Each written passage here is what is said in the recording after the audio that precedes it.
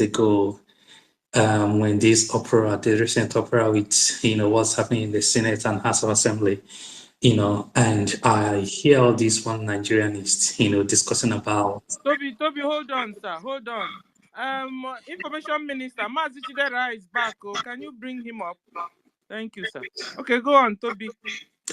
Yeah, so I was just mentioning, like, I was on one space like that, and I hear all these one Nigerianists, talking about what was happening around, between the House of Senate and also among the senators and House of Assembly, how they embezzled money and all this. So, like, clearly, almost everyone there, they sound as if the whole world is ending. There's no more hope. There is nothing to do anymore. Like, there's no remedy somehow. However, one of the things I observed there, even with the situation and how they were sounding so devastated, right? Somehow they still want to find a way to salvage this situation. Like, something you've been doing for the past 63 years has no iota of hope, no change. Rather than going forward, it's really going, like, into a deep hole. They're still trying to talk about 2027, or talk about, okay, probably Tinubu will still take over until after the 8 years, then they will come back, they'll form new party. Like, sometimes when I listen to them, I don't understand how these people reason, honestly. It looks like if it's someone that believes in all this juju stuff, right? You would say, like, honestly, you've seen, like, there's no road here, there's no way you can ever gonna get this right. You still want to go back to that.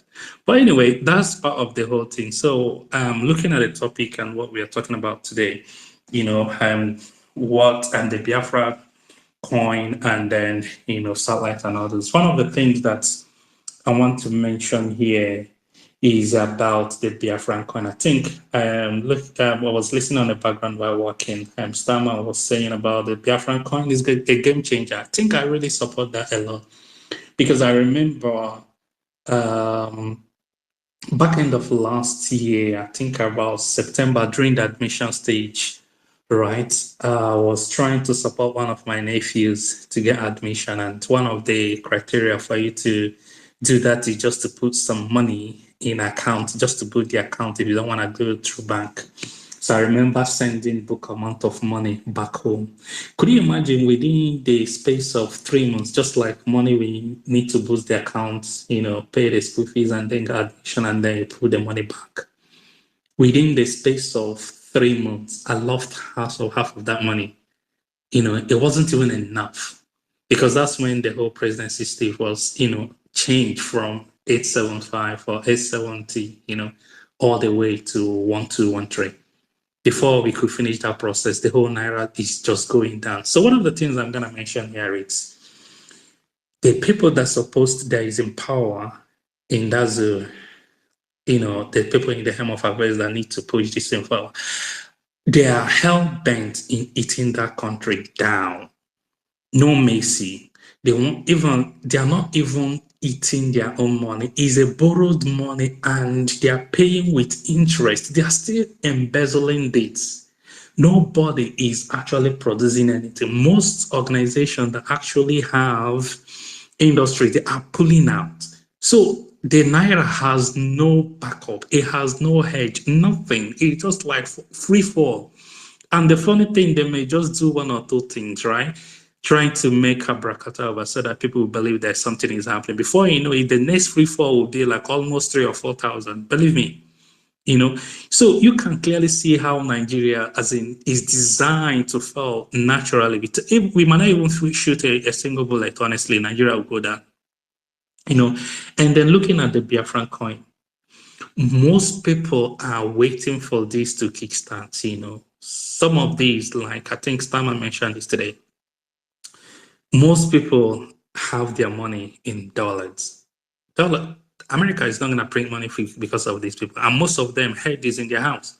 in different houses, they have like dollar stack up in different areas, you know. So it's not even in circulation. So the only remedy or the only savior people are gonna have is just like a Biafran coin when it comes in. People will just like transfer money and move it into Biafran coin. So our own is different, that we are looking to build, we are looking to invest, we are passionately building this to make sure that we stand. On contrary, they are hell-bent in eating their country to make sure that they eat everything they're gonna have within the next 8 years or within the time they're in their reign, or however long they're gonna stay. So the sharp contrast will clearly show like, you know, very soon people will be taking visa to come to Biafra from that Niger to come and even clean. Honestly, they'll come, things they go abroad to do, you know, to clean or do care or whatever thing they, you know, the basic thing you do around, they'll be coming to the Biafra to do that, honestly, the way I'm looking at things. You know, so it's really a good a good trajectory that we are actually going in the right direction.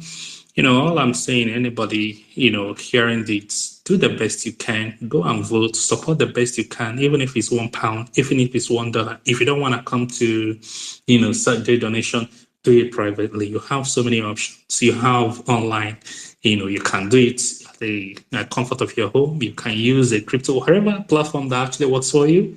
Do it. This is the time. There's no other way, you know. So 1 second, 1 second.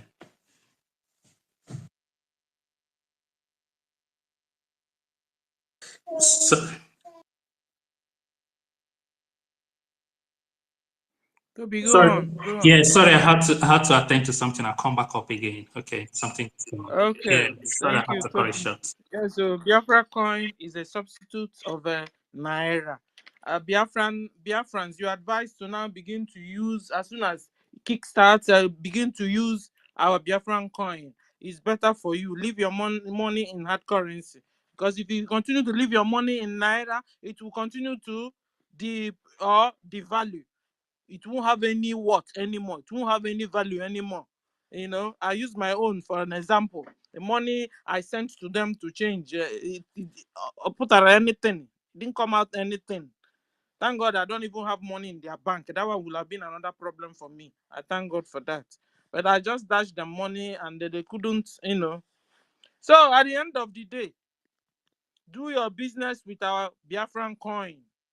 That's what is, you know, happening. And also apply for our Finland convention. First of all, you have to apply for your ID card first, your international Biafran ID card. Apply for it, get it, and then you apply for your trip for convention, Finland convention. So because we are advised to apply for the ID card first, then Finland convention. It will go in that sequence. First, your international ID card. Second, Finland convention application. Okay. So I want to appreciate you, Toby, and we're waiting for you to come back. So who's next? Yeah, can you hear me? Okay. Yes, sir. Yeah, I was just rounding off. Something came up that I need to attend. Yeah. So, like what I was saying, right? So, anybody that haven't really done so, this is an opportunity for you to move your money around. Even if you want to send money to back home, you know, try as much as possible to do it. You know, within a coin. So we are waiting for it. Honestly, everybody's actually waiting for it. You know, nobody wants to do anything in Naira. Because actually, I remember within the short span of time I did transaction there, you know, it was almost like nothing. I had to quickly use my money to do something that I'm not even intending to do, you know, because the value was depreciating so fast, you know. So how to even sometimes give it out or just do something different, you know, that wasn't originally my plan. And trying to bring it here, nobody wants to buy, nobody wants to take Naira. You know, even want to do pay-to-pay in crypto, right? It was quite, nobody wanted, like, it looks like everybody reject this thing and nobody wants to do business with it. And that's how it's going down. So, like I said earlier, right? At the end of the day, you know, we are trying to say, okay, we're gonna declare Biafra by November. We might not even get down to that November. The way I'm looking at things and the way everybody, like even this so-called one Nigerians that have Nigeria that support them with passion, like most of them, they are like at the roadblock, at the crossroads. They have so much shame to turn around to come back to Biafra, and some people don't even know which way to go, and some have turned like let me say they have channeled their support to be angry and have so much anger against Nigeria. So when this thing happens, to be honest, I'm looking around June, July. Don't put me on this, but Toby, I have a question though. What's the exchange of a naira to dollar now, sir? I'm looking at usually I'm in UK though, so I'm looking at pounds about over 2,000 as of today. So Pounds is pounds is even way high. Let's yeah, talk about yes. euro or dollar.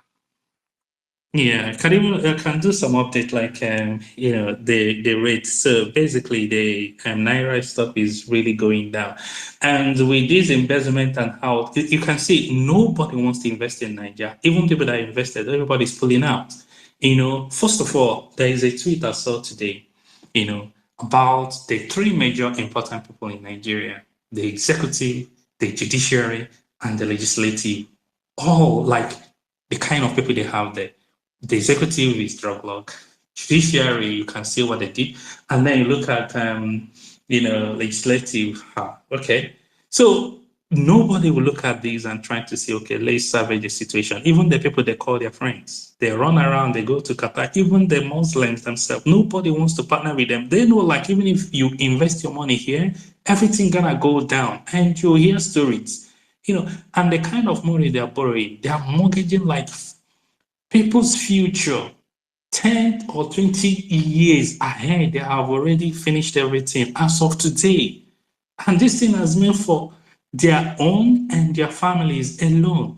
So when you look at this situation, the only thing you're gonna do is just like shake your head, because like there's no way. Even I don't want to insult Jesus, but even if you bring Jesus to come and reign into Nigeria, I don't think it can be salvageable. It's gone beyond control. And I put Mas Nnamdi Kanu say the more you guys trying to save Nigeria is the more you dig your collective graves. And that's exactly how it is. The more they try, even some people I looked at them during obedient, some of them, they have it so passionately. They were online 247. Some of them stay like 3-4 days trying to support it.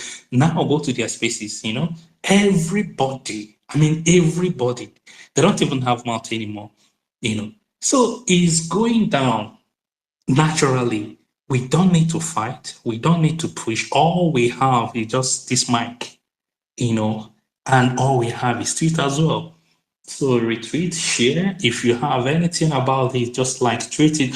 Even if you have one follower or anything, just you will never know who's gonna reach out to who gonna get salvation from these. And then we share widely, because one of the things I want to point out here as well is it looks like the message is only within circles. Sometimes when you go out and talk to people, especially at work and stuff, right?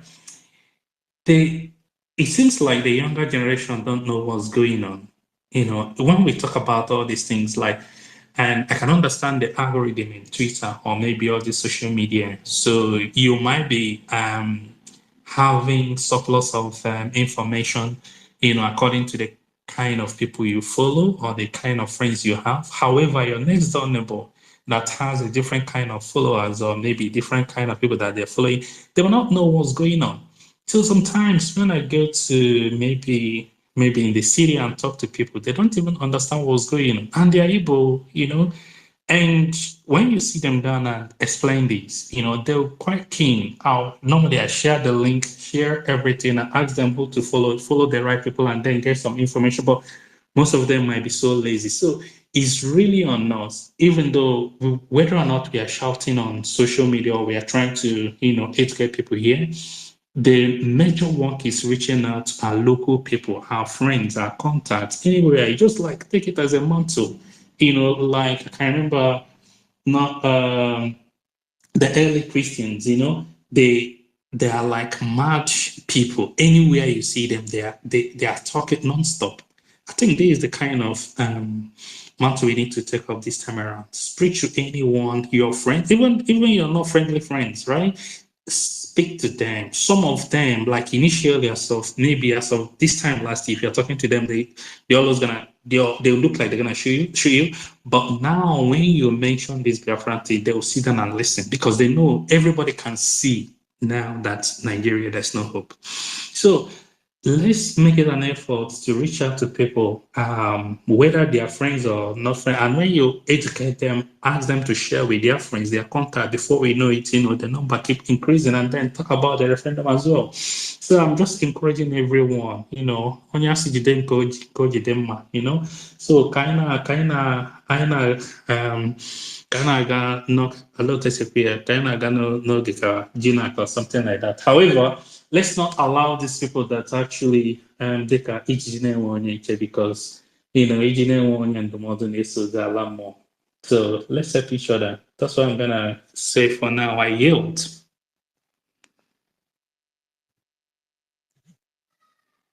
My brother, Thank you. I was trying to get yeah. Thank you very much. I appreciate it.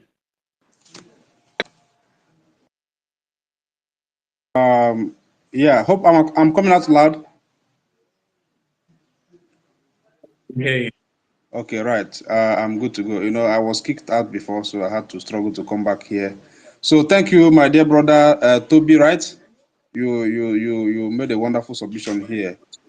The difference here in what we are doing is that we are changing the narrative. Everything that the zoo has done, we are changing it to the best of our own ability. If you compare, there's nothing there to be compared because zoo is just worthless. So I can't be comparing what you have in the zoo with what the Biafran Republic government in exile is have in place now or is doing for us. So starting from the liberation armies to what we have today in the government is top notch. Everything about this government is excellent. So Biafrans should be really, really proud of what we have. We should be very, very proud of our prime minister, the ministers working with him, the institution he has put in place. He has instituted a government that someone like me is very, very proud, that I can beat up my chest and say, yes, I have a government that cares for me, a government that I can be very proud of, government that supersedes other governments, other independent nations around the Africas, to the extent of the entire world. Because believe me, when Biafra is restored as an independent state, just within 5 years, a space of 5 years, come and see Biafra wonder. That's just it. And we can do it because we are blessed by Chukokike. So as you said in your last submission, Kaina gonna be Kajinaka. So all these people hanging around, hovering around, sitting on the fence, let them wait. Just in due time, just in a short while from now, everything will be public. We are giving them what they're saying now is just like a tips in the iceberg. So the real deal is coming. So our prime minister made a post, I think it was some minutes ago. So I will try to put it in our jumbotron. I don't know, Sister Stella, if you have seen the post, you can help me share it here. When he was he's in the liaison office in Finland. So he made a powerful word there, encouraging Biafrans to go and cast their vote. Make sure you vote yes for this referendum to give the strength to the government to declare, to restore, and to defend and to restore Biafra for us. A country that we can be very proud of, a country that we restore in order to restore our dignity. Because if you fail to restore Biafra now, our dignity is lost. So we can't afford to miss this opportunity. We have everything in our palm. So we are utilizing every opportunity given to us to make sure we restore this Biafra. Biafra is a project of God, is a kingdom of God on earth. So we have to make ourselves proud and to make Chukwueke proud because we are his children on this earth. So whatever we are doing today, God is always fighting for us. So, my brother, you are welcome. I don't know who is the next to go here. Sister Stella, can you help me? I don't know the first person to go from now. Yes. I think I got someone on Elu. Someone's hands it up. Okay, Starman. Okay. After Starman, we'll go to Zenman. Starman, okay, you have the mic, sir. Yeah. I just wanted to add even further to what I said earlier about the Biafra coin. Okay, so PM said the Biafra coin will be pegged to the dollar 1-to-1, and we see the naira falling against the dollar. Sorry, we see the naira falling against the dollar. So let's even say, this is just an exercise for us to see the dynamics. So it's let it not just be as if I was talking theory. So let's even say the Biafra coin drops slightly against the dollar. As long as it remains more stable than the naira, people will still gravitate towards the Biafra coin. But in a case where the Biafra coin rises against the dollar, meaning that, so when I say drop, I mean, okay, so maybe it's due to whatever factors, since we're not fully actually declared yet and all that, whatever factors, maybe, so when I say drop, so maybe it now falls to something like one Biafra coin to 90 cents. Again, as long as Naira is falling faster, well, at the rate it's falling, which is just almost is literally exponential now, and the Biafra coin is stable, people will still gravitate towards it. But like I said, imagine a scenario where the Biafra coin now rises against the dollar. So for $1, you now get sorry, I think I got that wrong. So when it drops, is $1 to 1.2 or something like that Biafra coin, 1.2, 1.3. But when it rises, it's now $1 and you get, like, say 0.9 Biafra coin or 0.8 Biafra coin, meaning that the Biafra coin is now pretty much, it's like heavier than the dollar. So for like 80% of one Biafra coin, you get one full dollar. And Nigerians can see this, meaning that, because I'm sure we all know the dollar is falling as well. So meaning that if they had their money in Biafra coin, it will even be more stable against inflation. And they're also watching dollar drop as they've lost hope in Naira. As Biafra coin is not only rising, it's not only stable, it's rising. To be honest, this thing is going to be a stampede. And I'm not saying this because I love Nigerians so much, I want to save them. I guess, it's just the nature of money. Even though you try and control money within borders, it still has a way of diffusing. I mean, even though the dollar is the only global reserve currency, you still have a lot of other currencies that play some part in that, like euro, pounds, and now even Bitcoin. And but it's not like I love Nigerians, but I just find it very ironic that Biafra is now literally going to save so many Nigerians by not even allowing the whole thing to turn into the ultimate Armageddon for a catastrophe. And that says a lot. And like I said earlier, I like to see the last people that will be kicking against Biafra, because I think it'll be the most absurd thing to seeing someone who, just to survive in Nigeria, he's looking for Biafra coin, but once he opens his mic, he's fighting against it. Oh, you and this your Biafra self, I better carry it and go. But he's still looking for Biafra coin. And as for Bitcoin, yes, I'm sure we've all heard about the wonders of Bitcoin and all that. But I think, apart from, is it? I'm not even sure it's Estonia. I think there's one or two other countries that effectively now have cryptocurrencies as their national currency. We are going to be one of those. And the difference between national cryptocurrency, and I'm not talking about CBDC bullshit they name in America. The difference between a national cryptocurrency and like a private enterprise cryptocurrency like Bitcoin, you know, all those ones, one startup will just start, is that these cryptos have institutions and industry behind them already. We're already creating those institutions, and as soon as we fully take our sovereignty, come on, we know ourselves now, industry will not be far behind. So me personally, I only see the value of the Biafra coin rising and rising. First of all, with the flood of investments. Secondly, with the loss in hope of the Naira. Thirdly, with the coming of sovereignty and industry. Thank you.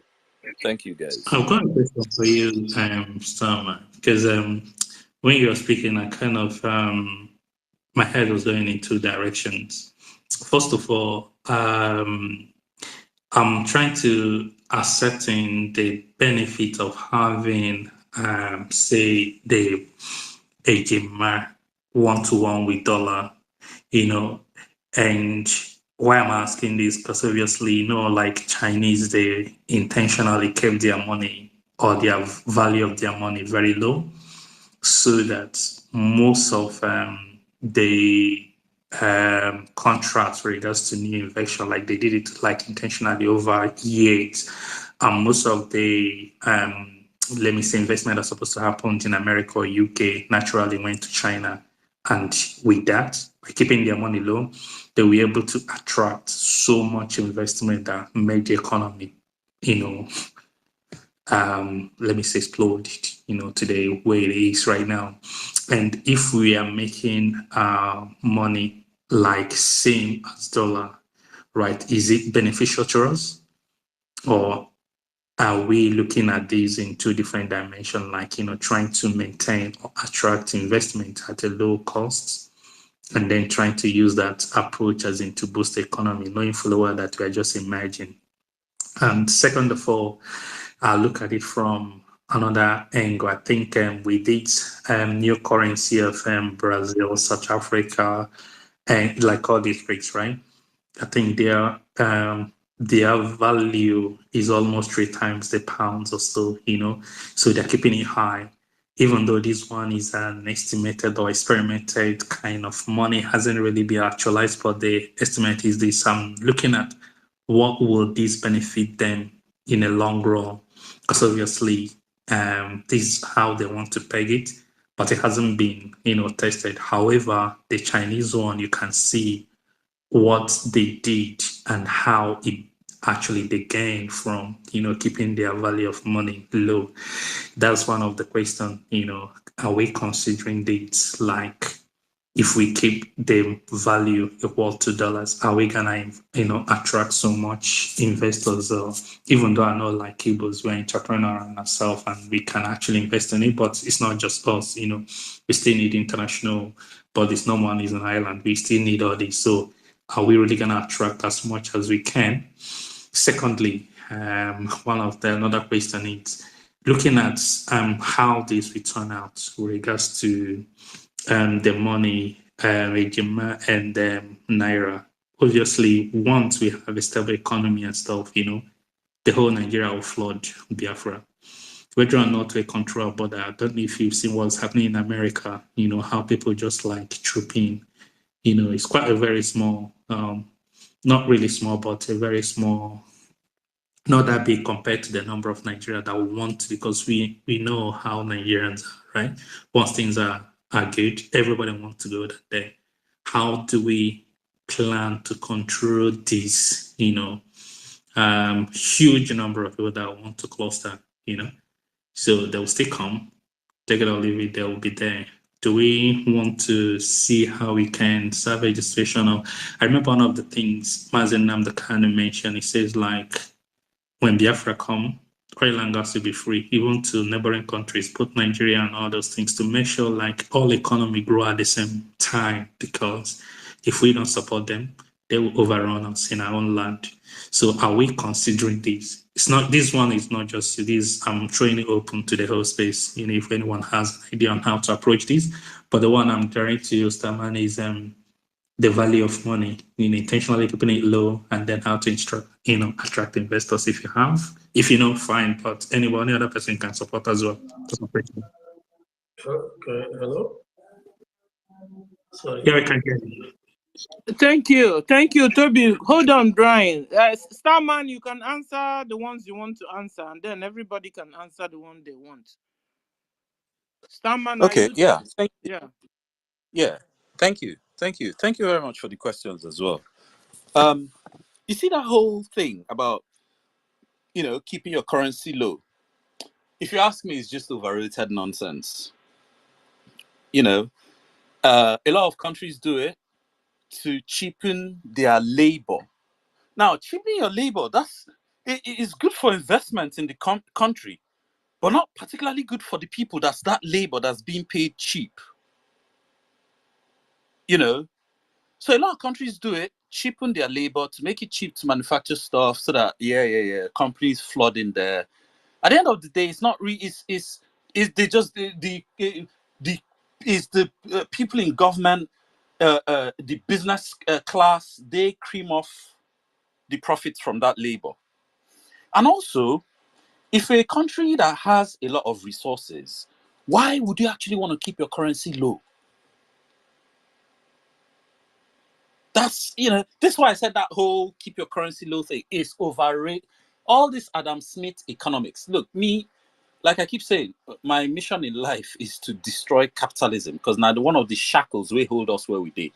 All those, they are John Locke, Adam Smith, and that idiot Milton Friedman. All those, they are stupid economics. Look at it today. Look how it's crumbling today. It's nonsense. It doesn't work.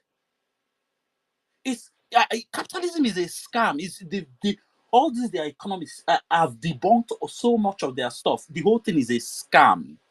So, and also, yes, our focus shouldn't even be on attract investment.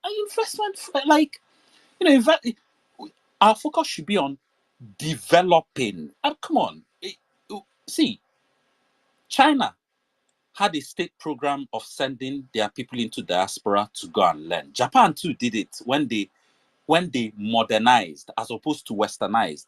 They sent their people into diaspora to go and learn. Now, we, the Biafrans, we are in the diaspora, and many of us have learned, even though it was not the Biafran state that sent us, it was the spirit of our ancestors. But we still learned something, and we're all going to come back. And I propose that before we look for any foreign direct investment for whatever, we must first look first. Do we have someone that can do it? Do we have people that can prepare the grounds for doing it before we now go and... Because a foreign investor is not going to come that is coming to do China. He's coming there, and if he's a capitalist, he's coming there for maximum profits. Maximum. And then as for BRICS, I like what BRICS is doing. For me now, I see some of our people demonizing Russia. For me, anybody fighting the West, you see America, UK, and France. If that any devil fighting the West, I will dine with you, even though with long fork. But at least weaken them first. When you finish weakening them, then I'll know how me and you will now sort ourselves out. And another thing I'll say now, on the actualization of Biafra, we must start accumulating fundamental natural resources. You see every single element on that periodic table, from zinc, aluminium, copper, gold, platinum.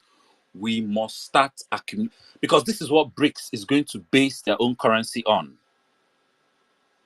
So we too must have that extra backing for our own currency. And for, when I have this discussion with people always tell me, but America, greenback, it's never gonna go away. It controls 53% of global trade and holdings. And I'm like, but what's backing the dollar up? Everybody knows the dollar is a fiat currency. American military might and muscle. They maintain global peace, which is a lie. Come on. And I say to them, okay, fine. You believe in America so much. But let me ask you this. If BRICS launches a currency tomorrow and that currency is backed by gold, silver, and oil, and you're doing and I'm doing trade with you, and you now have the option of collecting dollar, which is backed by nothing other than American military might.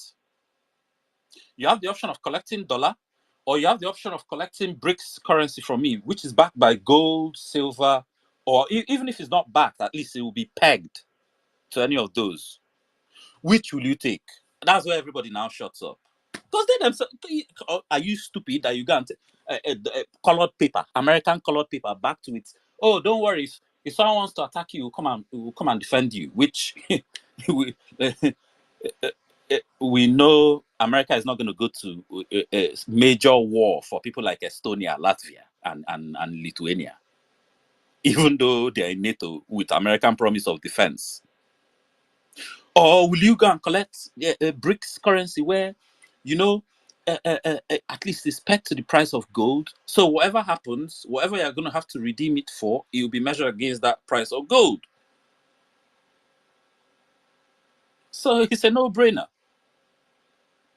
It's a no-brainer. But anyway, so yeah, to be honest, man, the Biafra Republic government in exile, you guys are just genius, man. I have to, this one, clapping is just because that's the one you can hear.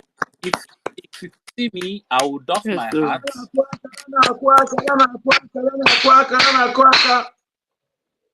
Yeah.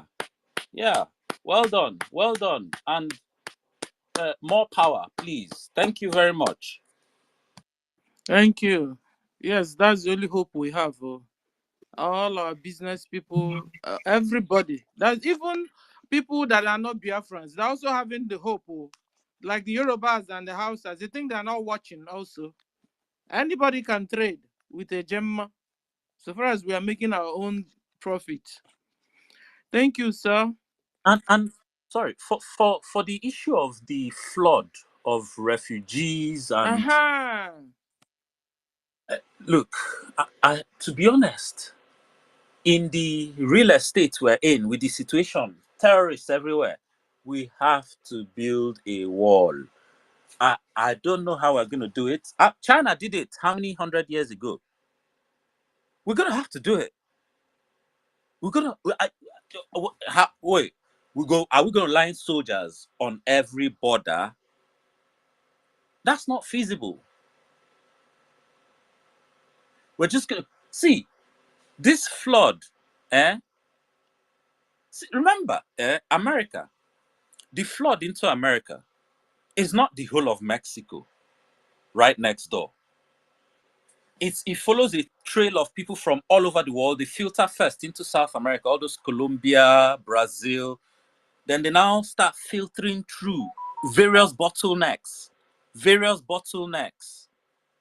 And then finally through Mexico. And sometimes they even kill them in Mexico, the drug wars going on before they get to America. Biafra.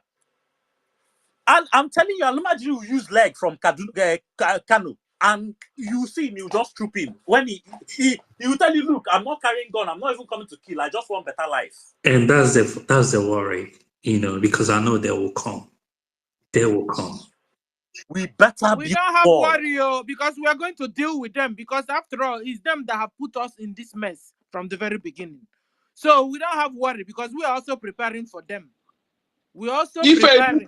I'm want to fall. If you are a new country, just accept refuge. No, that one will be no gray area. I'm not talking about them. I'm just supposed to understand how far and wide they will come from. Even from Niger, then go come. From Niger Republic, then go come. Watch. They will come. They said build and they will come. We're building now. In the middle of ruin. All over Africa. Ruin everywhere. Ha! So, do you know how we will deal with them? To the extent that they are even their mixed breed they've had amongst us, the sabos amongst us that they had for their fathers and their mothers. We will deal with them to the extent that even those their mixed breed will not be found in our land. Talk more of their fathers. We will make sure we push them back, like somebody said. I think it was Toby, that we should make sure also that we create a alliance or relationship with our neighbors, like the Yorubas and the Hausas and the Middle Belt. Yes, as we are going, we also want to enter in alliance with the Middle Belt, the Hausas, whoever that wants. It's not like we're going to force them. But for us, so we will take good care of ourselves because we have been suffering for over a century in the hands of brutish Fulani Islamic jihadist government. So we will defend. In fact, that was even why the government made it a compulsory that it has to be only Christianity, because that is where it started. Christianity, Judaism, and the traditional religion. Because anything that has to do with Islam made us to be where we are today. They created the problem for us. So when you're talking about Fulani, be adding it Fulani Islamic ...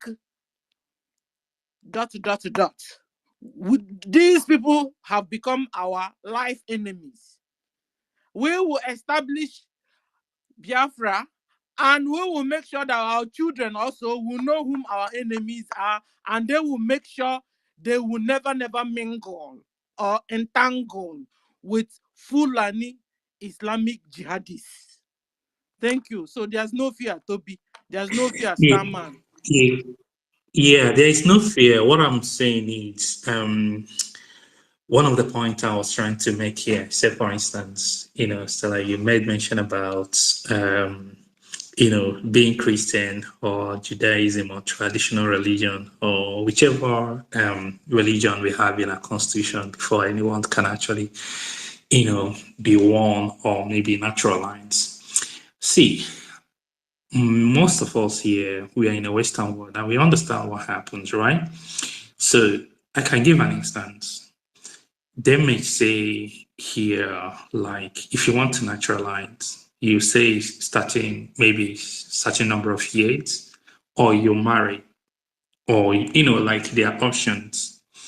You see people, even though they are not married, right? Let me say, in a marriage, so like in a strict sense, you see people, they can arrange what we call like arranged marriage.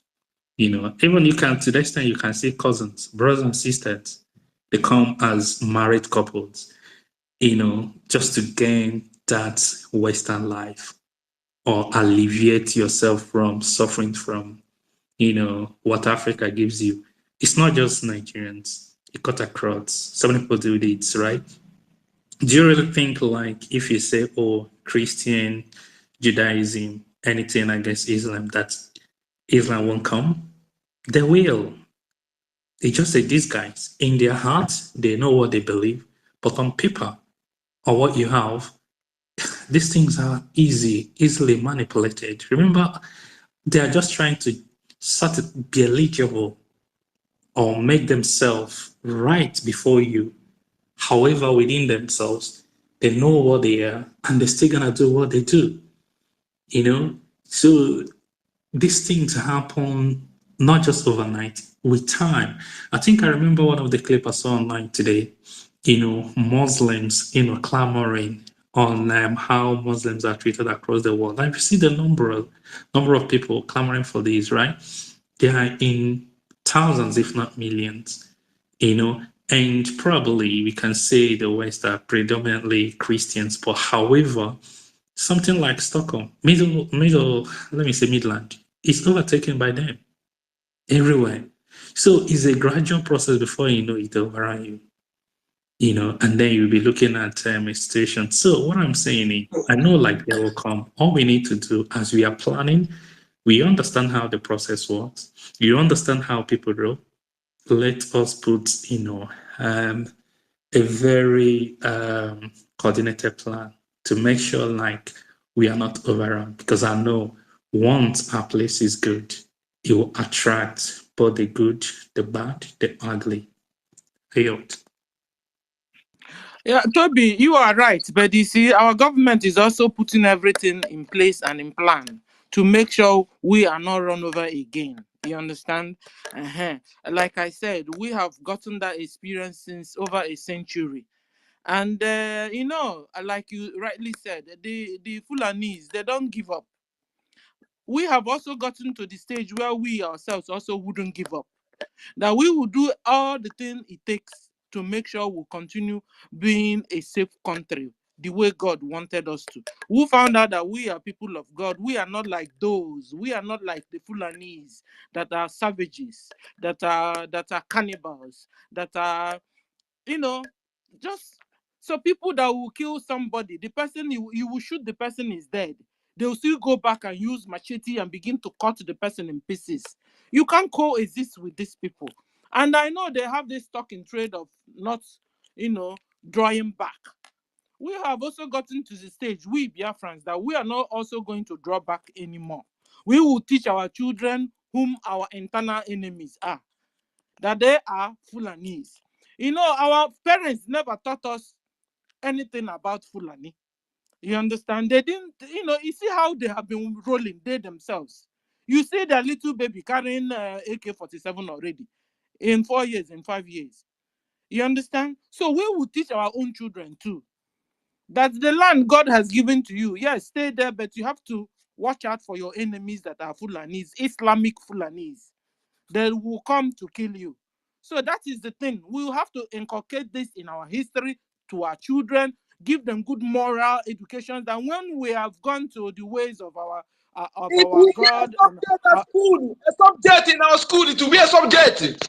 You understand, Toby? So at the end of, because if not so, if we are doing all this, if we are doing all this and having this fear behind us that soon they will run us over, then we can as well go home and sleep and let them continue chopping off our can you mute your mic, sir, as I finish? Okay. We can as well, Toby, if we are seeing it that way, we can as well go home and sleep and let them continue chopping off our neck. No, we are fighting because we want to make sure even in future we will not give them a space. We will not open our borders for them. That is also why the government are also discussing on DNA. Before somebody will hold a very important post in Biafra land, we must make sure at least you have 100% DNA Biafran DNA. You understand? We know we have mixed breed amongst us already. We call them mixed multitude. We know. And these are the people that are called sabos, people that will collect money and sell the soul of their brothers and sisters. It's happening already, like Hope, who's a danger, that looks like Obasanjo anyway. They have to really find out whom their fathers are. And we make sure we send them to where their father is, back to Futajalon, where they came from. This is our target. And the government knows, and they have been working on that. Thank you, Toby. Can we go to Kama Israel, sir? You have the mic. Can I say something before come pick the mic? Yes, sir. Yes, you can, my co-host. Okay, all right, thank you. Based on what you have said earlier and what we are discussing here, I would like to point out something. Considering what our leader, our spring leader, Master Namdekan, have said in the past, he said that this freedom we are fighting, we are not going to fight it like other people. We are not going to fight the freedom of Nelson Mandela or freedom of Thomas Sankara or freedom of Jerry Lawlin or freedom of what's this man in India? What was it called? Gandhi. The man that fought for India. What is his name? Gandhi. Yeah, thank you. Gandhi, thank you very much. Because the real work that they should have been done, they couldn't do it, or they didn't do it. They didn't do the job they're supposed to do. That is this education that our leader have taken us through to this point that we have. So now an average Biafran have a critical thinking. The person can think, because we have now understand the difference between Hausa man and the Fulani man. So we cannot give such opportunity when Biafra is finally restored. We are going to guide our nation very jealously. In every aspect you find yourself as a civil servant or a government worker, in any parastatal that you find yourself, you are going to guide that office very jealously. So in that way, we are going to deal with these terrorists. You know, we are not going to give them the room to come and terrorize us. We can't give them such opportunity because we know what we pass through before we restore our nation. So that needs all this fear of a thing. So we are following the right track, and we are getting there very soon. Thank you, Ndewo. Come on, Israel, you can pick up the mic. You are welcome, sir. Thank you so much. Thank you, everyone. Thank you, our able ministers in the house, Stella, Mazi Chidera, and everybody. I greet you all. Mazi Kanko the number. I see you. You guys are doing really good, really good. Let me start from the last one, then I will go to the topic. Let me start from, our border. And I've said something about our border so many times because this immigration of a thing works in different ways. And we have to look at what other people are doing already, and they are getting results. Our freedom is something that we have to guide jealously because we have paid the highest price. Israel did not pay the price we have paid, in terms of this freedom of a thing. So many countries fought, but they have not paid the kind of price we paid in Nigeria. Remember that this killing of a thing did not start. It started before the amalgamation, because the white people fought our great grandfathers, during their time because they refused to yield, to them, and they fought them in different ways. Then before they now handed over to the Fulanis, and the Fulanis killed a lot of our people because they are well educated, well equipped, they killed a lot of them in the north and all that. Then since that time, get into the war, they killed as many that they killed and starved as many people they starved, and they continued the killing. But one thing that always surprised me is that as they are killing us, we are multiplying. And how we multiply, I don't know. Remember that religious played a lot of, played so much on us that many of us, depend only on one woman. It's only our fathers that married because of famine and all that. But still, I still wonder how we multiply.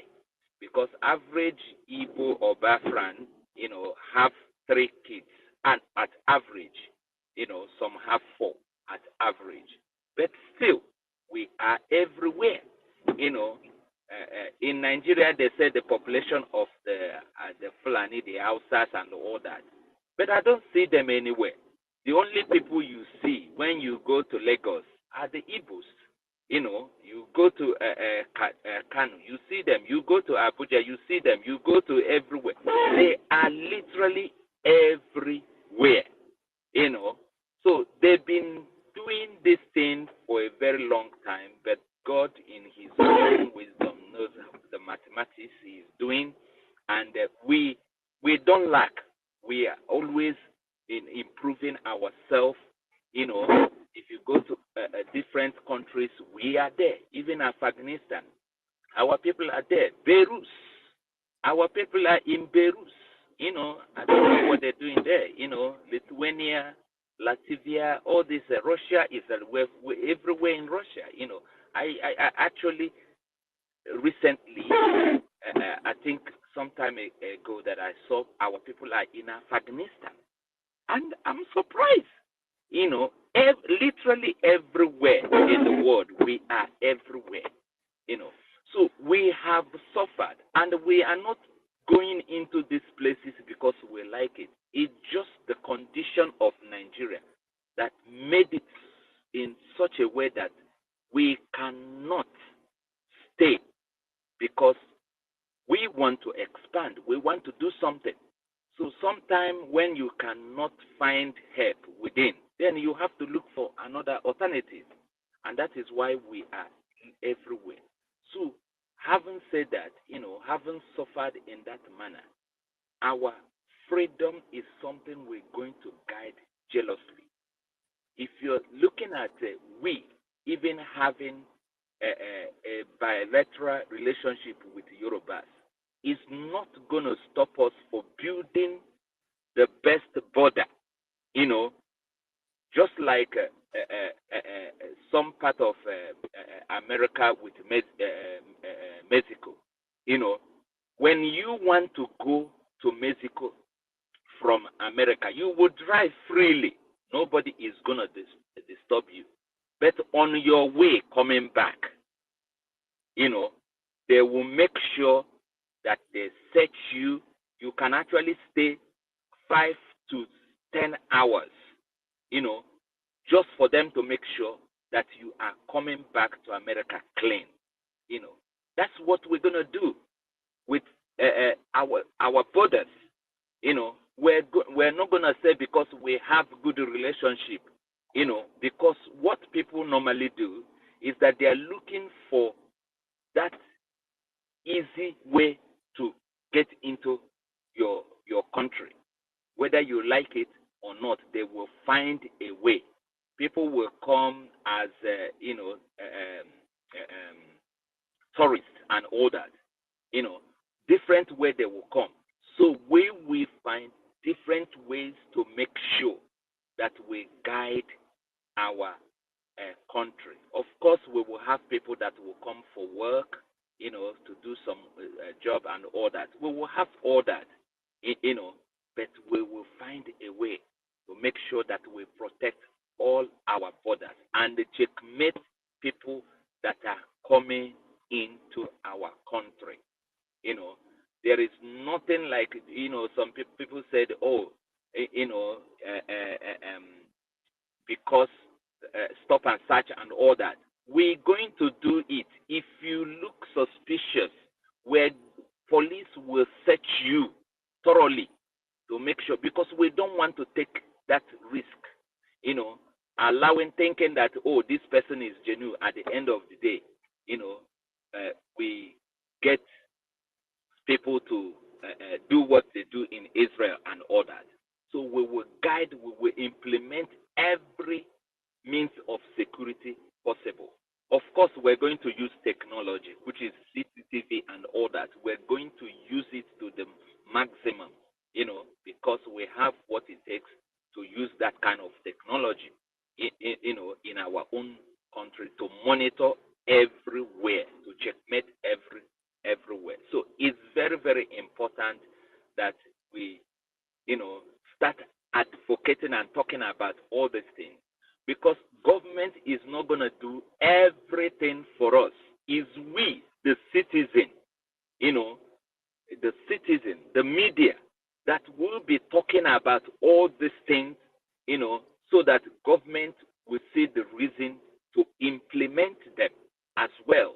The way we're saying it and I'm discussing it as a discussion, they're hearing it, then they will start implementing those things. Because there are some things we, the citizen, will see. Because in some countries they said citizens are the police as well. It's not just only the people employed as police. The citizens are also police. You're the one to, look after your neighborhood and all that.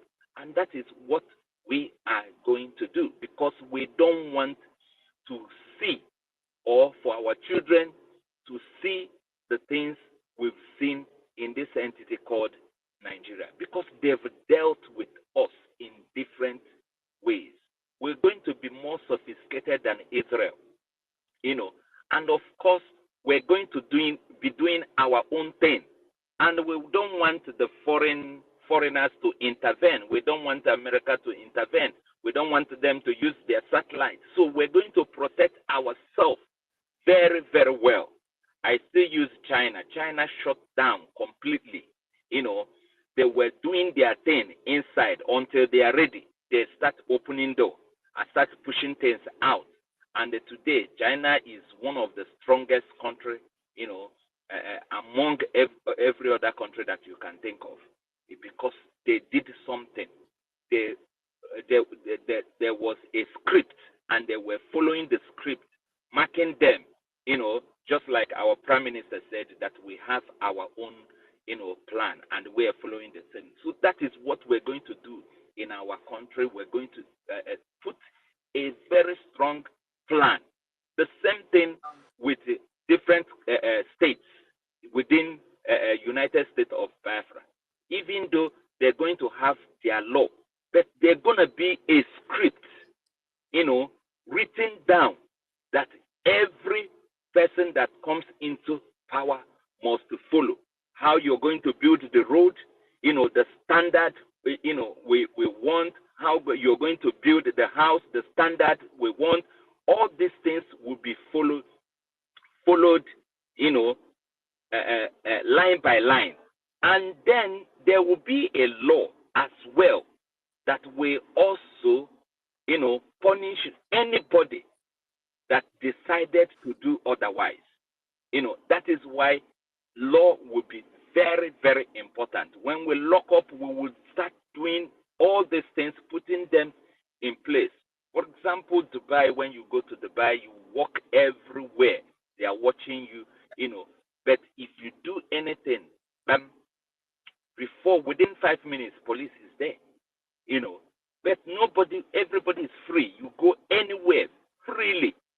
But if you dare try something, within 5 minutes, you see police, So these are the things we're going to do. We're not going to give anybody chance. Even if we have good relationship with you, it doesn't stop us from protecting our border. When you're coming in, we know you're coming in. When you're going out, we know that you are going out. We won't just leave our border because we have good relationship, with you and all that. Then let me go to our Biafra coin and, Biafra satellite, TV, radio, all these things, like Prime Minister said, that before, November, December, before this second convention, that everything we need, everything will be in place, and he's rolling them out one after the other. Remember, we started in February. February, we started the voting, and after the voting, we, the bit Biafracoin and Biafracoin, the portal is now open. The convention is ready, the ID card, and our the administrative website, So all these things are coming out. And the reason why it's coming out now is for us to start using them, because it's only when we start using them that the engineers, the tech guys will start also seeing some of the things that need to add to it, some that need to remove, and making the system strong as well, But if we wait until that time, we will not see all these loopholes and put them in order.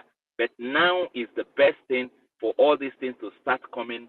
The Biafran coin, we start using them, we buy them, we start making use of them, and putting them in the map.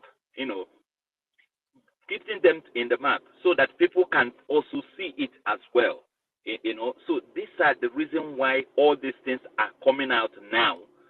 So that we also start getting used to it as well, using our own, so that when we get into Biafra, it's going to be Biafra first, Biafra everything.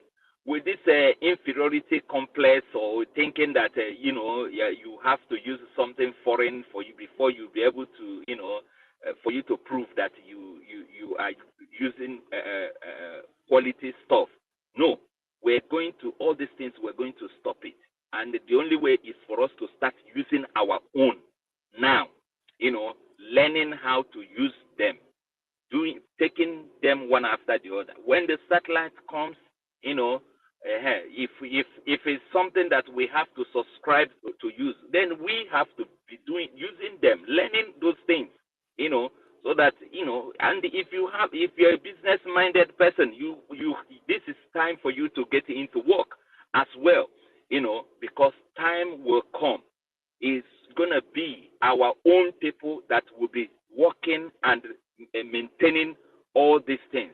We're not gonna bring foreigners to come and do it for us. It's gonna be we, Biafra first in everything. Biafra first, all the way. And anything going out from Biafra will be a Biafra, just like China. It doesn't matter whether it's Spain, before it leaves China, it has to be made in China. That is exactly what we're going to do. Anything you're exporting outside the Biafra or within Biafra, it has to be, even if we're coupling it in Biafra, we're going to say that it's coupled in Biafra land. So we have to bring all these things to limelight so that our people will start using them. Kudos to our government because they are doing marvelously well, and kudos to all of us.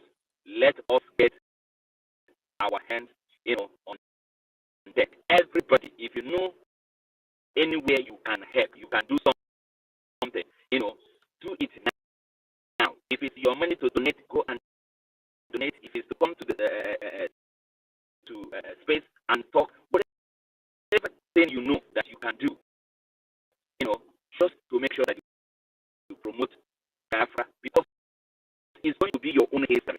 You are writing your own history. You're going to tell your children, your grandchildren, what you contributed during this time, because the government is not going to ask us to keep contributing. A time will come, obviously we're going to stop contributing, and then we know that the tax that we are getting from Biafra land will now help to start putting things in order. Thank you so much, Sister Stella. Thank you, Mother Chidera. Thank you, honorable ministers in the house, and everyone. I can see Starman, long time. I bless you guys. Thank you. Thank you, brother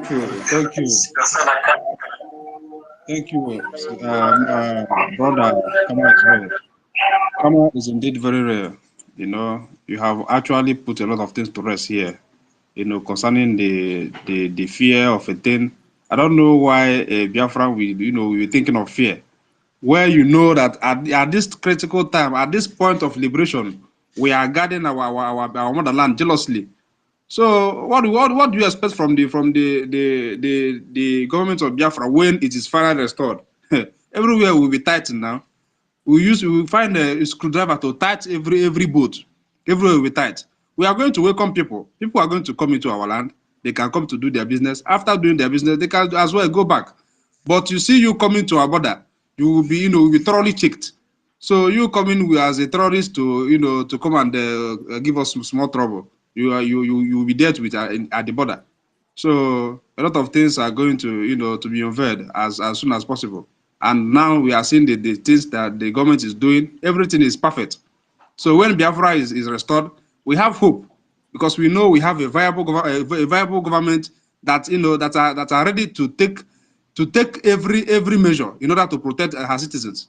So we don't have anything to be worried about. All we need now is to support, to fund this liberation. Every fear, convert your fear into money to fund this liberation, and make sure we sustain the momentum and see what will happen when Biafra is restored. So thank you, my brother Kama Israel. You said it all. I'm there with my brother. So we are now giving the mic to Chips, I think you have been here for a long time. You have the mic, sir. Thank you so much. Thank you so much, my brother. Yeah, many people have said a lot of things. There are something like some things that Mr. Toby mentioned, which I did not agree with him by bringing your currency low or bringing yourself down. Listen, Your currency makes you who you are. The stronger, as your currency is strong, that's how your GDP will be strong. That's how your economy will be strong. Look at UK today. Can anyone think why did UK remove themselves from EU? Because they don't want to go down, they don't want to go low. The moment they join, stay with EU, and EU will pressure them to drop their money, their currency, and use one. But they don't want. UK is not even producing anything anymore. Exception of Rolls-Royce that produce all this aircraft only. I can say the major thing they are exporting. Nothing. It is their currency that makes them who they are now. Like our leader Oyindu said, we really have a visionary leader. That man is wonderful. He said Biafra will be like a beacon. Many nations will say, can we go and see which country is that? It's because he said, I will give you Biafra, but I want you to suffer a little bit for you to know the strength of what you are going to have.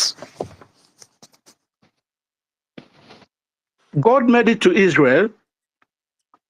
They are going to the promised land. The journey that will take them 40 days, take them 40 years. Why? Because of the stubbornness in them. We have stubborn people. We are sort of, even inside us we are bad. But he want to clean all those stubbornness, those people, those evil. He want to eliminate them from us. That's why it makes things to be a little bit difficult for us. You see this Biafra, we are struggling. The moment we get it, everything end up, bam. Our border will be like I don't know, even going to heaven. Going to heaven will be easy. We are going to do everything in order to tighten it. And the moment we tighten it, all the bad eggs, we remove them one by immediately in order to make this our money strong. Your money is who you are, it's your gold. That will attract investors to come and invest. Because the moment your money starts shaking, moving anyhow, up and down, that means you are not reliable. You don't know what you're doing. But as soon as your money is strong, your economy is strong, everyone is ready to come and bring whatever he has and drop in your place. That is exactly what is happening in UK now. Everybody will bring whatever he produces and bring here to sell.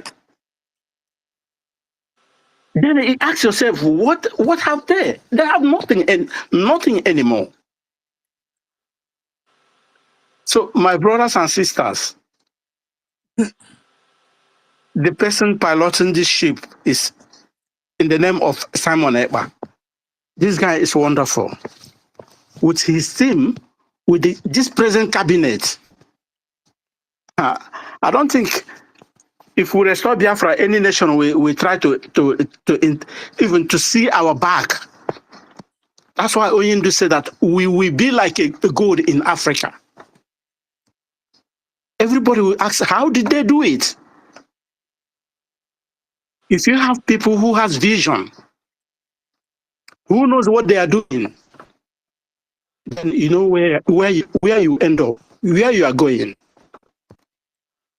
But if we have all the criminal like this jihadist terrorist country we are living in, we should forget what we are doing.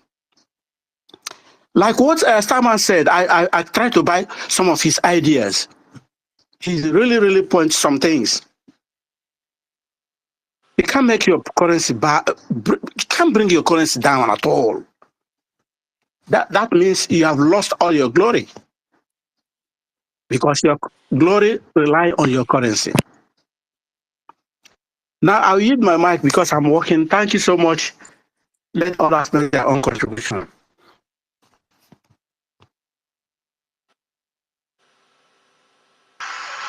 Okay. Thank you, my brother Benchus. You know, I am happy with what I'm hearing here today because everybody here is making a lot of sense. You know, whenever some question or argument arises, we see a reason to put it to rest because our leader have taught us what we should know as a people. You know, that's why we can able to digest a lot of things and put everything to rest. So you actually said something that prompted my spirit because when our leader was making broadcasts, some people are just kind of listening. They don't digest it to understand where it's coming from or the angle. You know, our leader had a lot of plans for us, but because of these cockroaches that surrounded him, these people that always draw him backwards, they never allowed him to, if our leader had somebody like Simon Ekpa, our prime minister, and some of our ministers that are working with him today, would have gotten to a certain level of, we have gotten to a certain level that we will be looking at ourselves and say, yes, we did well. But because of these cockroaches, that's correct. You're right.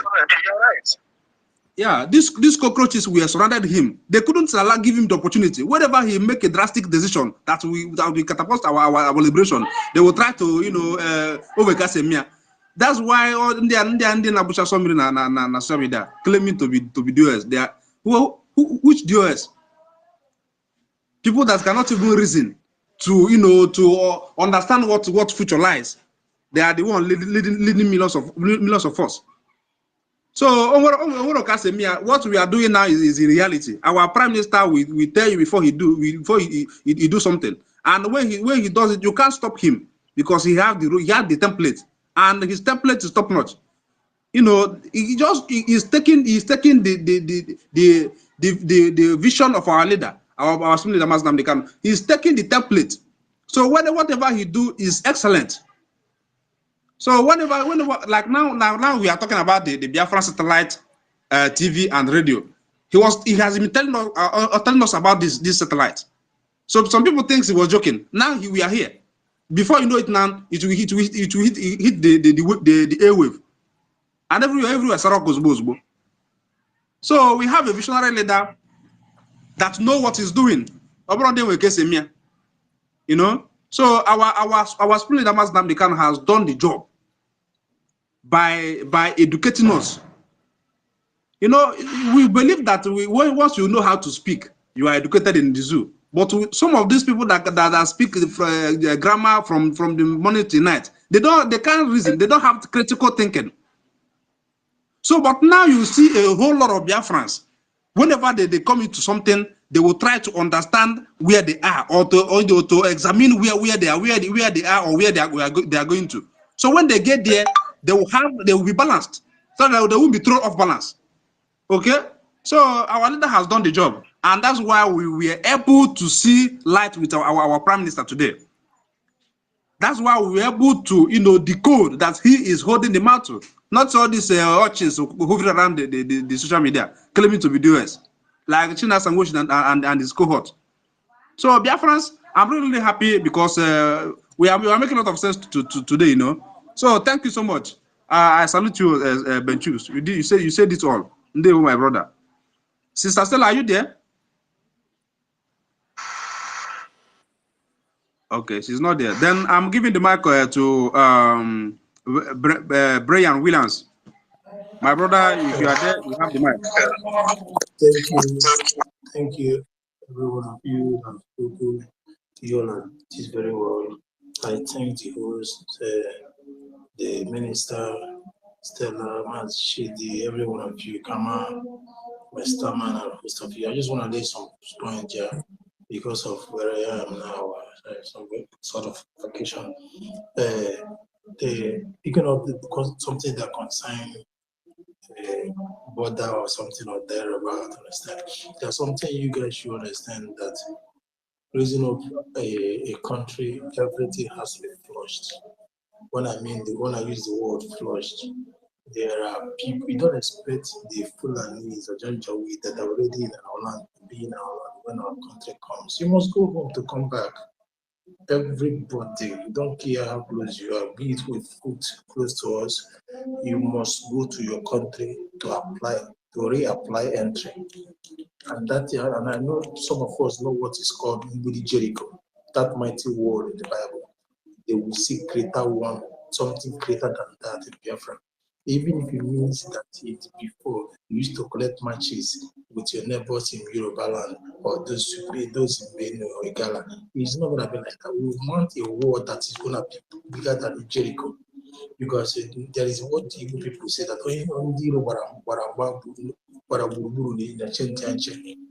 understand. So there is not going to be an iota of space for intruders, enemies. We must go home fast, go home to reapply, and that is where they're going to see strict measures. So for the person targeting this nation, he has a template. Let us know about ourselves to that with that one. Then second one, I'm going to move into when it comes to devaluation. We don't devalue in Jima. It is our pride. It's a national pride. Like some of you that uses China to state. No, that is not how it works in Chinese. One, Chinese did that, devalue their currency without pegging it in any element.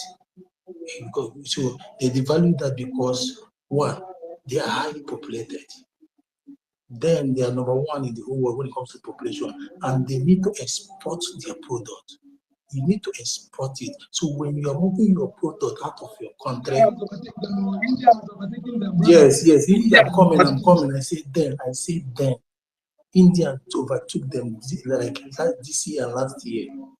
Understand? So before that, you need to export your product. India overtook them with 100 and something thousand. So we need to export your product outside your country. And you don't export your product outside your country with a high, when your currency is too high.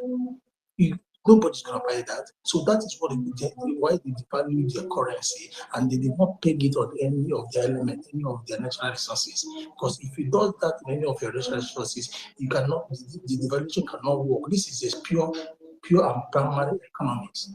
Understand? So it is, although they have cheap labor, so in devaluing the currency, the cheap labor they have, because they have large number there, so that makes them cheap labor. So countries go there for cheap labor because you don't have to pay higher dollar, so you pay the lower. So like they have like one Chinese here, one Chinese whatever they call it here or something. So it's not something you have to be paying $11, $20 per hour.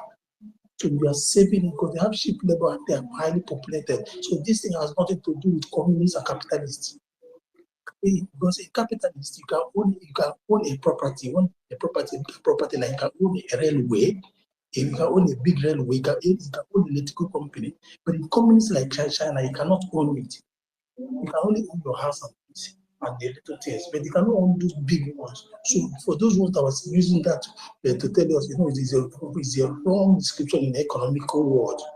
You understand? So that it doesn't work that way. So China devalue the economy, their currency, because they depend heavily on exported goods. If I have that was also hunger. If you don't work every hour, every two round the clock, you cannot. Just like when you go to school in China, you know the difference between schooling in China and schooling in Europe. One day you go crack your head up. You go crack your head up. There's no space, no breathing space for them. But in Europe, there is this breathing space because there's a lot of competition in that Chinese. You have to survive. The population is more than the people that are consuming it. That is why they have what? They have the purchasing power. The whole world, they have the purchasing power. And in as much as they have the purchasing power, they want to make their exportation power. They want to gain the exportation power as well to balance their number. So, but now India has overtaken them with 100 and something thousand. So that is that aspect. I want to clear that aspect. But I like building on facts. Then let me go to the Biafracoin, Biafra satellite, TV, radio, and this. And see, these things work in pari passu. They work in tandem. They work together. They are all these things topic here. They work in circle. So what I think is that, like I normally say, miracle no they tire our prime minister. Understand? If you know that word, miracle is not meant for people. This what these pastors are doing. They don't have miracle. They don't have it. They're faking it. But our Prime Minister has this miracle because he's divinely chosen. He is divinely chosen. And when you are divinely chosen, you will have that miracle, the power. You can see future. So that is why every day, every day, every month, we're expecting news. We're expecting news because you know who you're following. A new development must come out. Something that benefits you, something you never see, something that will tingle your heart. Understand? So imagine this Biafracoin satellite. Where I'm telling because annually, Biafrans remit to the 20 point something $billion annually. Annually, this is I'm stating fact. 20 point something $billion annually. If you imagine one Biafran, because out of that money coming to zoo, Biafrans in that sport contribute roughly 80% because the Europeans don't travel like that. It's only London that they're highly known. But Biafra is everywhere. Biafra is Pakistan. Biafra is all these Muslim countries. Biafra is all those places you can never expect. Even me, when I hear all these people where they are, I became marveled. I ask myself, what are these people looking for where there is a war? So when the Biafrans, 80% of us have this money from Europe and North America and America put in a Biafra coin, that will be there. For now, it will be pegged on our natural resources or whatever thing they want to peg it. Because in the periodic table, the elements that you have one and two elements. Biafra has and out of that one and two elements, we have more than 30 to 50 minerals that are well sourced in the whole world. And out of that 50 something minerals well sourced in the whole world, we have 40 to, let me not lie, there's something to 40 in abundant Biafra land. So if you peg it in one of the resources, even if it is oil, and it is there permanent until everything is stabilized, the kind of skyrocket our currency in German will move, dollar will go down. Dollar will be drinking bobo where in German is. And again, let me tell you something. Politicians are waiting for this to come because now you can see what is happening. They are in the last phase. When they get these things, they don't be surprised. They will flood the Biafra coin because that is safe. And even the business in the zoo, men will flood it. And now our Prime Minister, being someone that is enlightened, the Biafra satellite is coming. How do you trade? How do you subscribe whatever it is when it comes? It's through the Biafra coin. The Biafran homeland will find we push their money, and when you put in your money to subscribe to the satellite, which will be subsidized very, very low, that we are fed even the one that the zoo have, as in the multi something they have in their own the television. The Biafra satellite will be subsidized at that now. And then Biafra citizens will move into Biafra coin to get subscribed to the satellite. So you see how it's gonna work. Our money will now boost again in that aspect of life. In that area, everything is working perfectly for people that believe in Biafra. So that is how it works. That is how everything is working. Administration is there, stabilized, a modern and database administrative that you cannot maneuver it. You cannot do whatever thing, not about it, no matter how. Corruption will reach there. We are well strategized, we are well informed because we are coming home. The one thing they did was to let us travel all over the world, to let us have the nonsense passport. We have scattered everywhere in the whole world. We have learned, so we are taking it back. So manufacturing will be high in Biafra. We have the intellectual in every field of life. Medical. Today, 70% of medical doctors in the United States are from Biafra. America has 29% of literacy. Out of that 29% of literacy, 90% are from Biafra. So we are coming from unity. There is no field that Biafra is lacking. So you see, we are going to have production. We are going to have to consume, we export. And our exportation, we don't care. We export, our money will remain like that. Because we have what it takes that we attract the market. We have, because one problem is that if you don't have what it takes to attack the market, whatever you are lacking, your currency is crumbling. But Biafra has what it takes to attack the market. So the market will come and will say to you, even laborers will come. See all these, they will come to live with because they want to work. Many people want to work in Biafra because our money is telling. He's marketing himself. So the issue of devaluation, no, we are not devaluating our money. Because what China did is for the exportation. Because if their money is equal to dollar, they can export it, and the hunger will come out of them because their number is too much that they cannot even control. That was why there was a time China put a birth control, so you cannot give birth more than one. They pass it as a law in order to control their citizens, the population. So that is a self-referendum exam going. All of us see how it's going. The computation, how good it is. So the radio is going to be good to us, beneficial. No more trying to scratch your ear and looking for information. You stay in the comfort of your zone. Everything flows. The waves are there. Men are there. Technology are there. We are waiting for the hour to come, and that hour has come. So thank God for the person that is piloting this ship, that he knows everything. Thank you. May God bless us all. Thank you, Brian. You made a lot of points. Can we go to Starman? Starman, you want to chip in something?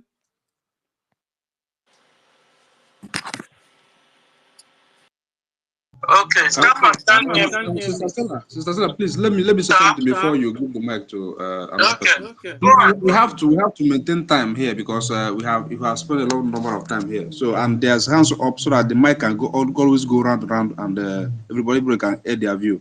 Okay, so we have to maintain time. No, but you don't even understand what's going on. What's going on here now? The thing is that the people that are speaking, they are normally co-hosts and hosts, you know. So it's not just easy to tell them take 1 minute or take 2 minutes. It's not just possible. So the people that are speaking here are normally the people that speak. Please, people pick up the mic. We can give you opportunity to speak. We're tired of all these hosts and co-hosts, and you know. We need new speakers. My lady Stella, your voice is echoing. I think Toby mic is on. Mazi Chidera, as I know. It's Mazi Chidera. So we are tired of hosts and co-hosts of this space. You know, new people pick up the mic. We'll give you opportunity to speak. Because when these co-hosts and hosts pick up the mic, you can't tell them 2 minutes. It's not just possible. You understand? So I understand you, Chidera. Sir, you have the mic back.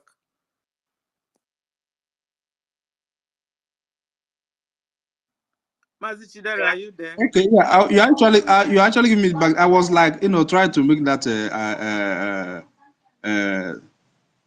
time free so that we can actually go around to others. So my brother Mazi Kachuku, do you want to chip something in? Then you can give to our brother that's here, the Goodman. So after you, then we go to Elder Goodman. I see Elder God and man. I see the other. Let me just add to what people have said just in 1 minute. You see, we should remember that in terms of our border and our neighbors, our leader said something that we shouldn't forget, and people that Kama Israel said something that really I wanted to say and be about that. Our leader said that our neighbors, we are going to make sure that the economy grows so that they will be able to buy our commodity. There's a saying in Igbo adage that says "Akuzona Yukwala." That is philosophy of our ancestors. And that philosophy, we're going to apply it. That we are not a greedy people. We're going to make sure that our neighbors, the economy grow. That is it. That will reduce the inflow of people in our lands, and we can never follow because we are in alliance with anybody. Then our border will be bruised. Our border will be watertight. We have suffered a lot, and if we allow that to happen, that means all the things we have suffered will be a waste. So I think our border security will be top notch, and I want to urge Biafrans, if you know that Nigeria have demoralized our people from developing their ingenuity, which is very bad. But Biafra government is going to revive everybody. Whatever you know you can create. Well, we are better off when we do creating by ourselves. At least we're 80%, minimum 80% of what we are using will be built by us. That will be better. Whatever you know in terms of scientific innovation and creativity, go on and start doing the blueprint.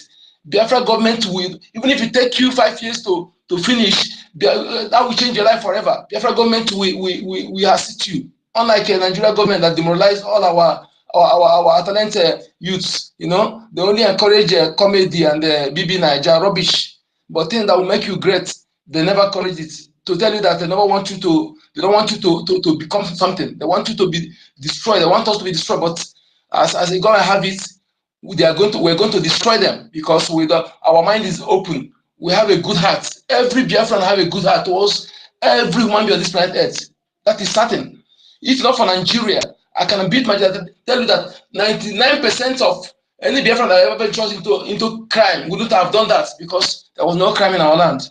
Our ancestors never left a foundation of criminality, rather a humanistic life value foundation and live and let live.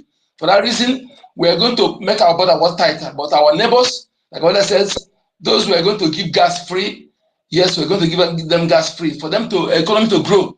That is what I want to ship in. Thank you. Thank you, sir. Yes, because children, I'm coming. Because when we help our neighbors, we also will be okay too. You know, if it's just like you, a rich man, but your brothers are poor, what kind of happiness will you be getting? You know, when you see your own brother begging food, and meanwhile you are only rich. So we love when we are rich. Our brothers should be rich also. Sisters will be rich also. Everybody will be independent of each other. You understand? So, and also our neighbors also have their own minerals, ladies and gentlemen. You know, Yoruba land have a whole lot of minerals underground. Middle belt, the same thing. Even the Hausas, the same thing. Zamfara is it not in? Is it middle belt or Hausa? They also have their own diamond and gold and everything. But apart from, you know, with that also, we're also going to help each other. But what we don't want to see is Fulanis. Anything that will connect us to Fulani, we hate, we dislike, we don't want. Thank you. The hate about it will be taught in our school. It will be a subject in our school. The hate about our children will be taught who those our enemy is from school, from the one. I don't care about whatever anybody think about it. They have been teaching their children to hate us for since time immemorial, and we don't even know about it. But now it's become manifest. What that lady said, I said our mothers will really say, you never love the like the Southeast. That's what they have been teaching them from their mosque, from the one.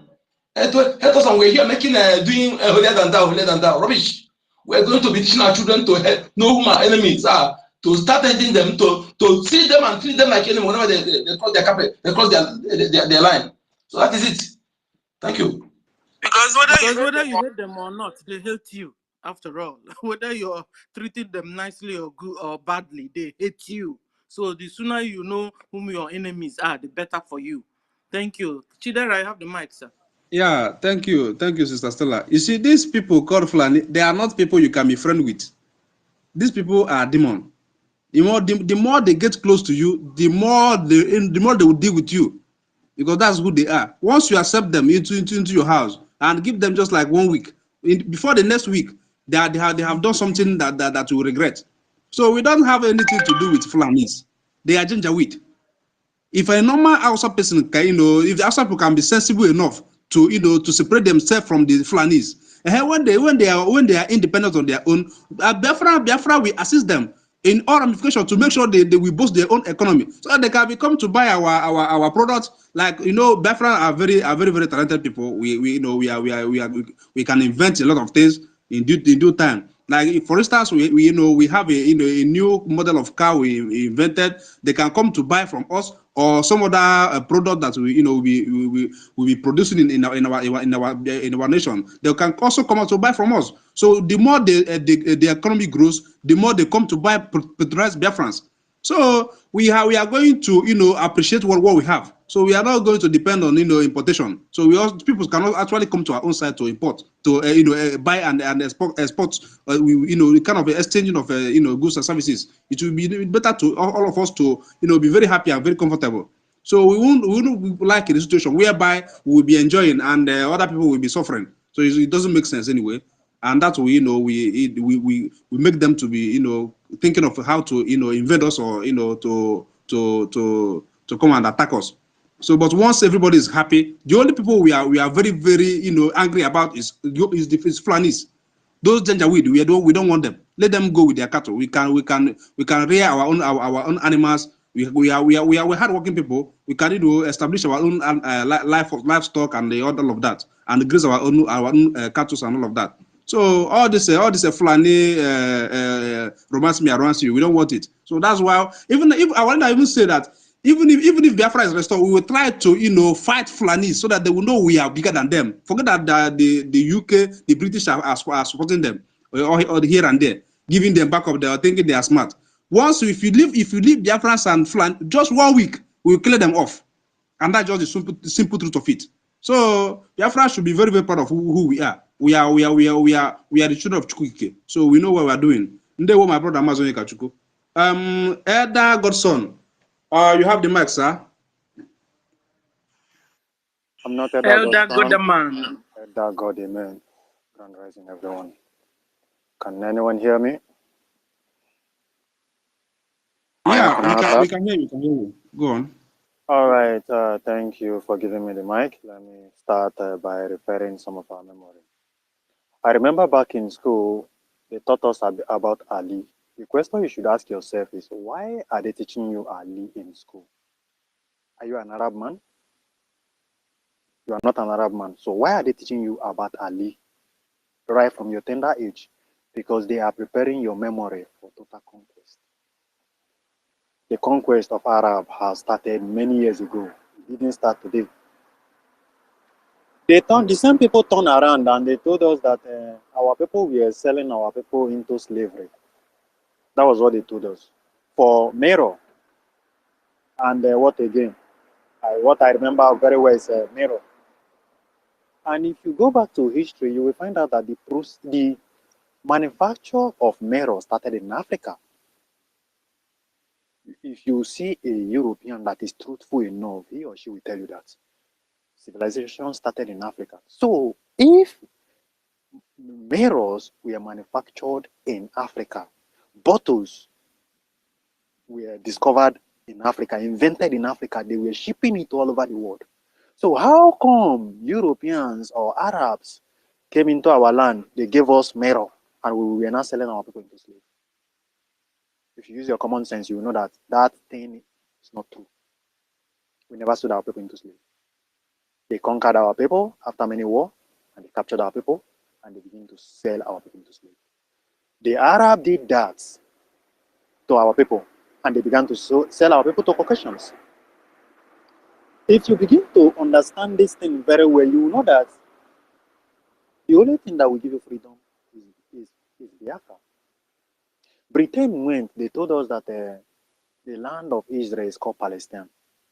The same Britain today went behind, they told our people, you are Akwa Ibom, you are not Akwa Ibom, you are not Biafra. Those people said, yes, we are Akwa Ibom. Now ask yourself, when was Akwa Ibom as a state created? They told the other people, you are Calabar, you are not Biafran. They accepted. Now, when was that state created? When was Cross River State created? Before the creation of that state, who were they? Who were they? Somebody will come out tomorrow and say, that God, the man is from Delta and he's from Edo State. Bro, I'm not from Delta, I'm not from Edo State. I am an indigenous person because I am older than Edo and Delta. I am older than Edo and Delta. If my parents are older than Edo and Delta State, then I am not a Delta and I'm not an Edo State man. I am an indigenous man. I belong to the land. When was Edo State created? When was Delta State created? All these states, when were they created? Somebody will come out and say, I am Akwa Ibonian. Don't you see how stupid you look? When was Akwa Ibom State created? Before they created Akwa Ibom State, who were you?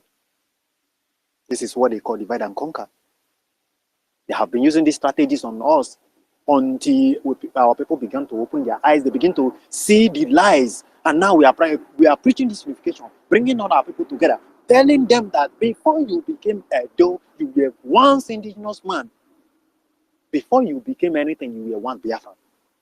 Before you become a Urobo, so-called whatever, you were once Biafra. If Biafra exists in the 16th century map, if it exists in the 16th century map, then you are older than any state you call yourself today. If you like, call yourself a Delta, you call yourself a Do, you call whatever you call yourself, you are older than that state. So that state is not your identity. Your real identity is Biafra. Now, if you look around, you will understand that this thing have been going on. When Fulani people, when they left, they settled in Mali. From Mali, they begin to spread. After we were able to capture a very big portion in Mali, they begin to spread. They get to Nigeria, they get to Niger area, where you call Nigeria today. They didn't stop from there. They are in Cameroon. If you begin to connect this thing together, you see that it is just one agenda. The same way these people will migrate from their country, and they will tell you that, no, we are facing hardship in our country. What we are facing is bad. We want a country that is practicing democracy. But the moment they get to that country that they say is practicing democracy, they will begin to agitate to be recognized. The moment they are recognized, before you know, they start fighting to take over the country. That is how they took over Saudi Arabia. That is how they took over Yemen, Iran, Iraq, other country. Now they are in Sudan and in Chad. If you go to the events, watch things that is happening, you see people who are fighting in Sudan. They don't even look like people who are from Sudan. People who are fighting in Somalia, they don't even look like people from Somalia. And you begin to ask yourself question: why are foreigners fighting the indigenous people? Then you will understand that it is called the total conquest, because they have this agenda for a very long time. This is why you will not joke with the struggle you are fighting for. This is why you must remain focused on this freedom, because the moment we stop fighting, we are all dead. We are all dead. Go and check the history of freedom fighters. Start from Fidel Castro and the rest, even the man that liberated China. Start from them. The man that liberated Japan. Start from them. The moment you pick up arm as a freedom fighter, if you quit that struggle, you are dead. This is what happened to the Tigray people. Now, many of them have been captured because they foolishly dropped their guns for peace talk, and Ethiopia captured them. Most of them are in dungeon. They are killing them like animals daily. We have crossed so many mountains and valleys. We have crossed so many oceans. I don't think any of us will want to turn back. And if we should talk about our currency, like you people have been talking about, I just want to chip in some little thing into it. Take a look at Russia. You will see that since this war, Russia economy is growing. Why is it growing? Because Russia currency is pegged on their economy. For you to have a rumble, you need to buy a rumble with the resources you have. How do you intend to peg your currency to dollar? No, we know that what they are doing now, they are not making mistakes, is for temporary. But as time goes on, we will undo that. How do you intend to peg your currency to the dollar? These people will print billions of dollars with 2 cents, and handle it over to you. They get your currency for free, and they will take your God-given natural resources. They already know, they have foreseen that the time is coming when, if they want to buy anything from us, they will need to buy with resources. This is why they are saving golds and diamonds. If you go to America, after talking about the treasure in England, the gold treasure in England, you talk about that in France, the next biggest treasure is in America. Why are they saving it? Because they know that a time will come whereby for them to get our currency, they will need gold. And that time is very close. The number one is gold. It's very close. That time whereby you will need to buy anything from us, even if you want to buy iron ore from our land, you will pay us with gold. You have to buy our currency with gold. This is the freedom we are fighting for. I'm not fighting for a freedom whereby you hide inside a room and take not up to 10 cents and print billions of dollars and hand it over to us and take our natural resources for free. Then we are being stupid. A time is coming whereby we will undo that. We will peg our currency to our natural resources. For you to buy anything from us, the same way Russia is doing, you have to buy our currency. And for you to buy our currency, we will measure it with natural resources. It's either you give us gold or you give us diamond. All those things you have stolen, you give it back to us, then we will give you our currency. Then you use that currency of ours to trade with us. This is what Russia is doing. And today, Russia economy is one of the biggest economy in the world. We are fighting for total freedom of our people, not choosing to be a better slave. Thank you.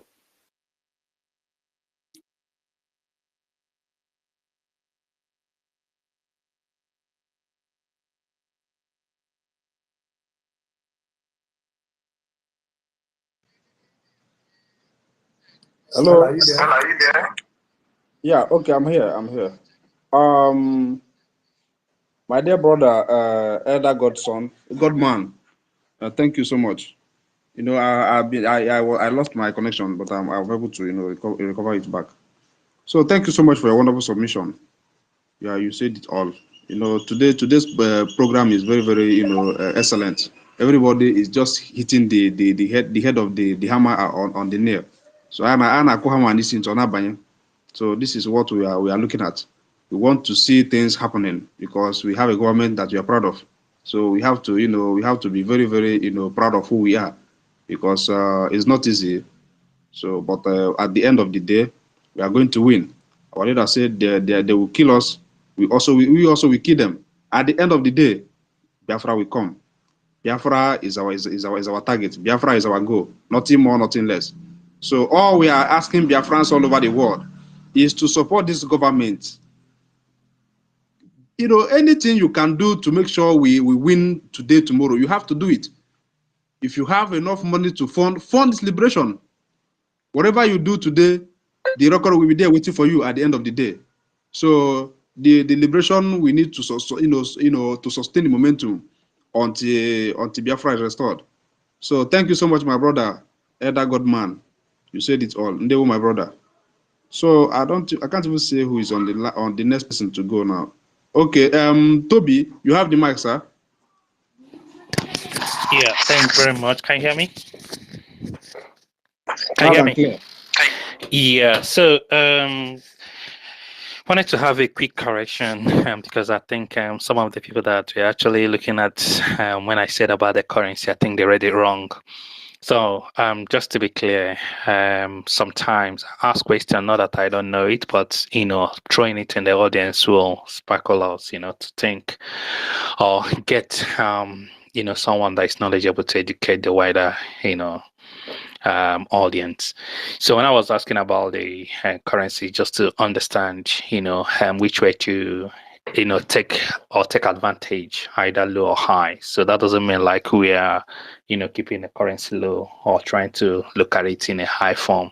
So that's why I use China as an example, and also use BRICS. So I mentioned two areas, but I think people were looking at it, you know, from a China perspective only. So it's just an exposition. There's no right or wrong position on it. And secondly, I think some people were looking at it that, you know, we are scared or we are afraid. You know, I think that's a quite wrong, you know, perception. The question I'm going to ask there, why will we be afraid? We're already down. Even we are not even down, we are below down. As far as you come from that zoo area called Nigeria, you're already as in beyond, you don't have life. So what are we afraid of? We're already dead now. You might as well fight it once and for all. You know, whoever or how many people that survive it, you know, they carry on. So there's nothing like being scared. The only thing we have now is just to fight them head on, however they want it. You know, we take it up. So just trying to address these two issues. So jumping into little thing, I kind of picked out. I remember someone was talking about, you know, how PM is quite. This is I think the best gift we ever had in this generation. You know, before Anekutan came in, her name also. So it's one of the things I wanted to, you know, analyze here. I just stay roundabout. Maybe before I get on there, one of the things I'm trying to make us understand, like Nigeria has systemically programmed everyone living there to believe that once you get the power, or once whether they voted you, selected you into that power, nobody will ever remove you until the next 4 years or somehow 8 years. And somehow everyone in that space have actually adopted that scenario.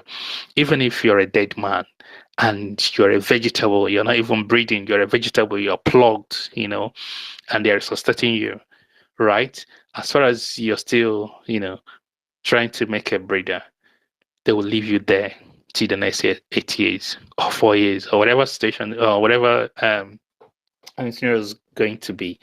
No one will remove you. And that's one of the ridiculous situations, I ever experienced around that happens around the world. Everyone, no matter how knowledgeable they are, they are somehow programmed to believe this.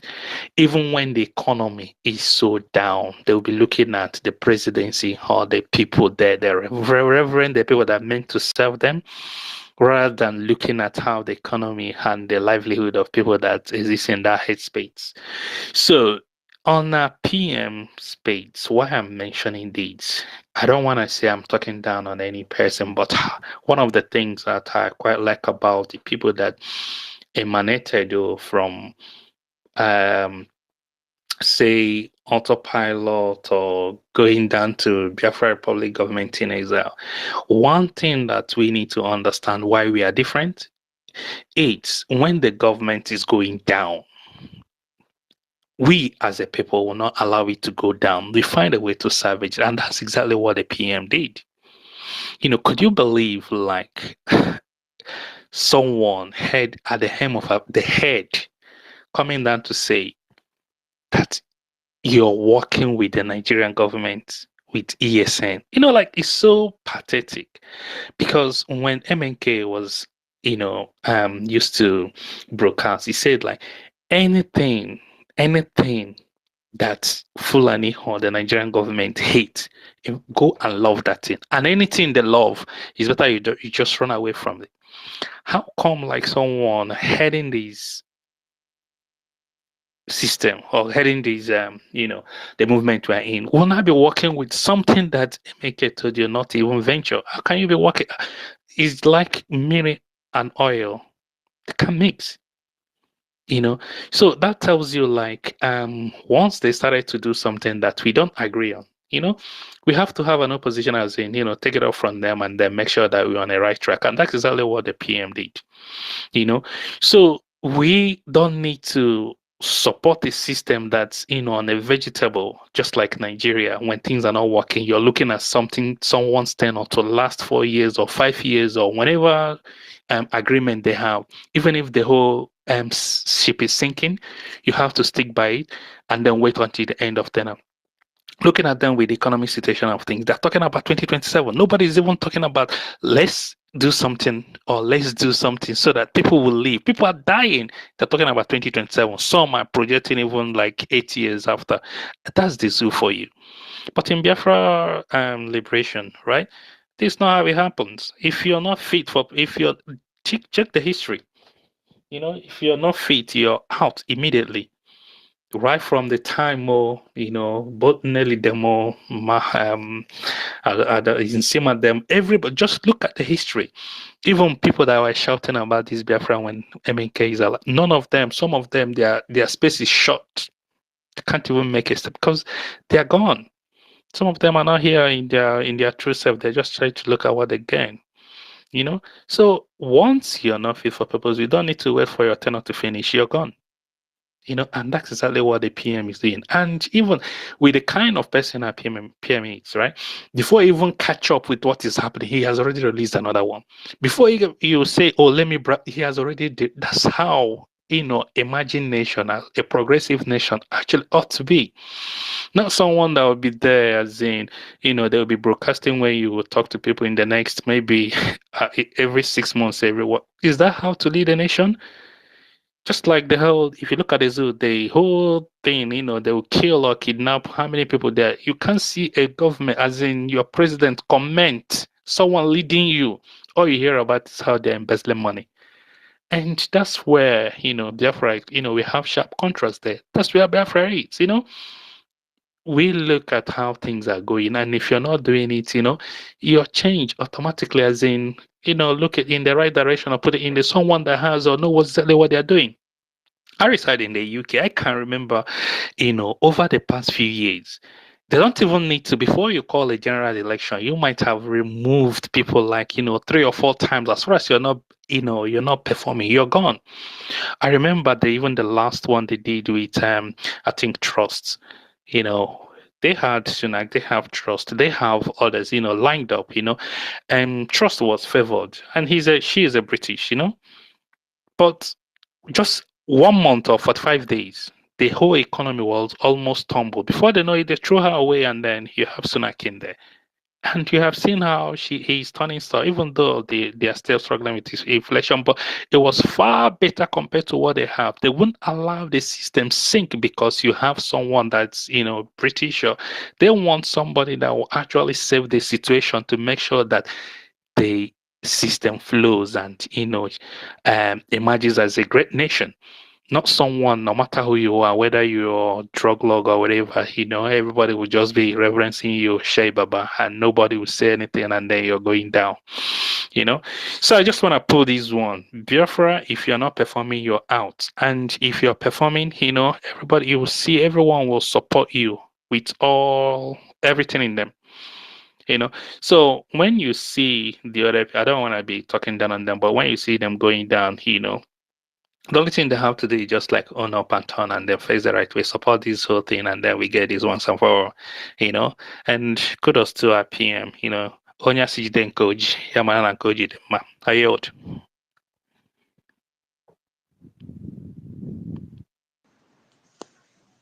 Okay. Thank you, my brother Toby. I think network is disturbing our sister Stella. So thank you so much for all you have said. The message is sinking, and the world is listening to us. Tonight is very, very wonderful. We have been able to get to a certain level whereby everybody can be able to ascertain that what we are doing indeed is the work of Chukokike, because we are doing the needful. So everybody here, if you are here on the listening section, you should come up and pick up mic here to air your view. Make the world, let the world hear your voice and where we are heading to. So my host, my minister, are you there with us?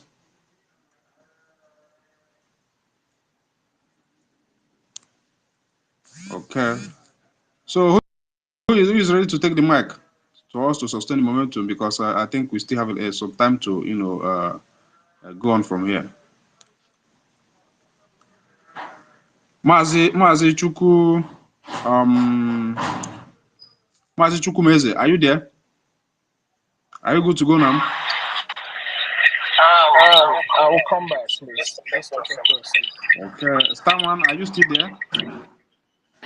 Is it possible to rotate the mic? I think some people might want to come up, and then we bring some people that have actually spoken, down, so that you have a fresh people, on the speaker section.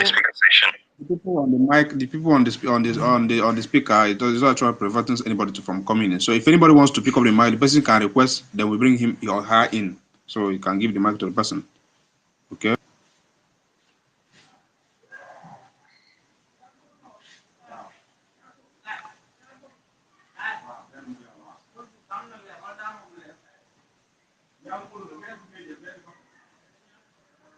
Or do we go on a break? Because a lot of people have have already spoken already. Yeah, we might put like some sort of a Biafra music on the background, and then recap maybe in the next 15 minutes. Yeah, I think that's what we're gonna do. Let us refresh, because it's good to go on a break. Actually cool off brain. let me look at something to present to the Biafrans. Something very unique and very, very essential. Okay, just a moment. A moment.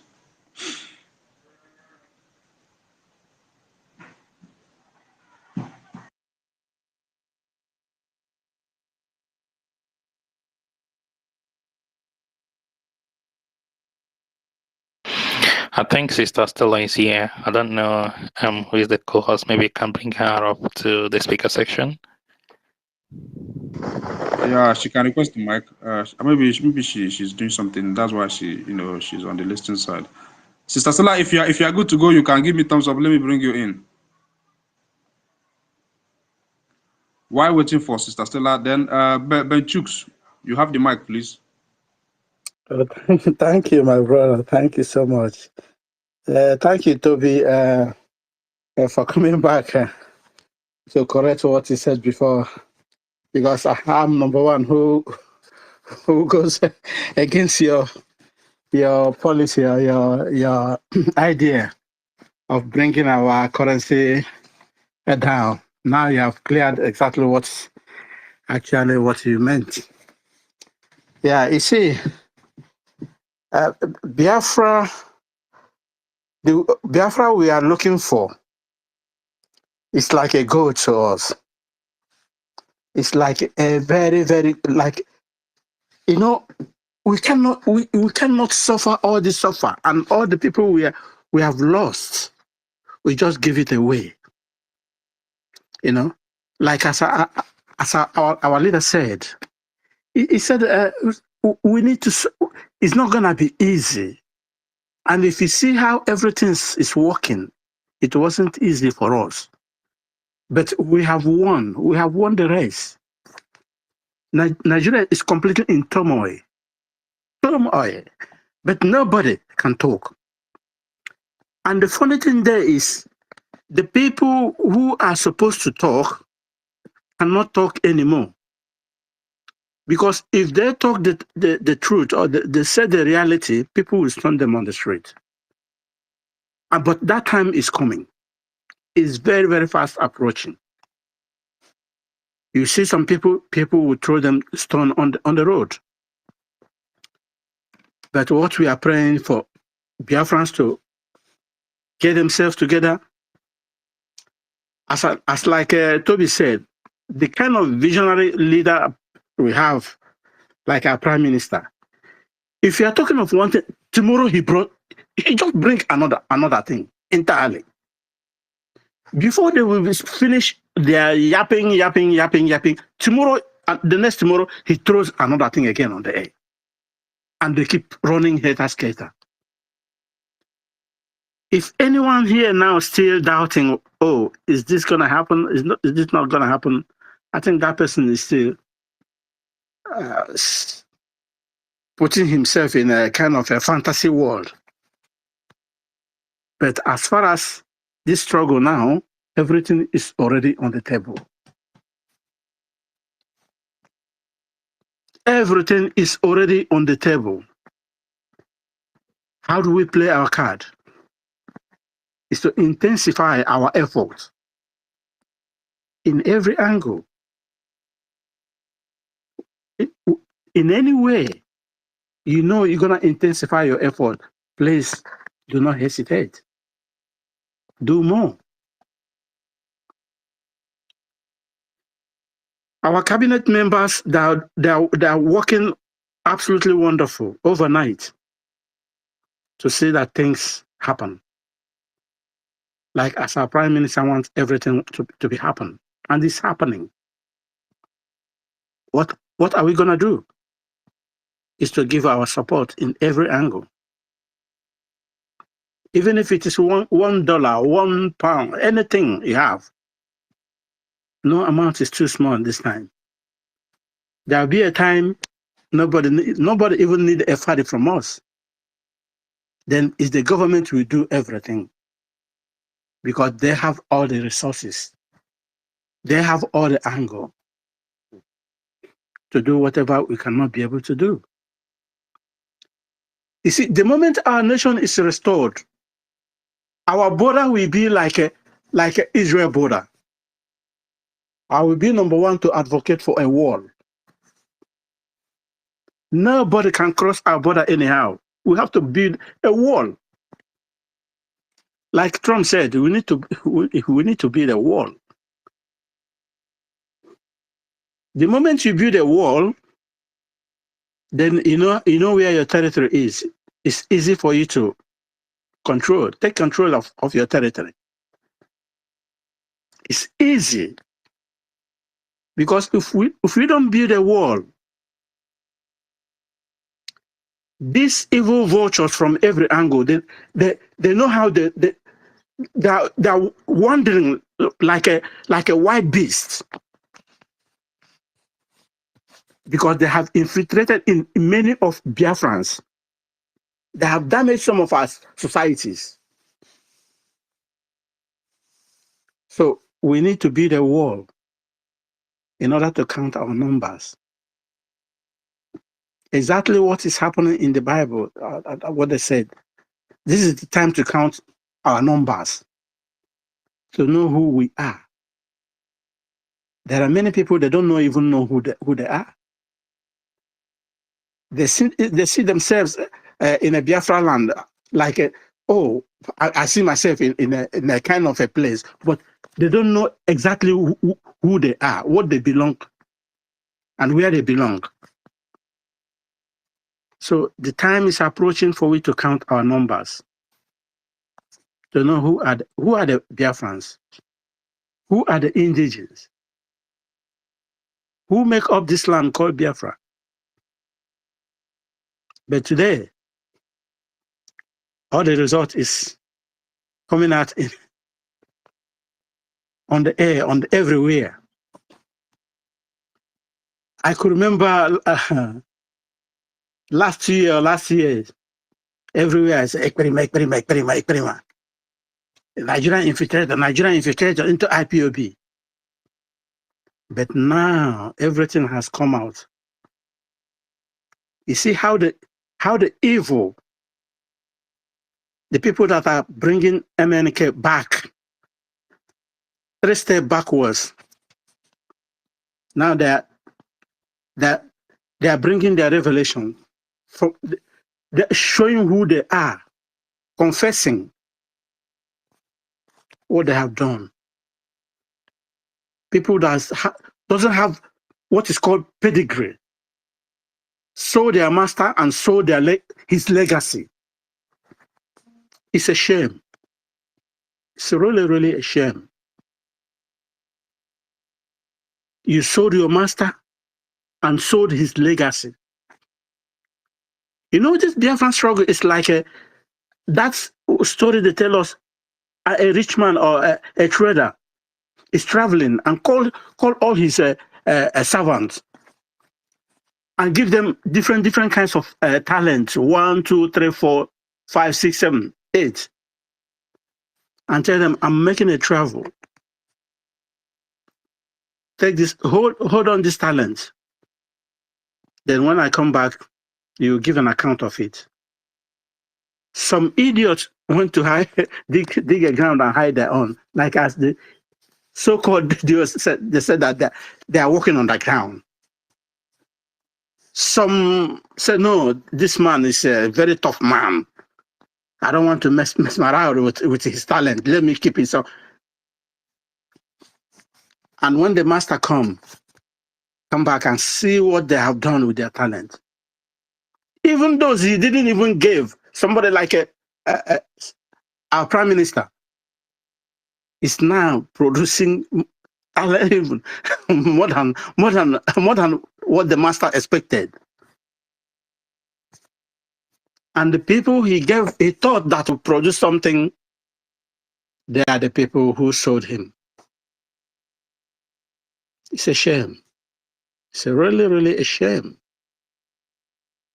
You know, before our leader was kidnapped, you see that powerful 150 Psalms of the Bible he prayed. We all prayed together before the heaven opened. That prayer is a powerful. That made me to fear that man, that this man is completely an ordinary human being. He's very, very different. He doesn't have a carbon copy at all, just like our PM. There are people they don't have a carbon copy. You cannot not even copy them. They are completely genuine of themselves. I don't know if I'll call them angel or fool, but come in like a human shield, in a human shield. So our brothers and sisters, I'm appealing to everyone this evening. We have already crossed the Rubicon. There is no going back. We can never go back. Like one lady said, we can never go back again to Nigeria. We can never go back. Biafra is our destination. Biafra is our promised land. That promised land that took them 400 years instead of 40 years. Now it has taken us how many years? Almost 50 or 60, some going to 60 years before we can achieve it. Like our leader said, our internal leader, Ojukwu, he did wonderful, excellent. But God said, it is not that time. And some others. But what pains me a lot is those people that is leading us or that is showing us their children or their breed cannot even take any footstep of their father. I was one time watching an interview from this one of the son of Philip Effiong. One Nigerian zoo Gotham media was interviewing him, and he was talking all sorts of rubbish. I said, "Oh no! How can a lion deliver a goat? It's a shame. It's a very, very shame." But anyway, we know where we are going, and we know where we will stop. Thank you so much. I yield my mic. I can see somebody like Jaja and some other co-host there. They can make their own contribution. I yield my mic. Thank you so much.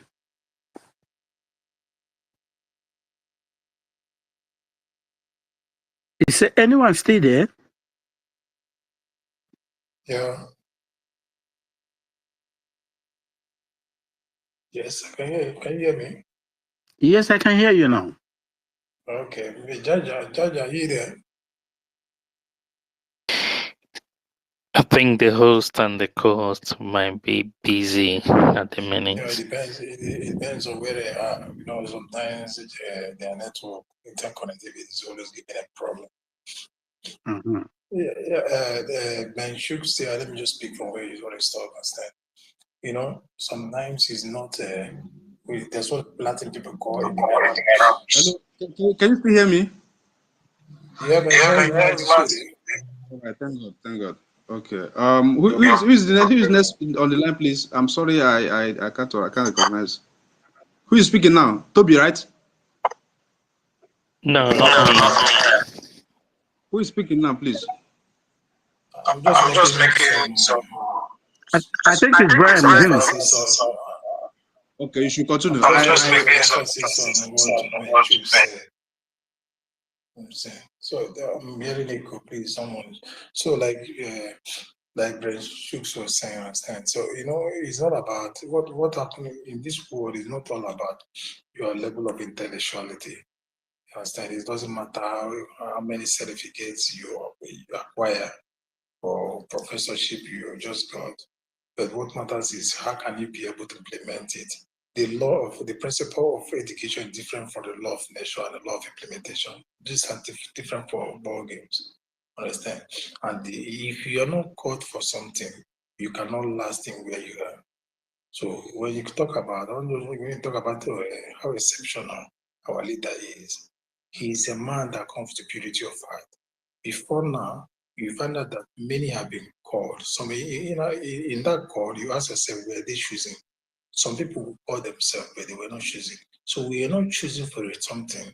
You just go there to mess it up or prepare. You're messing it up. You're preparing for the choosing ones. So that is what is happening to us now. You know, the prime minister and the OND were the ones choosing for this race.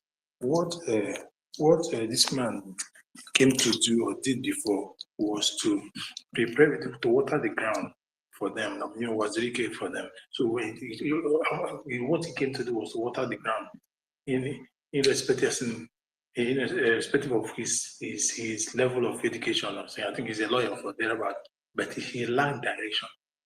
He lacked direction and he lacks template. Understand? I cannot just say it was because of people around him. That they played the role to bringing him down, but he lacked template, he lacked direction. Because I was listening to following I was listening to his members and how they operate, their models of operandi. They lack directions. So that was why he was able to forward. And now you can see somebody that has a template. So men that knows what they want. You see how everything is playing, how everything is moving. Every now and then, every true Biafra is looking at his or her phone, looking at busy, as in moving into space to come out, to breathe in and breathe out. Why are we doing that? Because we know at every given time something new, a new development will come out. And we are itching for a new development. And because the joy the thing brings to our hearing and our heart is something cannot be quantified. Because why is it like that? Because this man, the prime minister, has a template and is a chosen. He's divinely chosen. That was why I tagged him from the first time I made my speech that that prime minister know the tire for miracle. Understand? He know the tire for miracle because what is happening in Biafra freedom now, Biafra liberation now, to us it is miracle. Because miracle is something that is divinely, that is divine. You don't call it magic because anybody can perform magic, do abracadabra. Understand? With the other book, with black magic or something. So, but this one is miracle, divine. So that is why you see every template works together. Every template align with each other in a direction, in a particular order and direction. So it gives us joy and it gives hope that we are already there. We are an inch to the Rubicon line. We have already crossed this path. So today you can see Biafracoin already waiting for the app to be launched. The way people will rush to that Biafracoin is something that will marvel everybody. Even these politicians that are down there sharing 2.5 billion according to the Senate president, taking other one taking 500 million, other one taking 200 million, other one taking 100 million. They will go there to fix it. They will go to this Biafracoin to deposit it. Don't be surprised. They will go there because what to do is going through now is Urban Abuse the last one. Everybody in that city is taking their final share because they don't know what will become of you tomorrow. It is not assured what will become of you tomorrow. So if you whichever money they will lay their hands on, so Biafracoin will be hitting a very big ground. And thank God, we never expected that the satellite will come out so soon, although we made mention of it.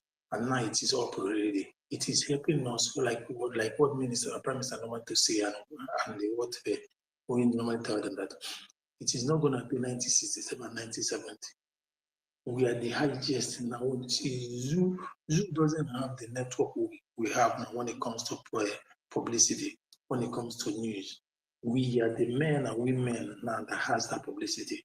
And now the coming of the satellite, we now to add an extra is to beat up and shun the CNN and BBC now. So we already prepared for this birth of this nation, Biafra. It's not something that will come now. When it comes, all of us start scrapping for where do we start, what do we do?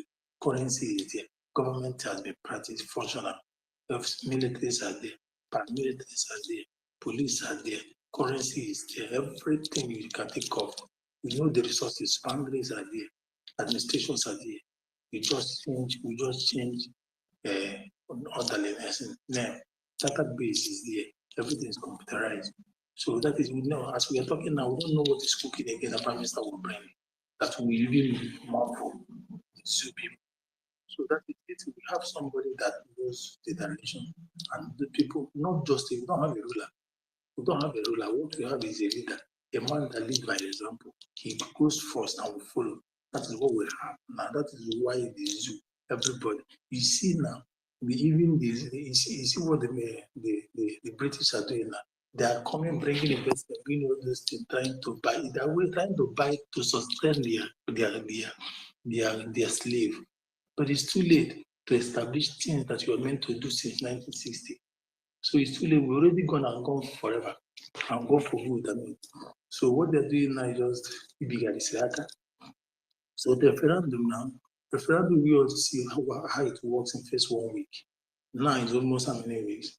If our prime minister should tell you that what the number that we have gotten now, you'll be marvel as well. So many things, and now even as we are talking now, I'm still, my ear is itching me for the next state of nation, next state of nation. Because if in every state of nation you expect to have a new development, this is to show you that these men are prepared. They are born for this mission. They are here to hand over the country to us. They are here to restore it, not to gamble. Had they gamble? Understand? Had they may try a lock now? We are not too long a trial lock. So fellow citizens of Biafra, like I said before, we have contributed immensely to the growth of the zoological kingdom. We are not going to contribute again. To that, the money is sent to the zoo every year. We have to shun it, save it for Biafracoin. Save that money. That 20-point-something billion they take annually, they get annually from diaspora. It's going to go to Biafracoin. Now they're not going to have it again. That is another advantage for Biafra, the United States of Biafra. It will keep increasing, multiplying our GDP. We keep multiplying, making it stronger and stronger, even as we have not been fully declared. There's something our Prime Minister posted about something about recognition. Yeah? So what is not an individual, it's a country recognition. That is a new country recognition. So many people are waiting for us, many countries. Many people that they don't even expect of, they are there waiting for us on the background for this November, December. So what should we be doing now, like we always do? That's why I give kudos to each of us here. It's not easy. We leave our work, we leave our sleep. Some people are at 3 a.m., hour of a.m., some at the hour of p.m. in their various countries. But we are here now, contributing by this media aspect, minus funding on our own side. So everywhere you can, you have to do it, for we are already in this promised land. So my fellow citizens of Biafra, I just want to say thank you to every one of us that contributed to this topic today, and to the ones that have listened to it, and the ones the network has given them problems. We all do these things because we know what we are fighting for, and we know where we are going to, where we're heading to. Thank you, Alasa Summit. Thank you, my brother Toby. Bre Williams. Thank you so much. You know, one thing our people need to understand is that Biafra we are fighting for is not just for us here. We are fighting it for our kids. We are fighting it for generation yet unborn. Because what we saw in Nigeria is not good to to write home about. So we wouldn't want to pass this kind of a useless country to our children or our generation to yet unborn. So what we are doing here, we are fighting thick and thin to make sure we restore our nation Biafra. You know, to have a nation we can be proud of. We can beat our chest and say yes, we fought for it, and we are happy for what we fought for, or we are proud of the country we fought for, because everything about Biafra is excellent, is superb.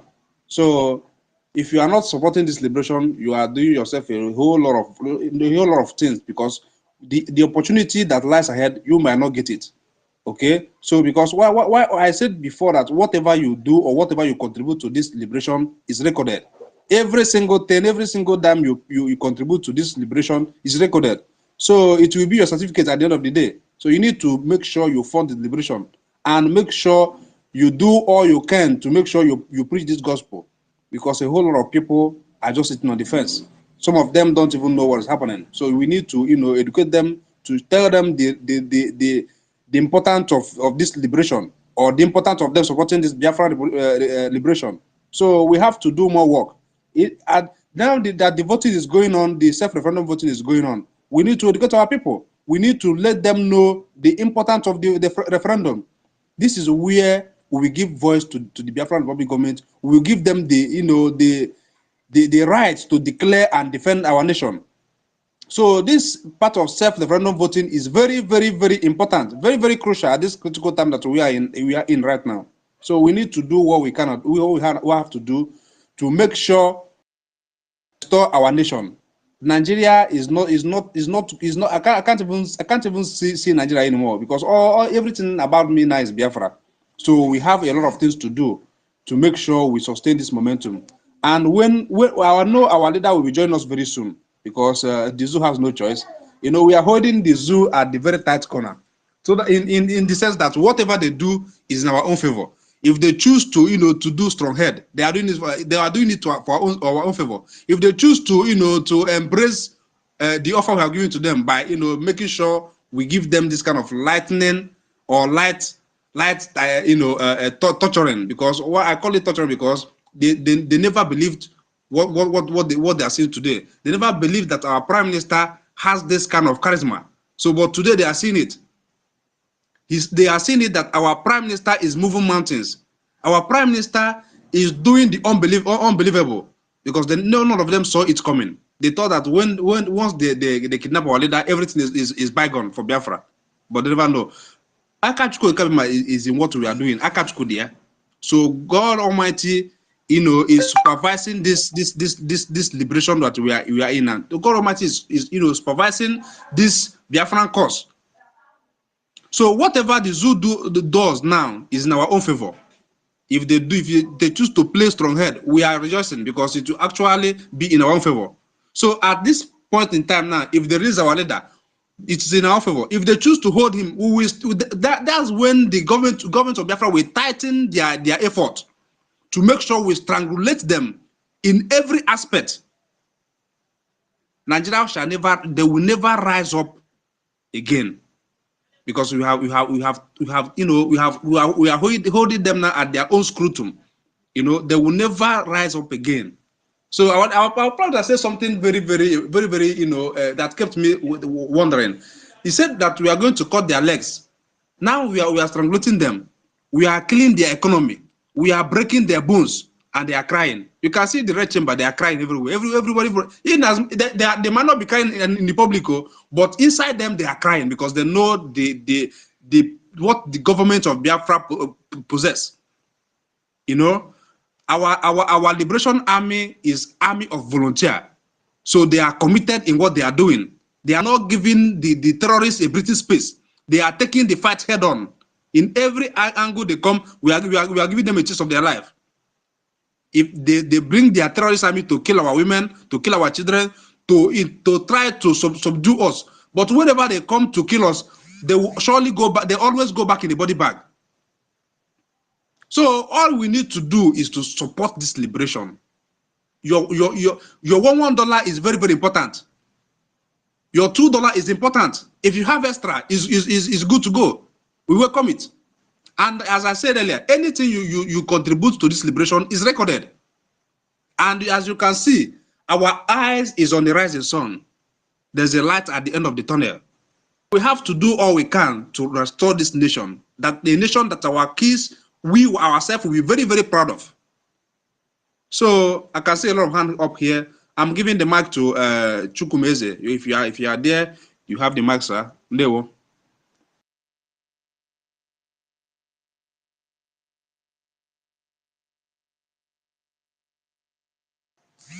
Can you hear me, Mazi? Yeah, hello. Yeah, hello. Am I coming out Yeah, clear? very loud and clear. Fire on. Yeah, hi. Good evening, everyone. Good evening, my minister. Good evening to everyone on this space, great Biafrans, awesome and amazing people, lovers of freedom. I know that even as we are here gathered on this space, a lot of people, a lot of media personalities are spying into what we're talking about. So, you know, in time of urgency, yes, and a drastic action is required by the people, yes, and to take action in order to safeguard themselves. So right now, we should be very super grateful to Chukwu Okike for putting such an amazing leaders in our midst, giving us such an amazing leader that will lead us to this liberation. And as you can see, everything that has been done by the government is really pushing back on the enemy, safeguarding us, yielding a lot of fruit, placing the foundation, the bedrock for which Biafra will build on and have a viable nation. Today's topic is talking about the Biafracoin, Biafra satellite, TV, radio, self-referendum. All these are necessary because for you to be recognized as a country in this world, in this current day world, you need to have a means of currency that you can use to trade internationally. You need to have a banking system. You need to have something that would define how strong and how viable your economy will be. And this is what the government is putting in place. And also that all this cannot go through without a satellite. Satellite connects you to the world, you understand? It can give you a platform whereby your bank can operate on in terms of when you talk about internet banking, blockchain, and all that. All this is necessary. And also, in order to secure your territory, because through your satellite, you can create drones that will monitor your airspace, create things that will make sure that your people are being safeguarded. So we should be very grateful. We should be very happy that everything is being put in place. And also, it helps us even secure our border. So speaking about in terms of Biafra economy and also with the Biafracoin, of course, this coin is going to be a symbol of our economic power and our economic viability. It is a welcome development. And the only way this can become very viable and very strong is based on what effort we as Biafran put in towards this, how we contribute, how we help build our nation's economy. Yes, and also, we need to think about grassroots building. When we try to build let it be from grassroots, let it be to the extent that economic opportunities is made available to everyone in a place whereby we're only going to have the best people running our economy. Everybody is welcome to partake, to contribute their own quota, to contribute their own knowledge, their manpower in one way or the other. But before all these can attract international investors and all this, we have to start it. That's what I mean by grassroots. We need to start it first. And I know with everything that has been put in place by the government, with everything that is going on, we can see that Biafra will be a great nation. We are going to have a very viable economy that's going to serve our government and serve we the people. Because we the people are the government. Without the people, there's no government.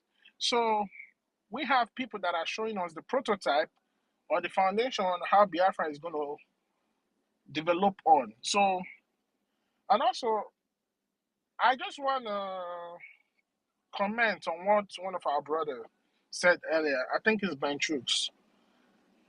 Biafra should be not in any way compared to the United Kingdom.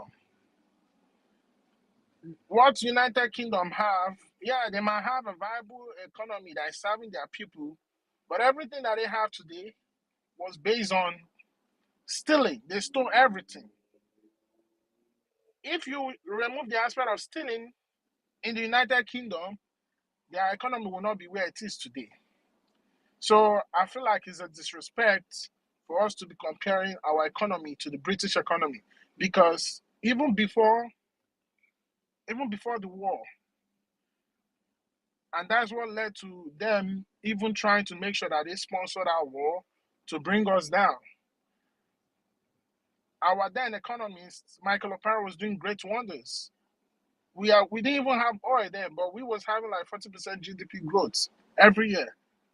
Faster than America, faster than Malaysia, South Korea, even faster than Japan. So I consider that to be a disrespect. The United Kingdom, all these colonial countries should never be compared to Biafra, because we are going to be different, we are going to be unique. And I promise you, it's a great thing that we pegged the Biafran coin to the dollar, because I know in not less than 5 years, our currency will be more than the US dollar. And also, this is very important, because when we have a strong currency, it's going to make our people come back. Because why will you be working outside in diaspora, whereby you can go home and even make that same similar money without even having to do this much stress? And by so doing, you will see even people back home are not even going to need you to send them money, because the economy will take care of them. So I find that very, very important. Yes, sir. Very, very, very, very good. Like, it's a welcome development. That's going to help us. I'm not an economist, but after looking at it, thinking about it, putting it into consideration, I think it's the best thing that will ever happen to us. That will ever happen to us. That's gonna help us in our nation building. Because a country without a good economy is as good as lost. You're not gonna attract investors. Investors will come, create more job for you, create more tax for the government. The government will make more money from the tax. You have a rich government that will serve everybody. So this is great. And also in terms of the border, I just want to throw just a little light on it.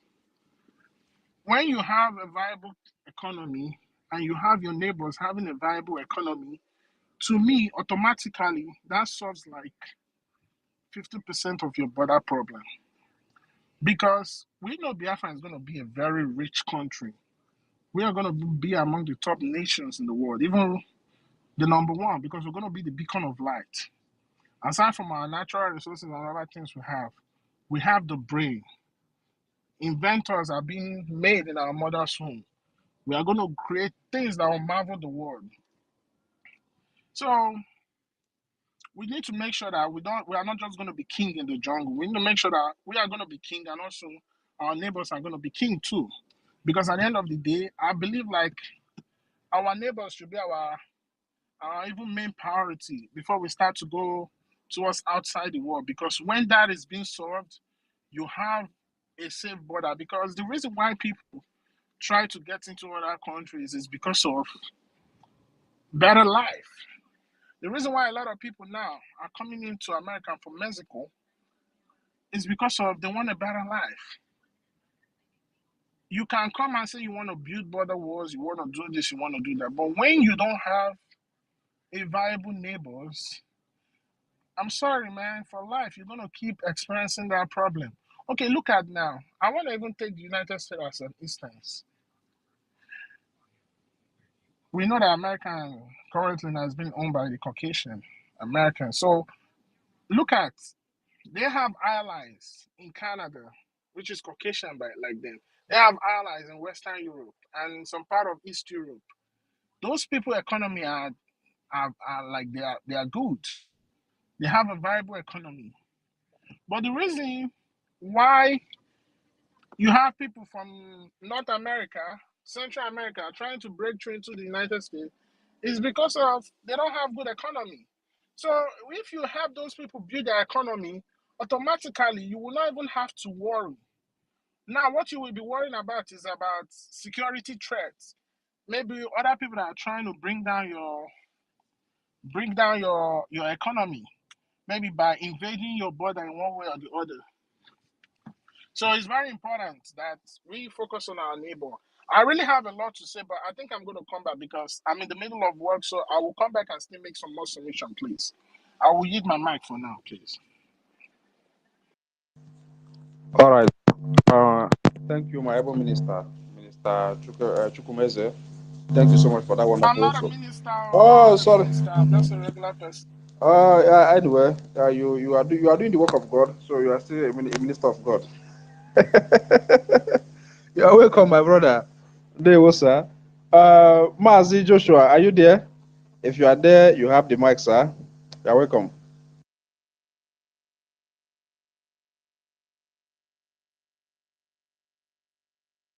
Mazi Chidera, call Frank to pick co-host because I think Stella is preparing dinner for us. And Jaja God, the network he borrowed from somebody he has not paid, so they refuse to give him network again. That's the issue. Thank you, my minister. Mazi Frank, are you there? If you are there, you can give us a thumbs up so that my minister can co-host you.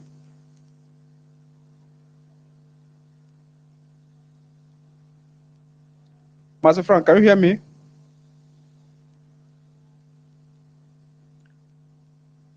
I think he's not available. Okay, while waiting for him, Mazi Joshua, you have the mic, sir.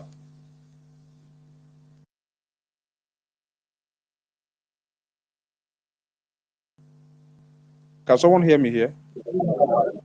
Yes, I can hear you now. I can hear you now. Okay, good, good. Thank you.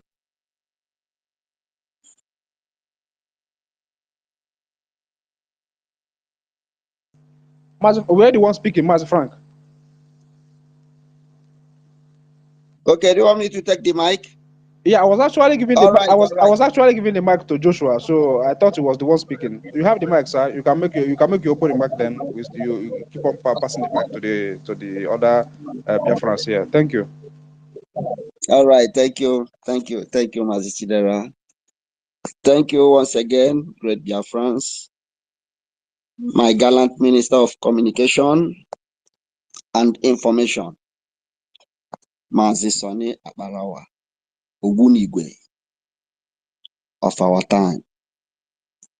Great Biafrans and lovers of freedom, I cannot thank you enough. You guys are amazing for spreading this word of hope to our people. It's a wonderful thing to do. Because I remember when I was growing up, I was not even up to 12 or 13 years. I will hear some people talking about Biafra. They will say they used to get the frequency in medium wave. You know, at my little age, that time I would take my father's radio. I will be searching for the frequency to get to hear this message. I want to no avail. I will look for copper. Check out the brain I had that time. I will tie copper on the pole of the radio.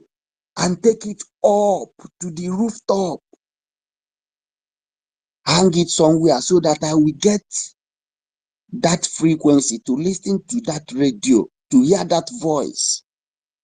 Until one day I keep on doing this. One day I was hearing little, I don't know what that person was saying. I don't know who was behind the voice. I don't know. This was going on till around 2002. 2002. I started hearing people again. That time I have come up. I have come up age. I started hearing people talking about Biafra again, that we still get it in that medium wave. Every time like this, we tune it and all of us will gather. We'll be hearing that time. If you are hearing what the person was saying, I don't know who was the person. You will think, you will be having this hope. You will be having this hope of freedom. Every average Biafran need this Biafra to come today, tomorrow.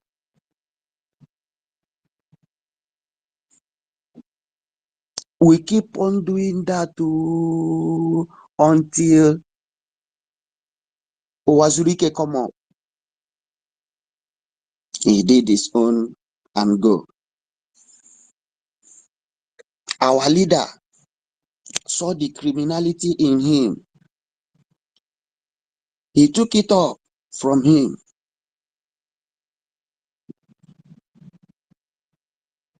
Till today, we are here today. The rest is story. Let me not take us back, because we all know the story. But the good news is that we are here today, giving that word of hope, which is freedom, to our people. Nigeria state is evil. They deliberately keep our people in the dark so that they will not know what is going on. They kept them off from whatever is going on around the world. But those that are opportune to hear our voice, let them spread this news to even localities. Thank God we have the FATCO government in homeland, and they are doing wonderfully well. Let them continue to push this gospel to the grassroots.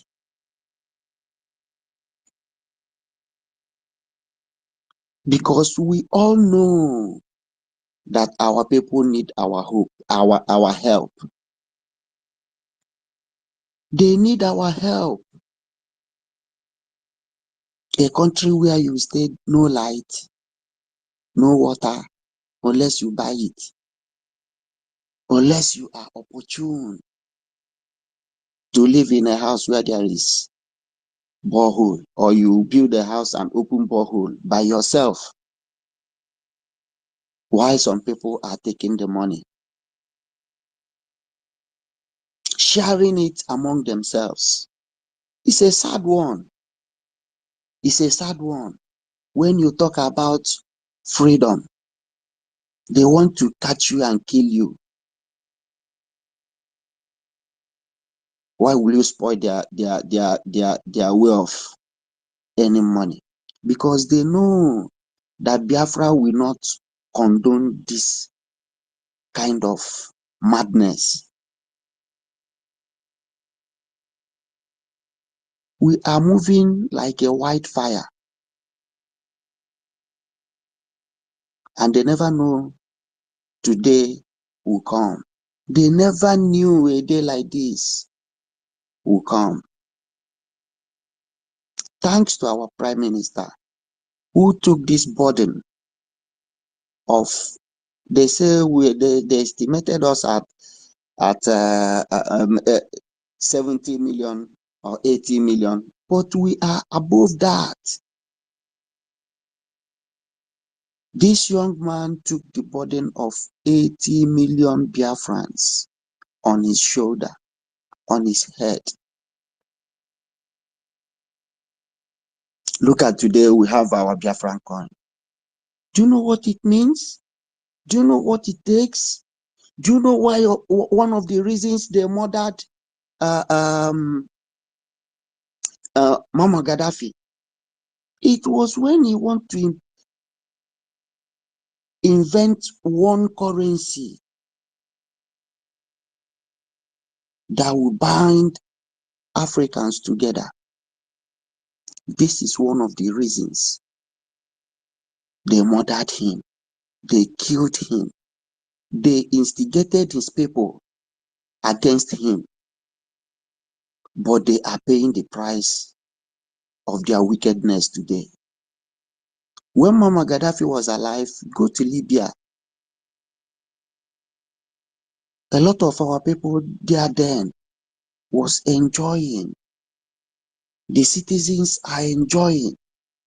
But these evil people, America and their likes, they instigated his people against him and killed him. Like that, in the lives of many other great Africans who they murdered in their good blood. But our Prime Minister never looked around. He focused on the rising sun. And the spirit of our ancestors have been guiding him, protecting him from the hands of these evil nations. We are not fighting only Nigeria. If it is only Nigeria, we will chase them out overnight. But we are fighting British, America, France. These are the invaders we are fighting. Nigeria, they are nobody. They are nobody. We must be grateful to God Almighty for our Prime Minister, for accepting this burden on him, because it's a heavy load, and nobody can stop him until he accomplishes this mission, because he was born to do this. He was born to liberate us. When the time comes to favor Zion, it will be like they are dreaming. What you see happening today, in fact, to my own personal self, is like a dream, because nobody would have done this. Nobody would have done this. If you say you have the mind to do it, you will do but little.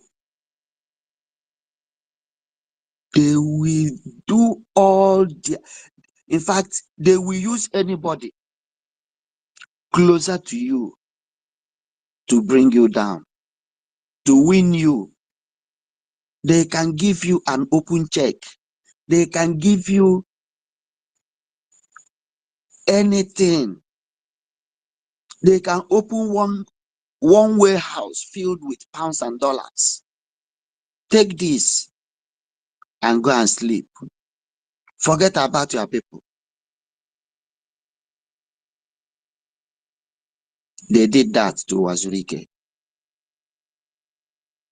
Before Wazirike, during the time of Ojukwu, they did that to people around Ojukwu. Ojukwu fled and left the country for 12 years in exile. But today, our Prime Minister rejected all. The worst part is he will not talk with you because so that you don't know where to start. How will you bribe who you never talk with, who never give chance, who have not given you opportunity to speak to you or to listen to your trash? He knows this. And these people have this kind of spirit in them. I beg all our ministers, in fact, as we are praying, let us also remember all our ministers. We must remember them in prayers always. Our media warriors, we must remember them in prayers. Those closer to our Prime Minister, we must remember all of them in our prayers always. Mostly those that their numbers is out there in social media. Those cabinets in homeland, we must remember them, never to deviate, no matter the promise, no matter in fact, don't listen to any politician because they have this ekwe in their tongue.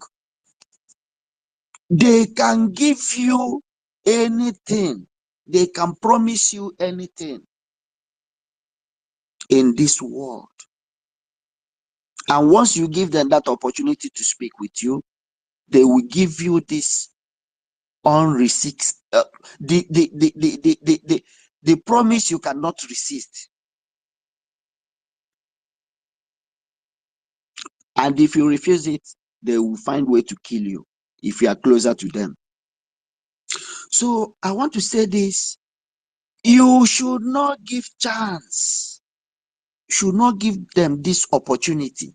Let them go with their devilish money. Let them go with their diamond and gold, whatever precious stone they will promise you, whatever amount of money, paper, because they are ready to give you that amount to sabotage what we are doing. Because it has been their mindset. When Gowon said if he had known that Igbo people love money like this, he wouldn't have go for war. He would have given 1, 2, 3 people money. Chapter close. But our leader, Mazi Nnamdi Kanu, and our Prime Minister, these two men, in fact, although we thank God we know what we have in them, these are the men that say to Fulani, they look them in their eyes, eyeball to eyeball. I don't need your bloody money. What I need is freedom to my people. I want to make history. Our Prime Minister keeps saying this. He is here to make history. Do you know what it means? To make history, to liberate his people from this bondage.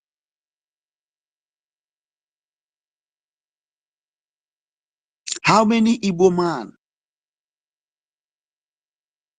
can make this decision. Because they have designed our hearts to believe that everything is all about business. It's all about money.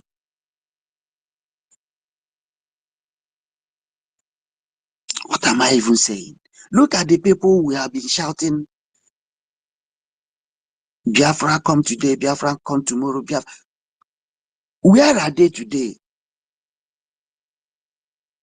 The people that we are doing this fight together.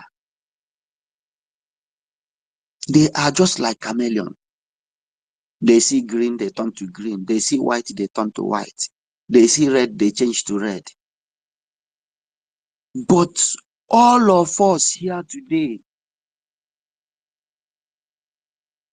will remain to be white.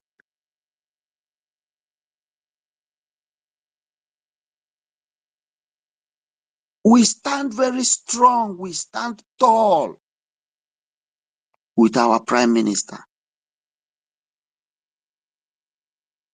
Yes.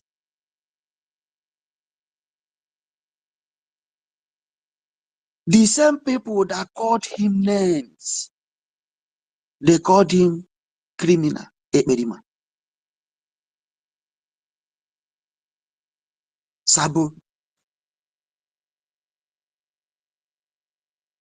Zoo agent. Today, the same people are the agents. And it is crystal clear to everybody to see. Even the blind can see it as well. But the man they call these names, he remained focused. Every day he bring out his templates. Because he told us that he's not doing trobom. He's not try our luck. He knows where he's going. He brings out his templates every day and is playing out. Everybody's saying it. Those that called him agent of Tinubu, agent of Umahi, agent of Ifanyuba. You see them snapping pictures, dining with those people they tell us they are fighting against, moving with convoy of their so-called enemies. They made us to believe. Let every one of us here today cross that evil contraption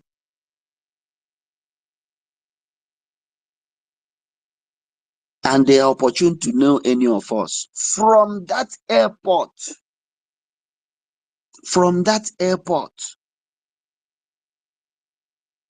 they will pick us anyone they are opportune to see.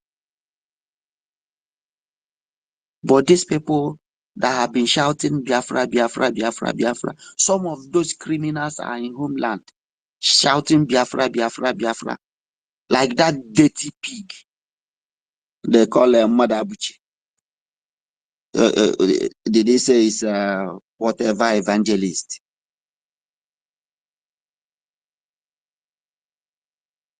These are the enablers. These are the agents.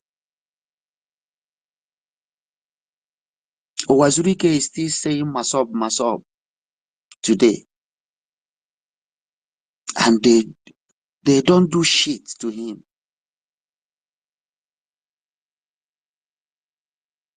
This is what we call Takia. But glory be to Chukwu Okike today that we are wiser.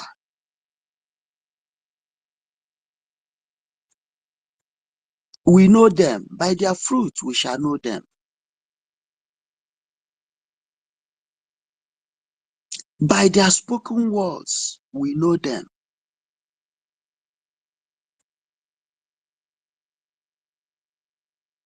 These people never know. They don't know what is coming. They don't know what Biafrans of today have for them. They think we are only fighting for freedom. We are here for a sweet revenge. And there is nothing we do to them that will compare to what they have done to each and every one of us here. There is nothing we will do to them today that will be compared to what they have done to our forefathers, our ancestors, and still doing till today.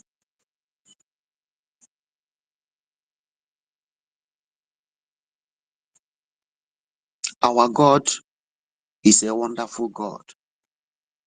The gods of our land have risen up and they are doing this great fight with us. Our ancestors that used this, our coin, Ejema, they will be rejoicing wherever they are today. The inventors of that Ejema, they are doing this fight with us.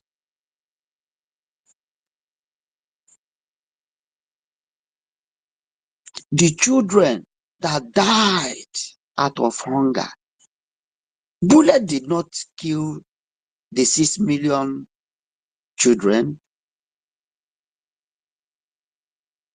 I was only 5 after the war. My elder brother is about, it's about 2 years. Our most senior brother. These are the people that felt the anger.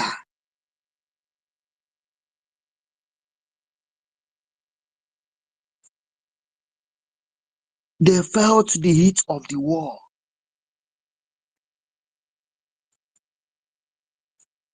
We are the people that came after the war.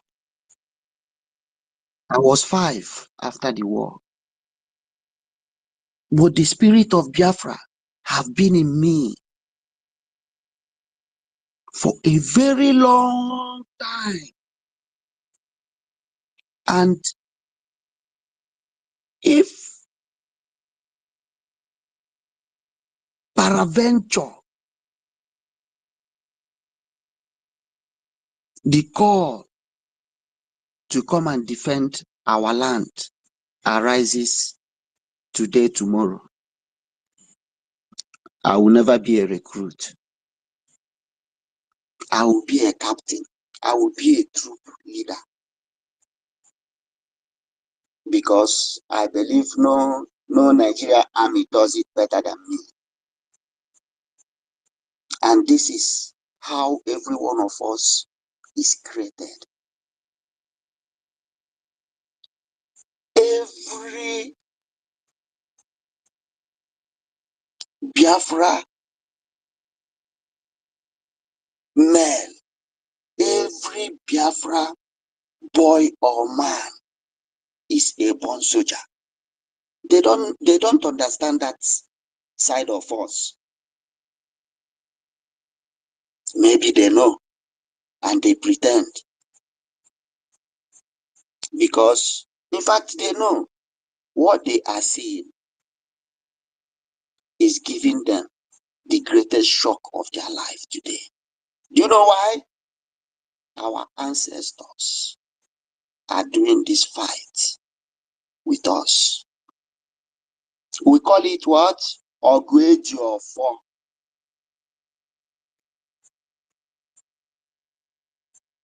Ogu, Ejo for.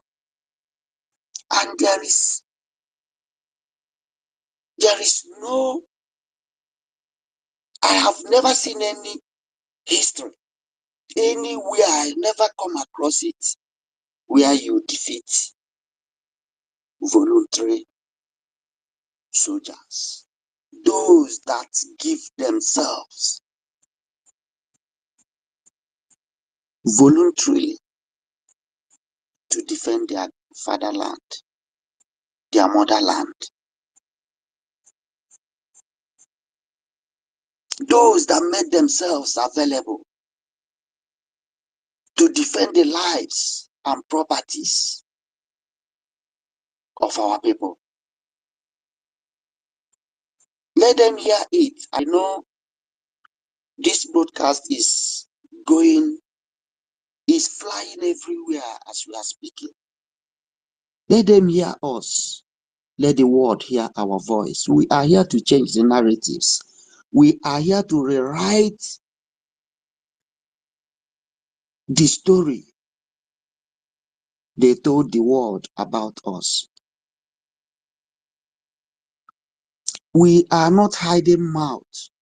We don't have water in our mouth when we say we mean to get Biafra. We mean to restore Biafra. We don't have water in our mouth. We are not hiding it. We are not fighting because of our oil. If we like, we can even, but we will not dash them. I'm just saying. If we like, we can just keep that oil by the side. We will survive with many things. Even leaves in our garden, leaves in our bushes, we will turn it to be money. Yes, this is who we are. We will turn it to be money. I just mentioned this list. The commonest thing, our onubu can make us great. Onubu, bitter leaf, right? It can make us greater than any nation in the world.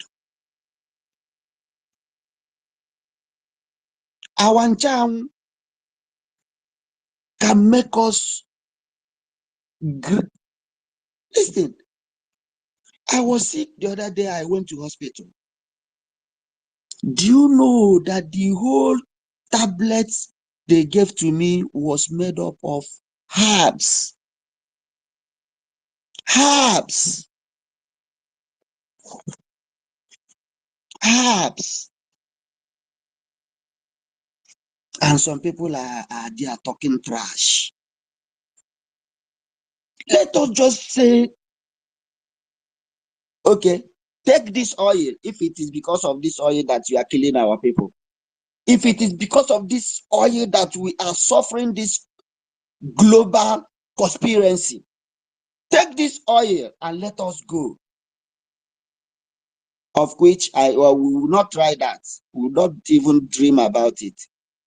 But I'm just saying, we have everything. We have the manpower. We have intellectuals. We have brain thinkers.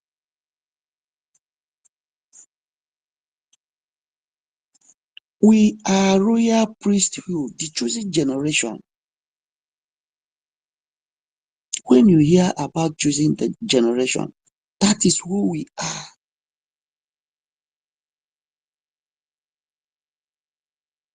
Anyị na-akwa ụzọ n'ịkpa. Anyị na-akwa ụzọ n'ịkpa. This is who we are. And nobody can take it away from us. The time is here. The time is now. Biafra restoration is now, not tomorrow. And we are restoring Biafra by fire, by force, whether they like it or not.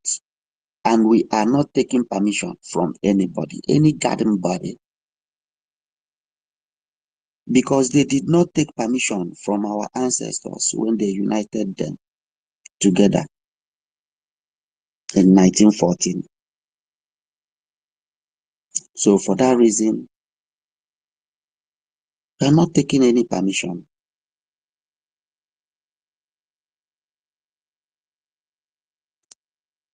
Our Biafra coin and Biafra satellite. These satellites, radio and TV, is another important, in fact, every policy the government is making today is important and amazing. But do you see this TV and radio? It is very, very, very, very, very welcomed development, because our people need to hear our voices. Our people need to see what is going on. Do you know that many people are dying in our land? But what me and you is seeing today, they don't see it because they are not opportune. They are not opportune to see what is playing out.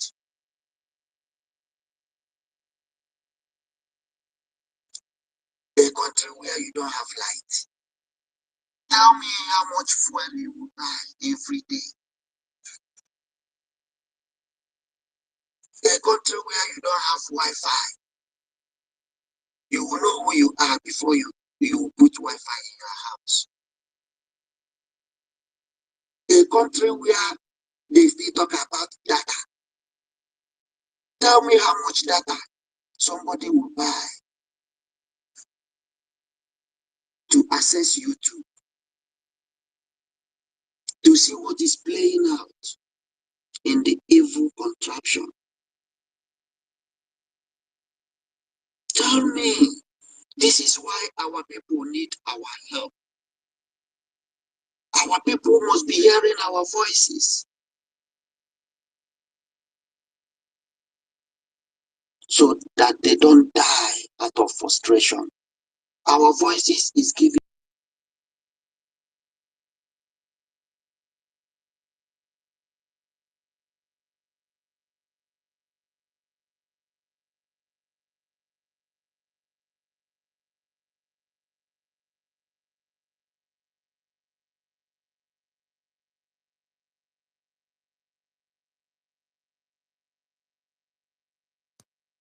Can anyone still hear from him?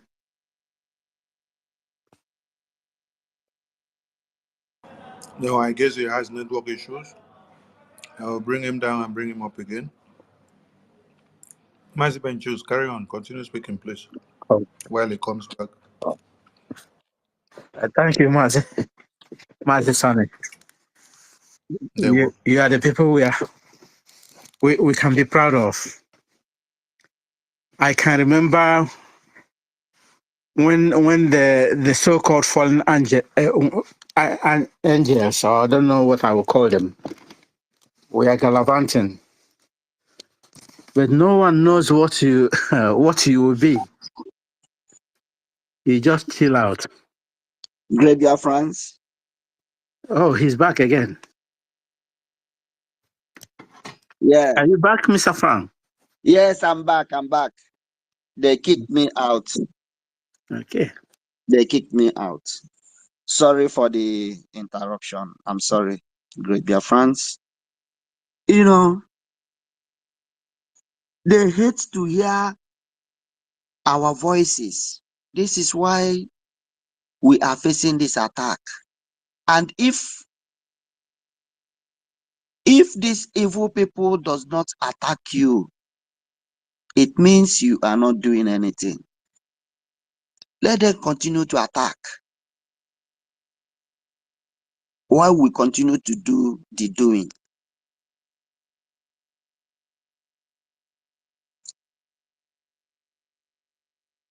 They will continue to attack us, but we'll continue to preach this gospel to our people, because our people must hear our voice. Nigeria in their 54 years of age, Nigeria don't have database. But look at where we are today. We have Biafra database. And it's ongoing. Please register. Nigeria will cry and nobody will come for their rescue.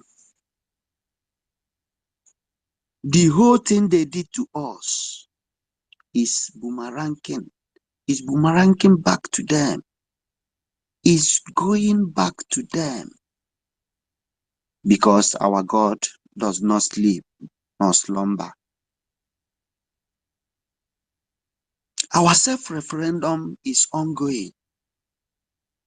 Great Biafrans, we must continue to cast our votes. We know we have all voted very long time, but encourage many as possible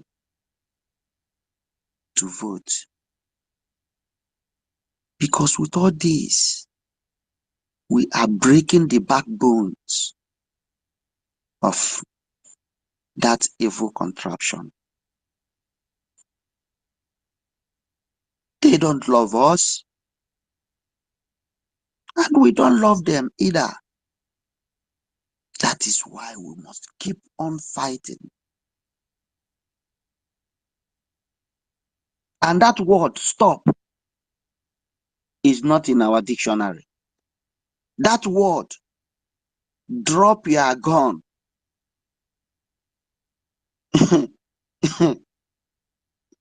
that person should think again, because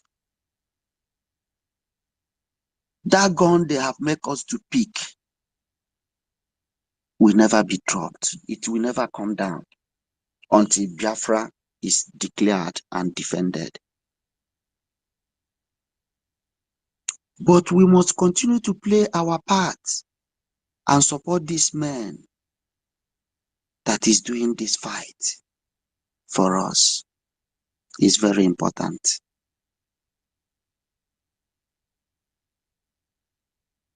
We must continue to stand very strong and support our Prime Minister. He needs all the support in this world.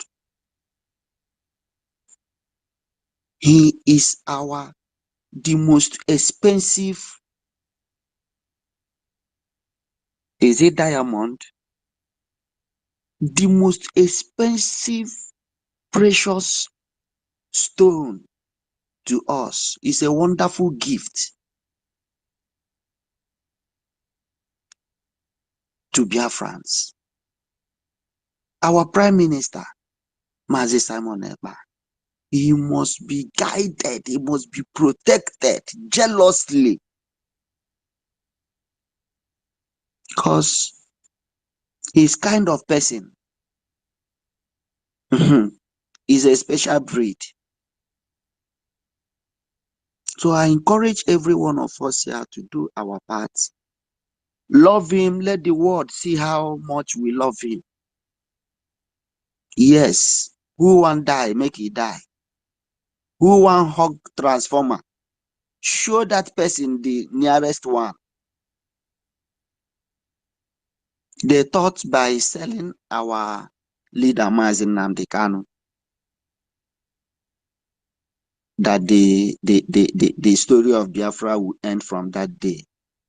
These men are evil. These men are demons. They sold our leader, our best,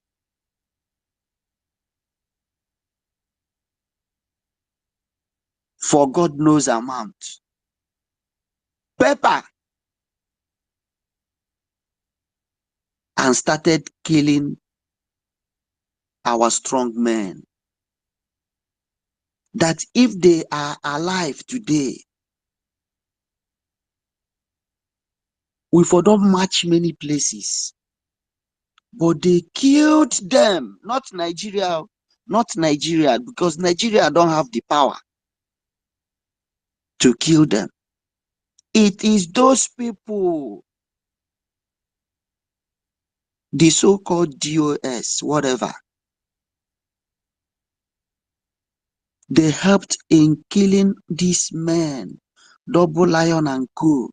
They will kill that one, that person and parade his body. They killed many. Somebody like Baby Bush also.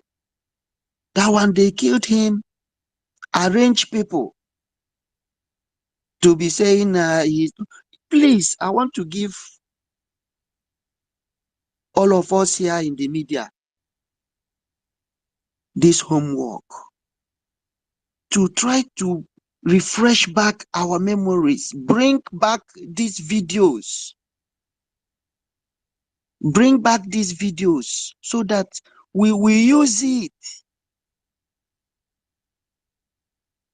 to show these evil men the atrocities they committed, the blunder they did to this freedom. Our men that they killed, the Baby Bush, they gathered people to be saying that he stole ROC, he did this, he did this. They bought these people from other states, from other parts of Biafra, and they pushed them to represent as the people of the community. Do you see how evil these people are? They gathered these people, young boys and young girls, and none of them is from that town where Baby Bush comes from, where Baby Bush hails from, because none of them was speaking the mother tongue. They speak different dialects altogether, but they present it to the media that these are the community members, that this guy is terrorizing the community. He did this, he did that. They will formulate one thing or the other to the media, kill that person, parade his body. Do you see what these people have done to our people just because they want to achieve a particular goal of destroying our freedom? Our freedom, me and you gathered here today. Whoosh. Biafrans, we are here, we are here. No going back. No going back until Biafra flag is raised and fly around the world. We are not stopping. We are not backing down until Biafra is defended, is declared and defended. That is who we are. Thank you, great people of Biafra. Thank you, all lovers of freedom. Thank you, our fearless Prime Minister, Obietipum, Obiano Mmiri. We cannot thank you enough.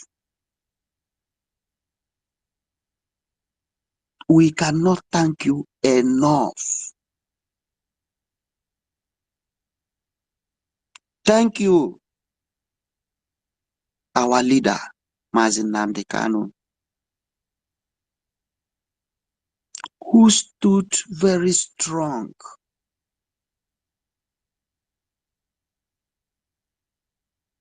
with all the sufferings.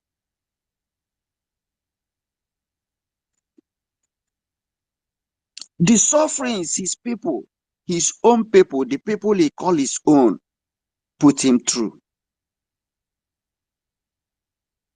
because it is the people that he called his own that betrayed him. Who is Buhari to know where he is?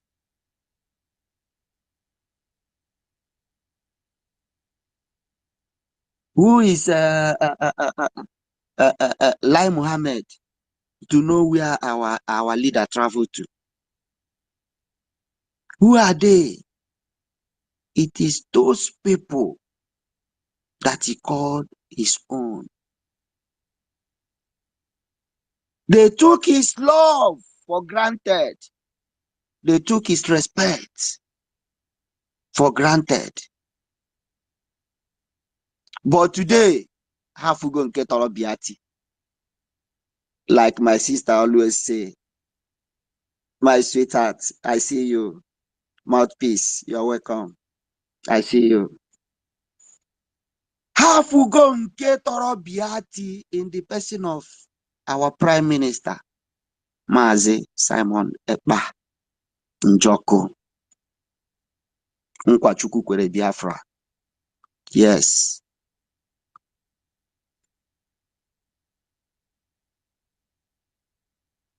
This he told us, if you want to betray him, you cannot betray him. This is a quick reminder. If you want to betray him, you will fall. Ayakata. So don't even try. Don't even try. Don't try.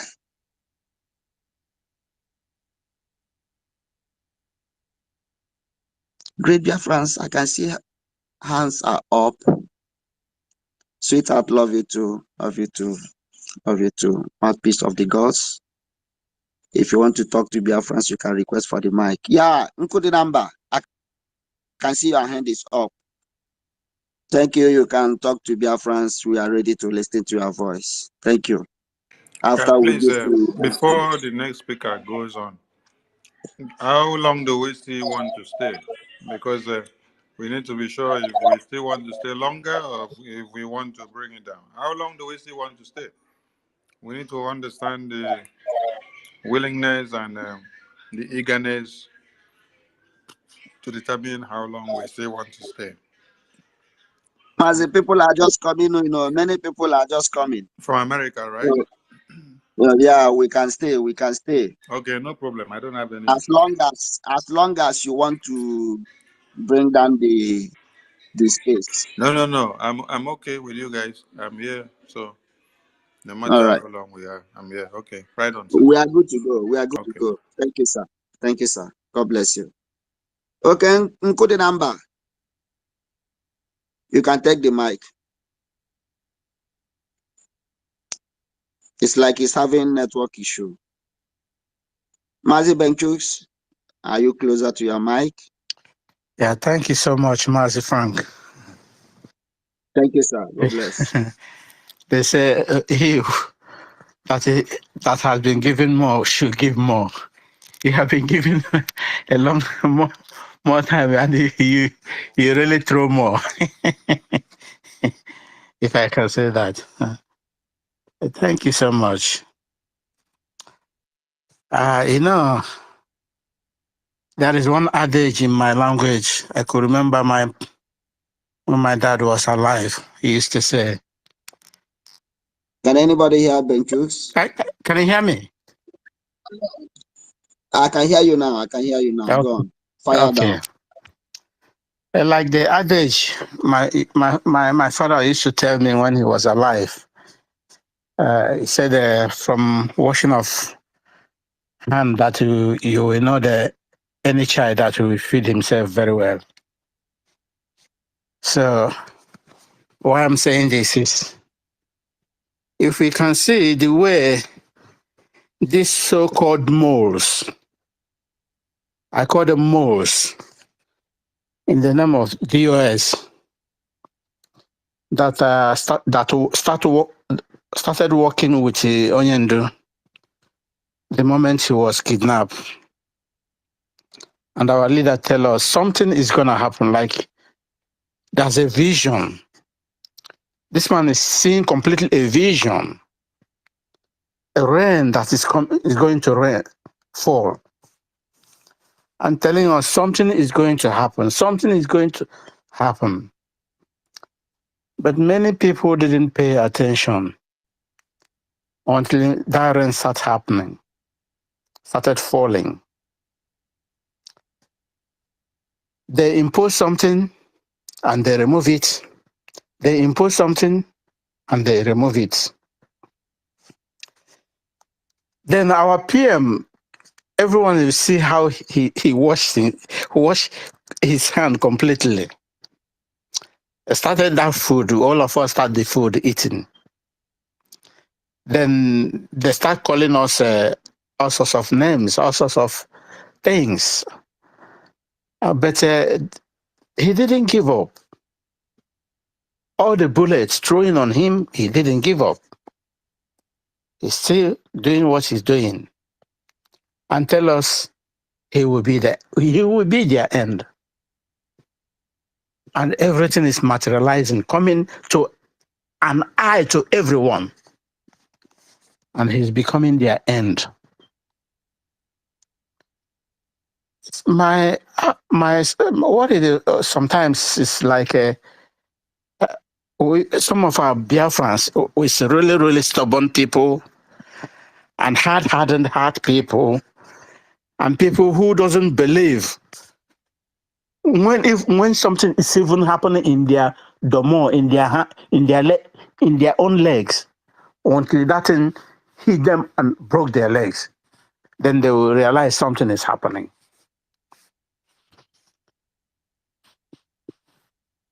I can say that the storm is getting to over. But my grateful thanks goes to the cabinet. A tree cannot make a forest. But when they combine together, they become a thick forest. The people working with our PM till this time around are making all our dreams coming true. But one thing I want to throw to them is that they should be extraordinarily careful. Our leader said, even till the end, that some people are still going to give up. Some people is going to fall. But this is not my prayer. My prayer to all of them is, let that spirit, let that burning spirit keep working on them till everything is over. Because the devil can come through any angle. I'm appealing to all the ministers. We really have talented people. Like our communication minister, I use you as an example. You really, the work you are doing now is surprising me. I can't believe it that the way you are cheering everyone up, everywhere. You really, really know what you are doing. You are one of those people, our leader said, there are people that is being born. And there are people that are born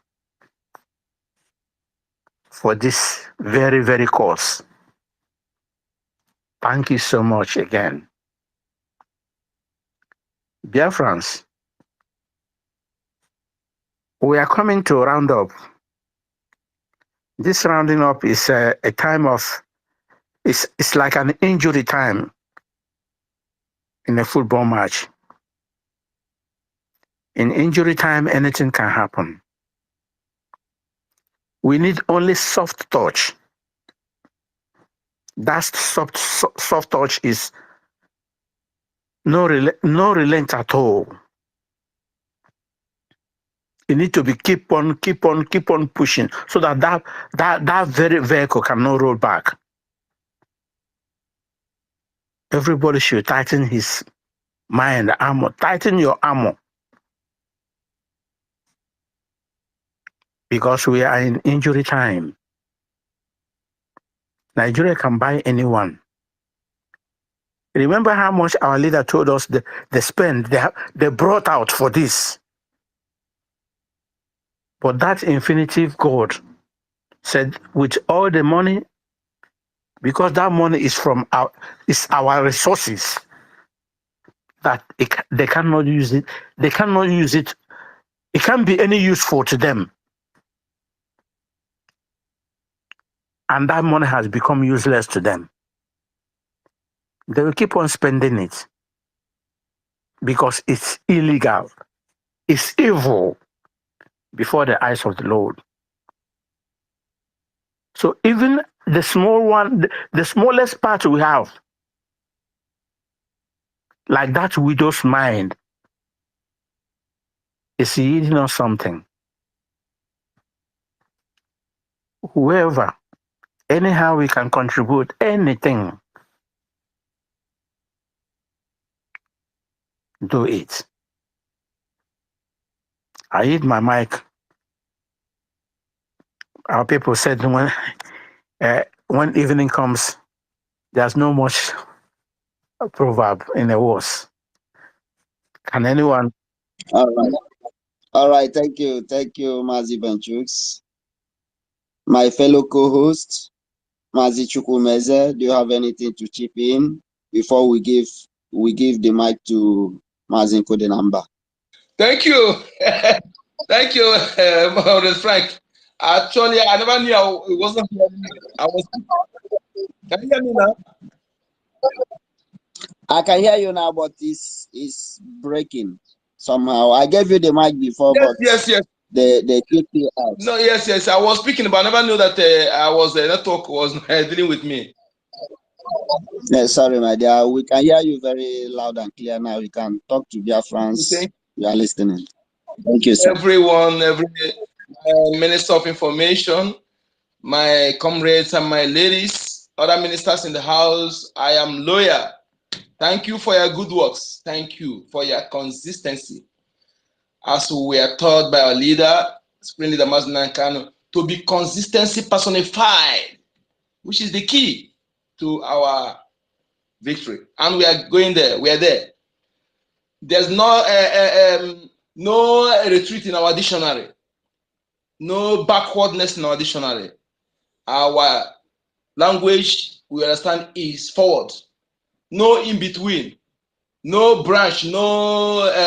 Our destination is complete, independent United States of Biafra. Come what may. I want to tell our people that you see, there's nothing on this planet. Nobody will fight for freedom without having saboteur. Saboteur is everywhere, and again, no country has ever forgiven their saboteurs. Yes, saboteur is everywhere, and saboteurs are worse than the enemy himself. And one thing about saboteur, one thing they don't understand is for you to make yourself a sabo.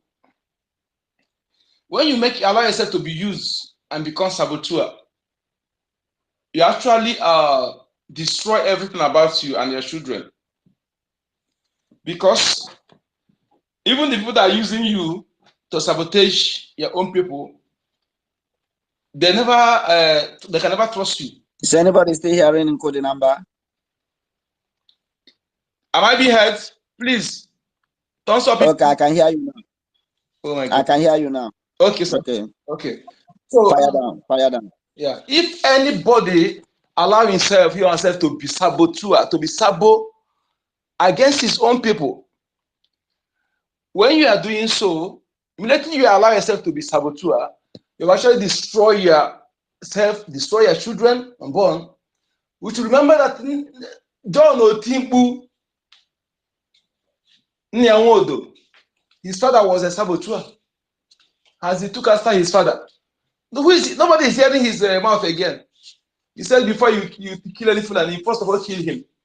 He was doing those things, political beggar, doing all those rubbish to please enemy because of his self-interest. Upon all those things he do, he sell himself cover, fool himself, disgrace himself. Where is he today? After he go to Obibo, go to Ibosha, instead of he did not go to Obibo to see the people, the damage, the families whom Wike used terrorists to destroy, more than 3,000 youths. He did not go there to at least to talk to the people, to see the level of damage. He went to Ibosha, government house, to sing to Wike. Wike kiageso, wode jeje na Wike kiageso. Otimpu John Wodo. See, Otimpu beggar, this man. See, what am I trying to say here, my people? He has not been kept in a slavery situation. He cannot talk.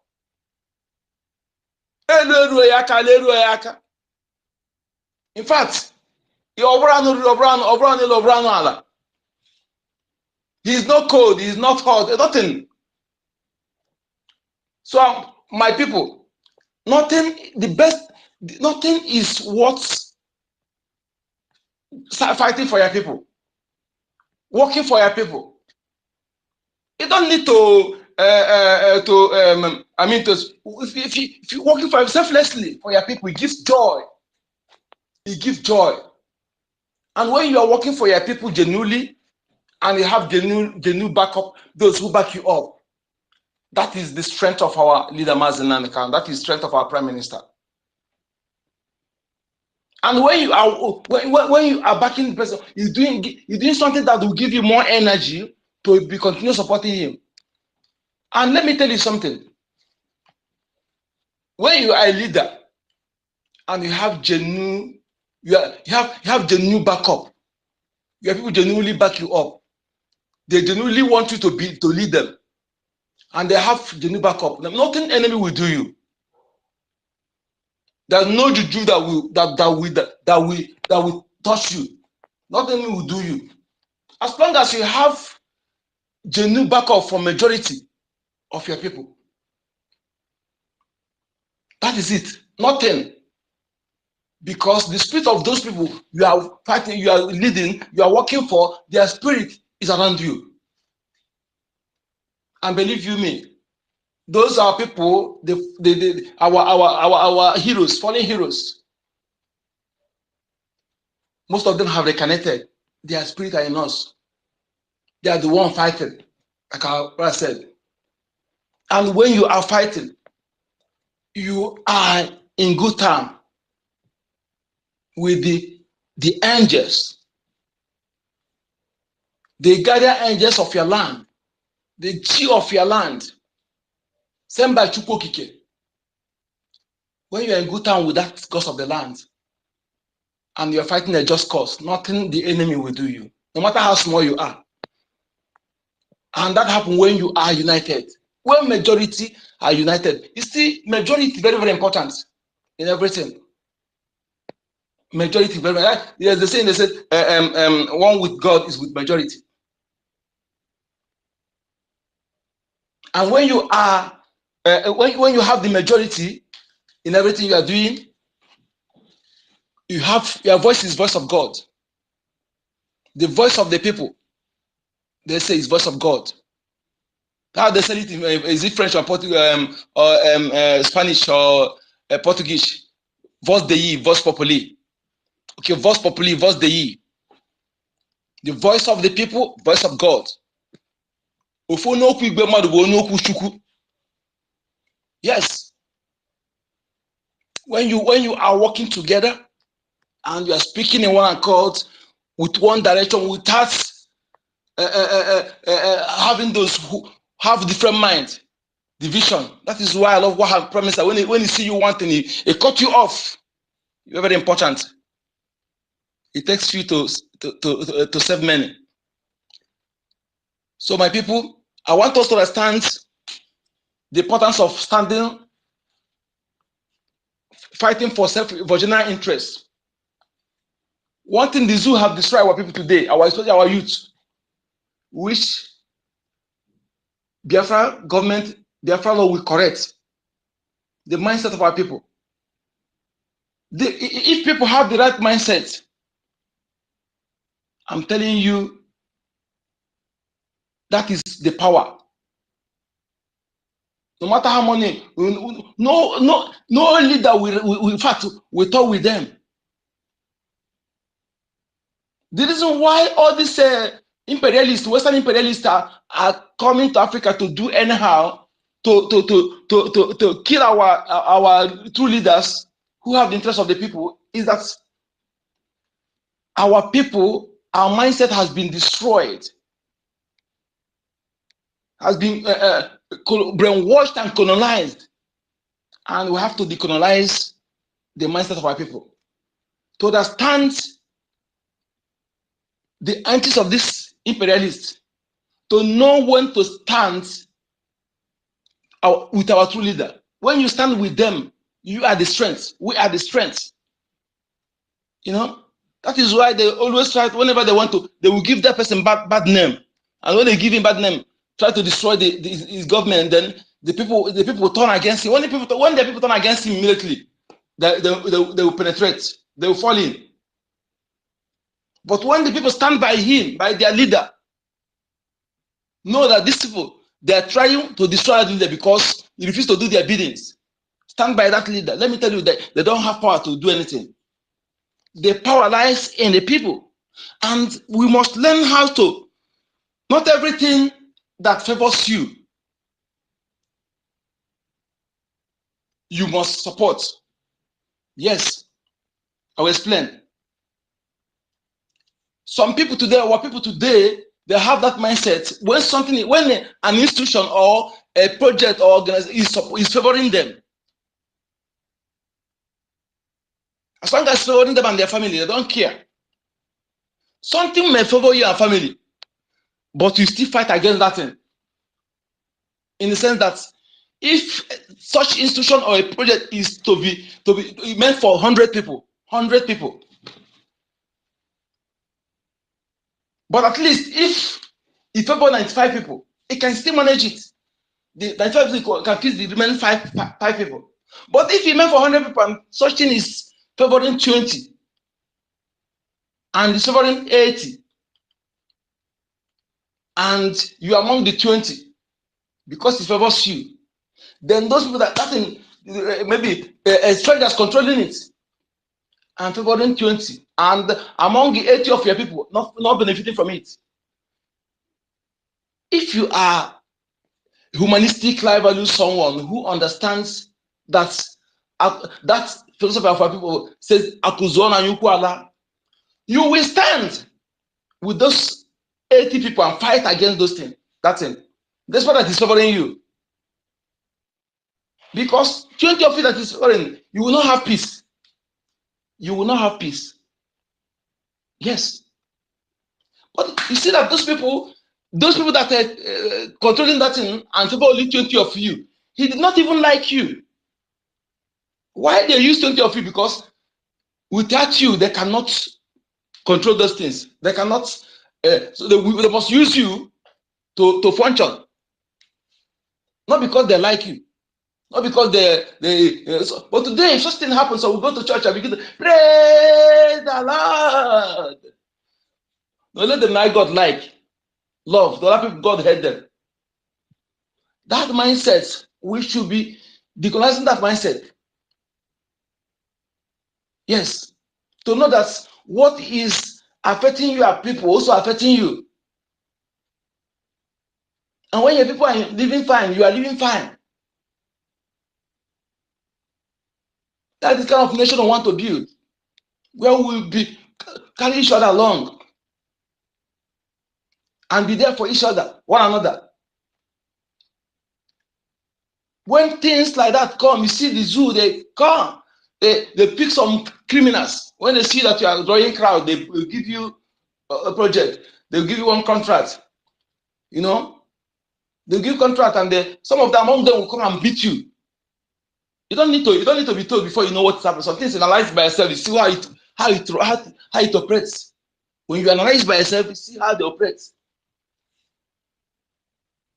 I didn't know that Oyabelo was used to trap some of them. When they say they will give you contracts, and one of those people in office, government, they will come and tell you, eat the money, no problem. Just eat the money, give me your own child, I'll back you up. You will eat the money. Nobody will talk. You will do Magoma, eat the money. They will put the file for you. They will give you another one. You do Mago, give file for you. Then one again, they'll come and give you one again that will be against your own people. Go fight your people, go do this against them. By then he said, no, I can't do that. Then they will bring the file out. They'll bring your file out. This is how they're caging some of them. They'll cage them. And after they see, bring file, how they go to jail. And they confiscate all your this thing. You see how they cage many of them. But some of them, if you still love your people, if you love your people, instead of you destroying your people, you carry a cross by yourself. You carry a cross. You can't flow because of your own criminality. You put millions of people in danger because of your own interest. That is why none of them will be forgiven. None of them will be forgiven. So my people, our youths, please, let's change our mindset. Because the zoo have destroyed our mindset. All these irregularities are not from our ancestors at all. They are not from our ancestors. We believe in live and let live. No criminality. We don't believe in giving people fish to eat. We believe in teaching that people have to fish. Those who have mindset of giving you fish, giving people fish to eat, they are the people who have mindset of slavery. They want you to be slave. They don't want you to be like them. They want you to be hailing them. Rakadede, rakadede. But those who have mindset of teaching people to fish, they want everybody to be okay. Nobody wants to slave each other. That is how our ancestors, that's foundation they lived. The imperialists confessed it themselves, not they write it in an article. Okay? All this mindset of if everybody you don't care. You begin to, when you see that, say, oh, thank God, you begin to sing praises. Because it's not affecting you. There is a saying in Igbo that says,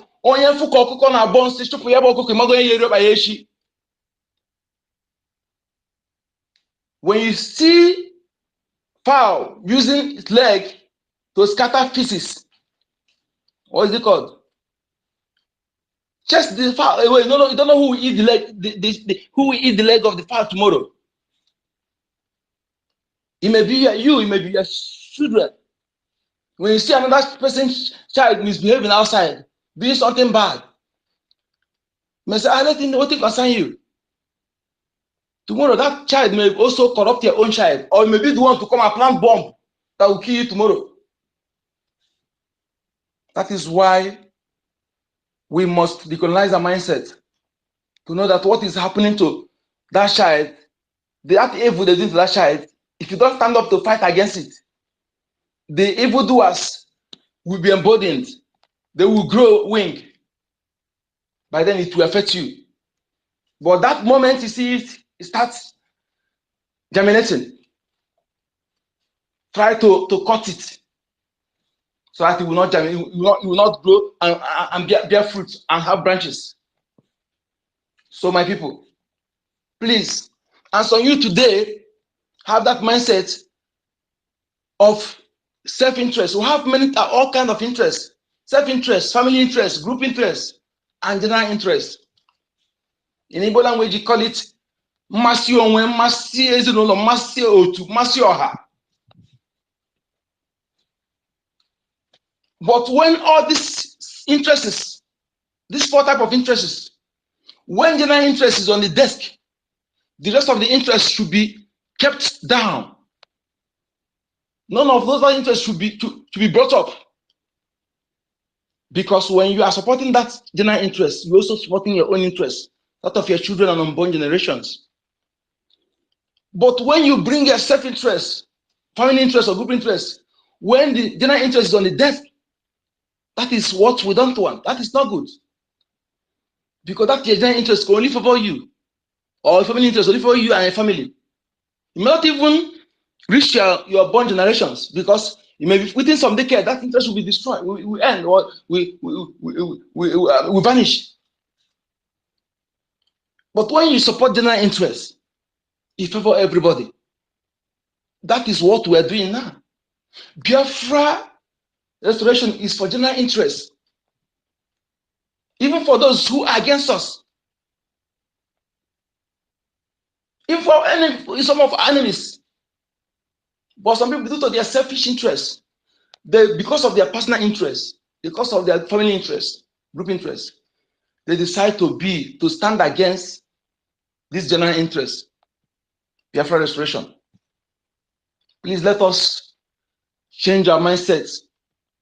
The youth and the Nigeria with the evil leaders, evil rulers, and the Bible robbers, and the Islamist bigots, or will I call them terrorists. They have used all these institutions to destroy the mindset of African youth. Today, somebody can kill his own brother because of religion, can kill his own brother because of politics. All these things we don't want to see in Biafra. We want to build a nation. Our generation, we are here. This is what we're doing. So is the achievement, is what we are sent to do. This is why we're here. If you have the body, if you feel the burden on your shoulder, know you are one of us. This is why we are here. And no achievement on this planet Earth. Nothing, money or what money can buy, can be compared to what we're doing. Because no matter how much you have, no matter whatever you think you have achieved, but you don't control your land, the land of your ancestors, you don't control it. That thing you have, those things you have has no taproot. What do you think you have when the enemy, stranger is giving order, making the policy, enforcing the law, interpreting the law, using the law against you, controlling your land, controlling the men with barrel of gun,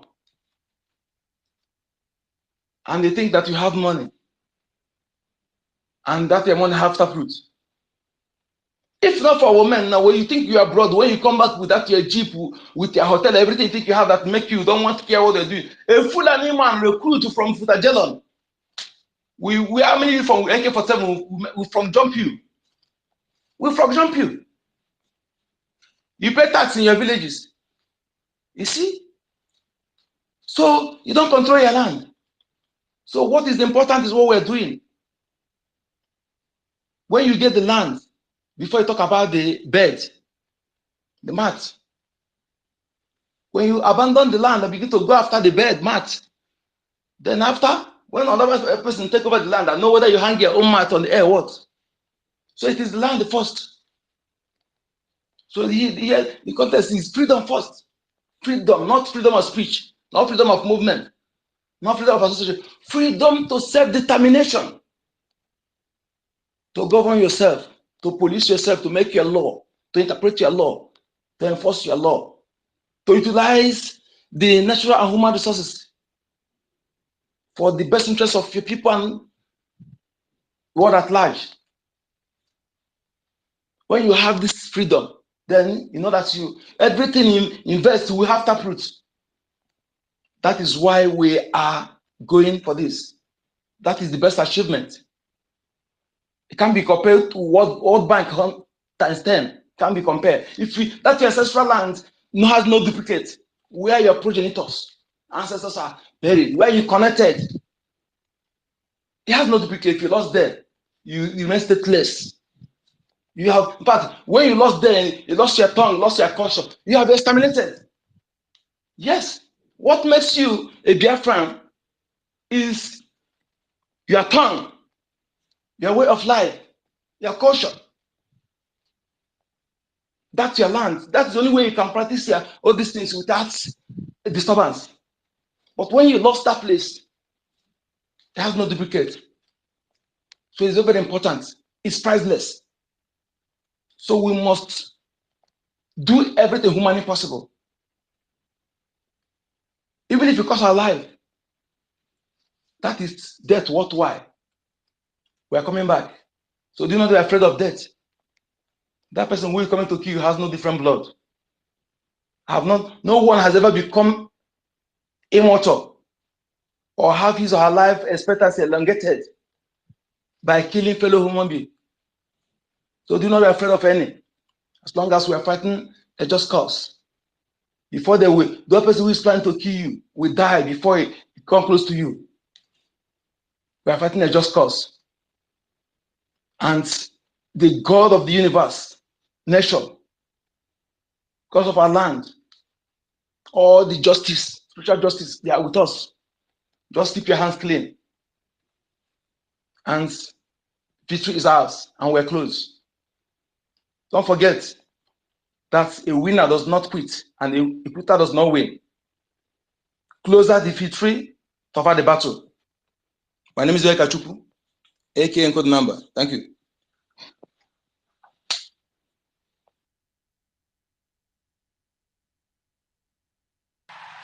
Yeah, thank you so much, Onyeka. Great job, great words, great mind-blowing words that you just made.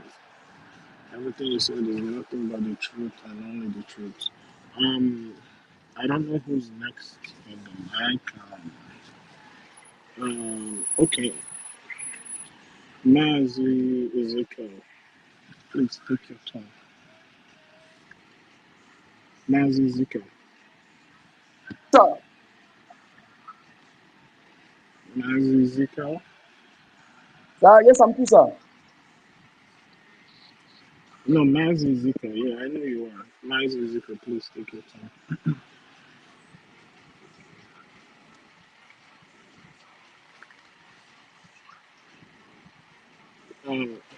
Mazi Frank, you have anything to say? Mazi Chukwumeze, maybe Mazi Ezekiel is having a network issue. Maybe he's having network issues. Okay. Yeah, Okay, yeah, go please, ahead. anybody that wants to speak. All right. Mazi Chukwumeze, thank you. Thank you. Uncle the number, you really made a wonderful submission. God bless you, my brother. Thank you. Please, anybody that wants to make a submission can signify by raising his hand or her hand up so that we can quickly identify who want to speak to our people. Anybody? Mazi Ezekiel, you are having network issues. Okay, let me say. Are you there Let me right say now? something. Okay, you can speak now. The mic is yours. No, it's Mazi Chukwueze speaking. Okay, Chukwumeze. Yeah. Okay. I just want us to. You see, a lot has been said tonight. Trust me, these are great words from intelligent people. You guys need to understand, as a Biafran, you are one of a kind species among the Orient, and there's a reason why we're here. We have a very huge responsibility. Even after the restoration of Biafra, we have a very huge responsibility to carry out. So it's important, not only now that we are getting closer to the end of the battle, just as Mazi Onyeka said, it's going to get tougher. Now is the time that you need to build yourself even more stronger, rely more on that mental toughness, because that mental toughness is what that will get us there. Remember, our leader said it. Now is the time to put it into use. I just want to say something about Biafracoin. Listen, this Biafracoin, it's our own. It's owned by us. It's coming from us. and therefore the responsibility to make it great relies solely on us. We are the one that is going to make it great before every other people will come into it. I want you all to understand that. Let's look at it this way. Look at your bank, wherever you are. I know each and every one of us, we all operate a bank account. The bank is one of the major backbone and one of the major contributors to the economy. And look at it in the sense, what makes that bank become what they are today is because of what the customers of that bank are doing with the bank. Because take a look at, for instance, a bank is there to provide loans, to safeguard people's assets, to also help build internal growth within the economy. And this bank, one of their major functions is they give out loans. And the only way those banks can get those loans or those liquid assets to be able to facilitate loan is as a result of them able to attract customers. Because when you as a customer continue to deposit your money in that bank, it increases the liquid assets of that bank, thereby allowing them to be able to have more, to be able to afford more credit facility. When I mean credit facility, they're able to give out more loans. And by so doing, as they're giving out loans are not given for free. Loans are given based on interest. So by so doing, the bank is investing your money, they're trading with your money, they're making profit from the loans that were being given out to people. So you develop that bank. You make that bank become what they are. And that's why at the end of every quarter or maybe annually, they can declare profit because the customers of that bank contribute a lot to the bank to get the bank to where it is today. So I want us to take that scenario and let's put it to Biafra coin. It's very important that once the coin is being released, I'm sorry you guys might hear a little noise on the background, but it's not gonna be much of a disturbance. So I want us to take that scenario of this illustration I gave about this banking system and banking. When this coin is being unveiled by our government, by our prime minister, and he says that we are ready to go and buy this coin.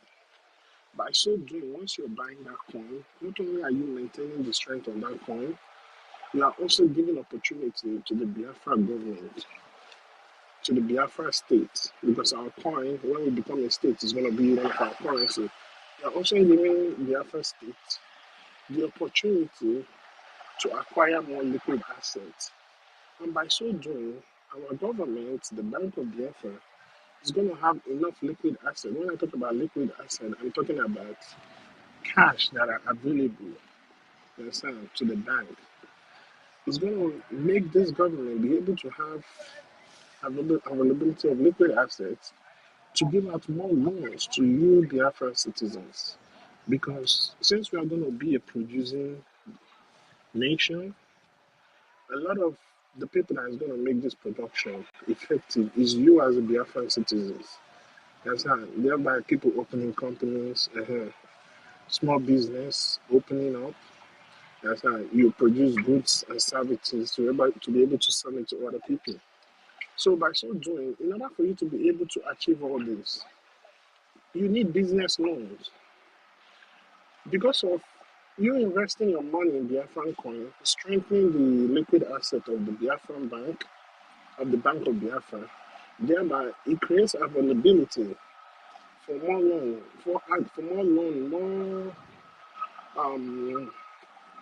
more interest, like more friendly interest rate to be able to be provided for the citizens so that you can open your business in the same way, just as your business is functioning, you're able to make profit and remit taxes back to the government. So either way is a win-win.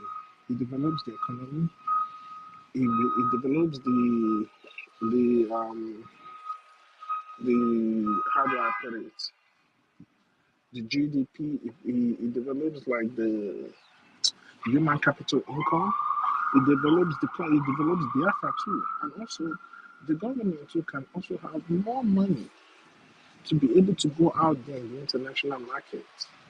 You understand? To invest and even make more profits, because in Biafra we're gonna have one of the best investors, like investors brain, one of the best economists that will give the government good advice on how to invest the money of the people of Biafra. So by so doing, you have already strengthened your currency, you have strengthened your economy, and guess what? Where it's going to become even mind blowing because of the strength of your economy and the strength of your currency. Other countries, other nations. Okay, yeah. Before that, your money will become recognized as an international means or international currency of transaction. That's number one pedestal. The next pedestal will be that other countries will want to have their own liquid assets in your currency, because now they know that your currency is very viable, very reliable. And when they put their money in your currency, it's not going to lose value. So by so doing, it's even going to increase the more liquid asset of the government. The government is even going to have more money, to even be able to give out more loans to people. It's just like the same thing like all this investment banking does. It's the same thing. That, as a matter of fact, that's the way. That's the way banks make their money. By giving out loans, by investing the stock markets, because they have the money. That's why when customers, that's why as a result, some banks fall because of when customers begin to take out their money. Remember, our prime minister said that we are going to place the coin in such a way that even if you decide tomorrow you want to take out your investment out of the Biafran coin, the government will buy it from you. Why are they buying it? Because to maintain that strength. So it's just like the law of synergy, but it has to start with us. And the only way it can start with us is by investing in it. You understand? Now that we are not yet an independent state, you understand? Wherever we are, most especially when in diaspora, we're all making income.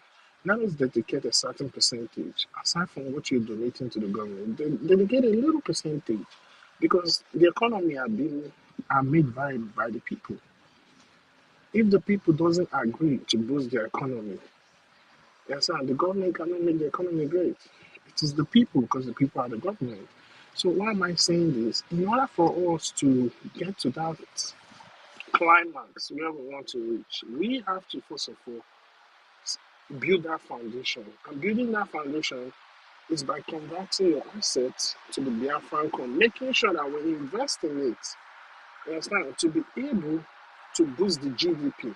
Trust me, aside from other things like natural resources and our brain-based economy that we're going to do, once we Biafra, once we do this, in 5 years, the Biafran coin will be more than the United States dollars. Aside from the fact that we're doing the right thing, and because of the blessing of God on us as we as a people. So I'm emphasizing on this because the responsibility to build that Biafra, that Bank of Biafra, that Biafra Reserve, to build that Biafra GDP, that Biafra economy, it has to start with us. So that everybody can develop. You will not just have poor citizens, you will have citizens that are productive, citizens that are happy because they are getting all the benefits that as a government, that the government should provide for our citizens. And also, we as Biafran, even after we have Biafran, let us have that mindset of thinking like, what can we do for Biafra, for the state of Biafra to develop, to move forward, not what Biafra will do for us. Let us continue to do, because when we think more, Like, what are we going to do for Biafra to move forward? You understand? In other words, we are going to, the benefit is going to become very much. So please, let's key in on that mindset, because just look at the coin just like a bank. Most banks folded because a lot of people took out their money from those banks. The bank are nothing without the customers, because it's from the money of the customers that the bank can go out there confidently and invest. It's from the money of the customers that the bank can give out loans with interest rates and make profits from those interest rates. So look at you, look yourself as a citizen of Biafra, as an ambassador of Biafra. Just look at yourself as a customer in Biafra in regards to that coin. So please, when the coin is out, let us try and invest and invest and invest and invest more in that. And now, pertaining to the border, I want to talk just a little bit about the border of Biafra. I believe like to have a 50% secured border is going to do it after we have developed Biafra, and Biafra is viable, a producing nation. Our neighbors that are around us need to develop too.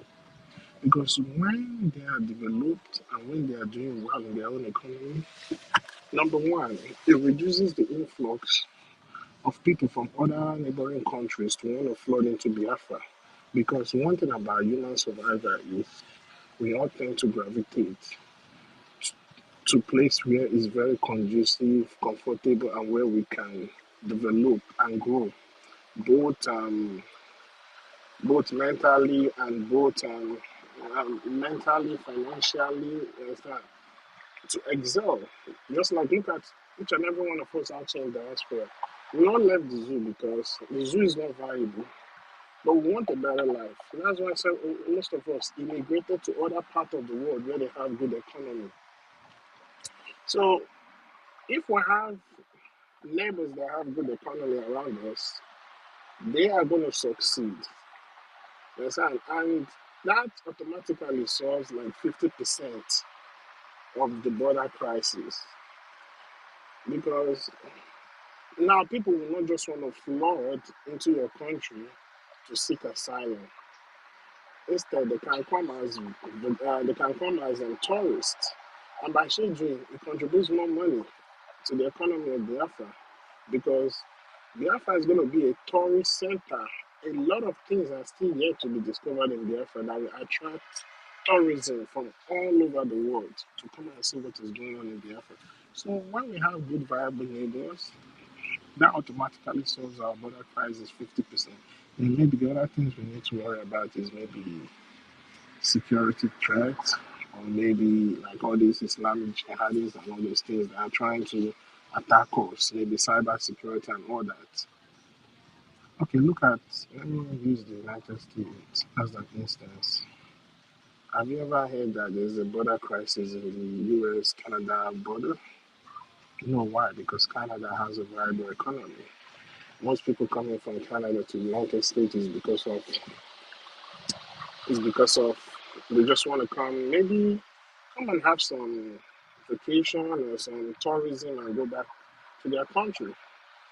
And by so doing, it contributes to the US economy. Look at the US-Mexico border. Most of the border crisis comes from that end. Because look at Mexico, even though it is a developing country, their economy is not as viable as it ought to be. So what does it do? It increases poverty. It makes those people in Mexico want to migrate to the United States. And they want to do it anyway to smuggle themselves to come into the US to seek asylum. So, to me, over in the US, I say if they want to solve their border crisis in that place, is help Mexico develop their economy. Support them equally, fairly. Take away those sanctions. that has been imposed on them, maybe by the US, to help the economy grow. And trust me, automatically that solves their border crisis in the US Mexico border. So take this scenario and apply it to Biafra. That's why our leader said we are going to give all these neighboring countries free oil and gas. Because if their citizens are comfortable, they will remain in their own countries and just come to Biafra, maybe to come and study or maybe to come and visit or to come and see things. And when they are gone, we go back. Okay, look at the EU now. Aside from the countries that experience border crisis and maybe immigrants coming from Africa, maybe through the Mediterranean Sea or so. But among the EU, have you ever heard anything about them having border crisis among themselves? No, because it's an European Union. They have viable economy. Because even the people that are the tourists that are living from one country within the European Union to another country within the European Union, they will still want to go back to their country because the same thing they can get in where they are going to for tourism, they can also get in their own country. The cost of living is good. You understand? The GDP is good. Everything is good. They have all the basic necessity. So that's the same thing that we are going to bring to Africa as Biafra. And that foundation will start with you as a Biafran because you have to contribute to build that great economy that we want from Biafra before we can extend it to others. So even after we get Biafra, we should understand that huge responsibility still lies on our shoulders. We have so many roles to play. Because this Biafra we're fighting, it's gonna be a great honor because even after we are gone, after we have gone beyond to, after we've left this world, our legacy will still speak. So whatever we are doing now is to secure our race, our culture, our language, our value, understand, and give to the future generation coming a good foundation that they can build on. Remember, our leader says it's going to take us 75 years, you understand, before we can say yes, we have built Biafra to the best country that we want it to be. So for now, whatever we are doing, it's our children now even enjoy the Biafra that will be that great beacon of light. But it has to start with us. The credit that we, as the current generation fighting for this freedom, is going to live with is that we secured them that permanent freedom, that uninterrupted, non-negotiable freedom, freedom that they will enjoy, they will live in their land like citizens. They will not just be existing, they will be living. And so you will have basic access to everything that the government should provide for our people. So please, my people, let us channel our mindset towards, let's channel our mindsets towards this direction.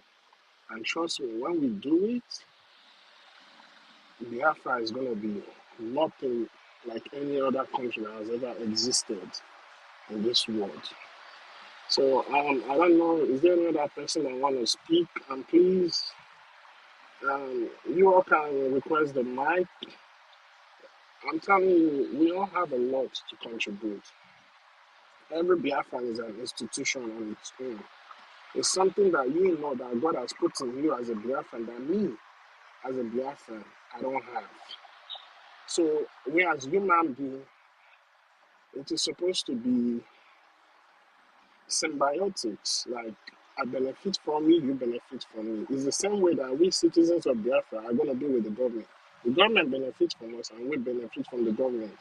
And also the satellites, when I heard that our prime minister said that the Biafra satellite is going to be launched very soon, I wasn't surprised because I know that we can do great things. Think about it, during the war, it was during the war that we were able to build so many things that we used during the war. Our communication system, like during the time that the PM visited the United States, Biafrans in New York, we had a venue, to welcome our listeners. So while I was in that venue, I met a lot of veterans. And I began to hear stories upon stories and upon stories. And I was marveled. I'm like, if we can achieve all this during a very, very disastrous war, not what do you think we will achieve when we have a free Biafran state, whereby everything will be used to develop the people, to develop the land for the benefit of the people? So we launching our satellite is a great achievement, but at the same time, it's not incomplete that we are still yet to do on the world scene. So please, and also it's very important. The satellite is very important because with that satellite, okay, take a look at it. And during the NSAS protest in the zoo, after the whole massacre and everything, how was CNN able to do the analysis that they put out about how, because you remember after that answers, the zoo military were denying that, oh, they never shot at the protester.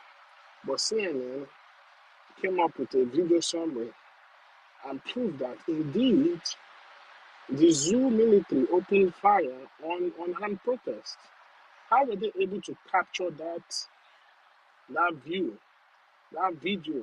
It was through the satellite. So satellite is very important. We need it for our defense system, we need it for our communication system, we need it in everything that we are going to do. So you see that this government is a government that is already showing us the prototype of what Biafra is going to look like, of what great nation Biafra is going to be, what we are going to do, how everybody in Biafra is going to be taken care of. You can go to bed at night and sleep with your two eyes closed, because you have those who will be operating the satellite system, who will be checkmating your airspace, your border, to make sure that Biafra citizens, Biafra nationals are safe. So my people, it's a thing of joy. I'm happy about this, but trust me, we have the right man who is in front of the job, pioneering us, and also we have great people around him, our ministers. Most especially, you can see one of our ministers, our information minister, who is the host of this space, and you can see just through his own work, you can see how the media space has gone far and wide. And also, you can see the same thing. They are just the same, each and every one of them in that government, pushing everything, our COS, understand? They are doing great things. The only way we can encourage them is by doing our own part, is by contributing more. The coin, support the government, support their policies, listen for information, do what they ask you to do, the referendum. You understand? Even now that the convention, the registration for the convention has started, support. Support, support, support. That's all you need. Support. That's all we need for now. And trust me, you will sleep and wake up in Biafra. And thank you. So I can see some hands and up. Mazionika, you've spoken before. Let me give the speaker the Yes, mic Victor to Mighty Mighty Dot. Dot. Thank you. Mighty Dot. Yeah, Mighty Dot. Yeah, Mighty Dot, please go ahead. Hey, greetings, brothers and sisters, the gods and the goddesses. Wow, it's like we've taken over the space. The Twitter space is like it's been going non-stop since morning. Man, I'm proud of you guys. I mean, this is to show that we are really how hungry we are for this restoration of Biafra. We mean business, and it's really encouraging, you know. So, talking about the Biafra coin, Biafra satellites, TV and radio. Man, this is I was just looking at the topic and all that. I was since morning, I was just smiling. I'm like, this is why these people don't want Biafra to be restored. Because it will expose them that they are nothing. I'm talking about the colonizers, the West, because there is a superior gene coming from Africa. a very superior gene that is so scared to the West. They know it.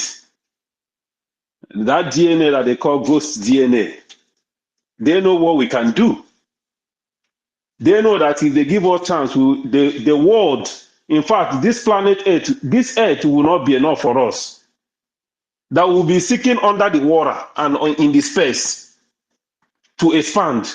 They know that we'll take over. That's why they have been scared. That's why you see this global conspiracy against Biafra.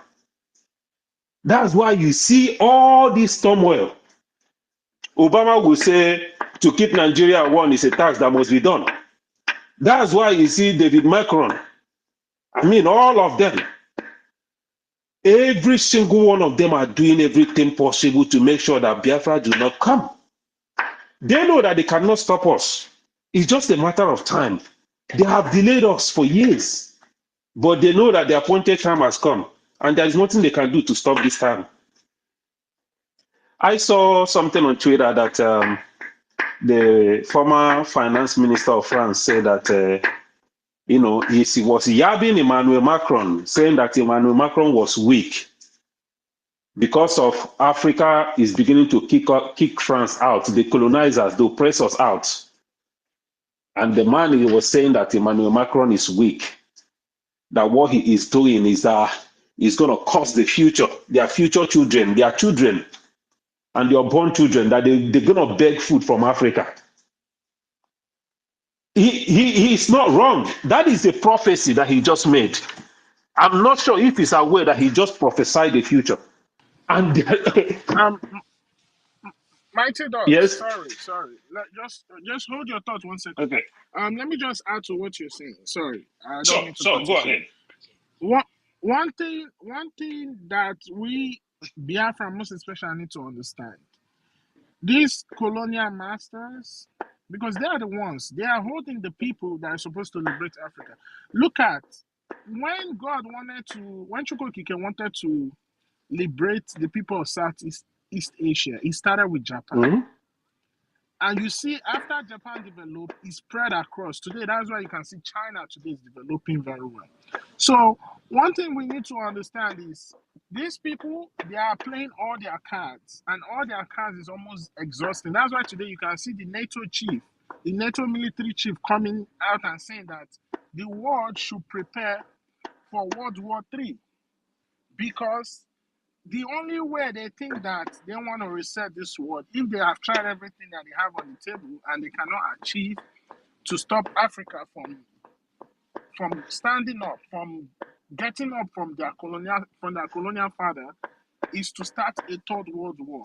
But one thing that I know, and we as Biafran is assuring them that our freedom will put a stop to all that. So that's why I keep saying the responsibility, not even just upon us, not even just upon Africa, but in the world by far, rest on the shoulders of Biafra. So that's why we need to take this freedom very serious.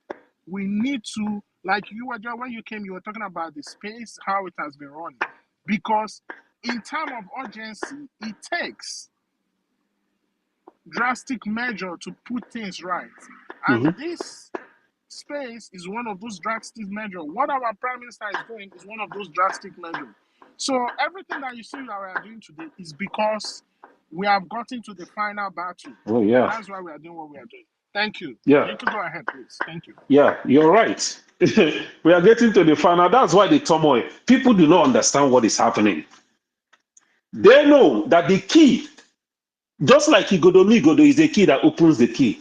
Biafra is the key that opens Africa and the world. And if they hold Biafra down, Africa will continue to remain down. So now that the key, because the appointed time has come, that's why you see the turmoil. It started from surrounding countries around us. This turmoil is going on. You see the awakening happening. They are all gathering to equip Biafra, to get Biafra ready. Because we cannot do it alone. The time has come. This multipolar order that is coming, that is the end game. Because when the time comes, everything will be set right for us. And that is what is happening. You see a different world power rising, China and Russia joining forces with others, creating this multipolar unit, multipolar order. This single polar order that we've been running, or the unipolar order that the West, America and the West have been controlling, they've been using it to oppress nations, using US dollar to oppress nations. Now, this multipolar order that is coming, springing up from Russia and China and other this thing, I'm talking about the BRICS. That is what is one of the things that is shaking. That is one of the end game.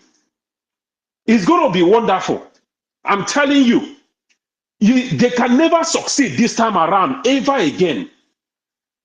That is why the appointed time has come. Biafra is at the right time. They cannot do anything to stop us, because it's not like before when they were like I said, the unipolar order. What America says stands, and their brothers in Britain and others. But now we have another superpower coming, another new world order. So that strength has been taken away from them. There is nothing they can do.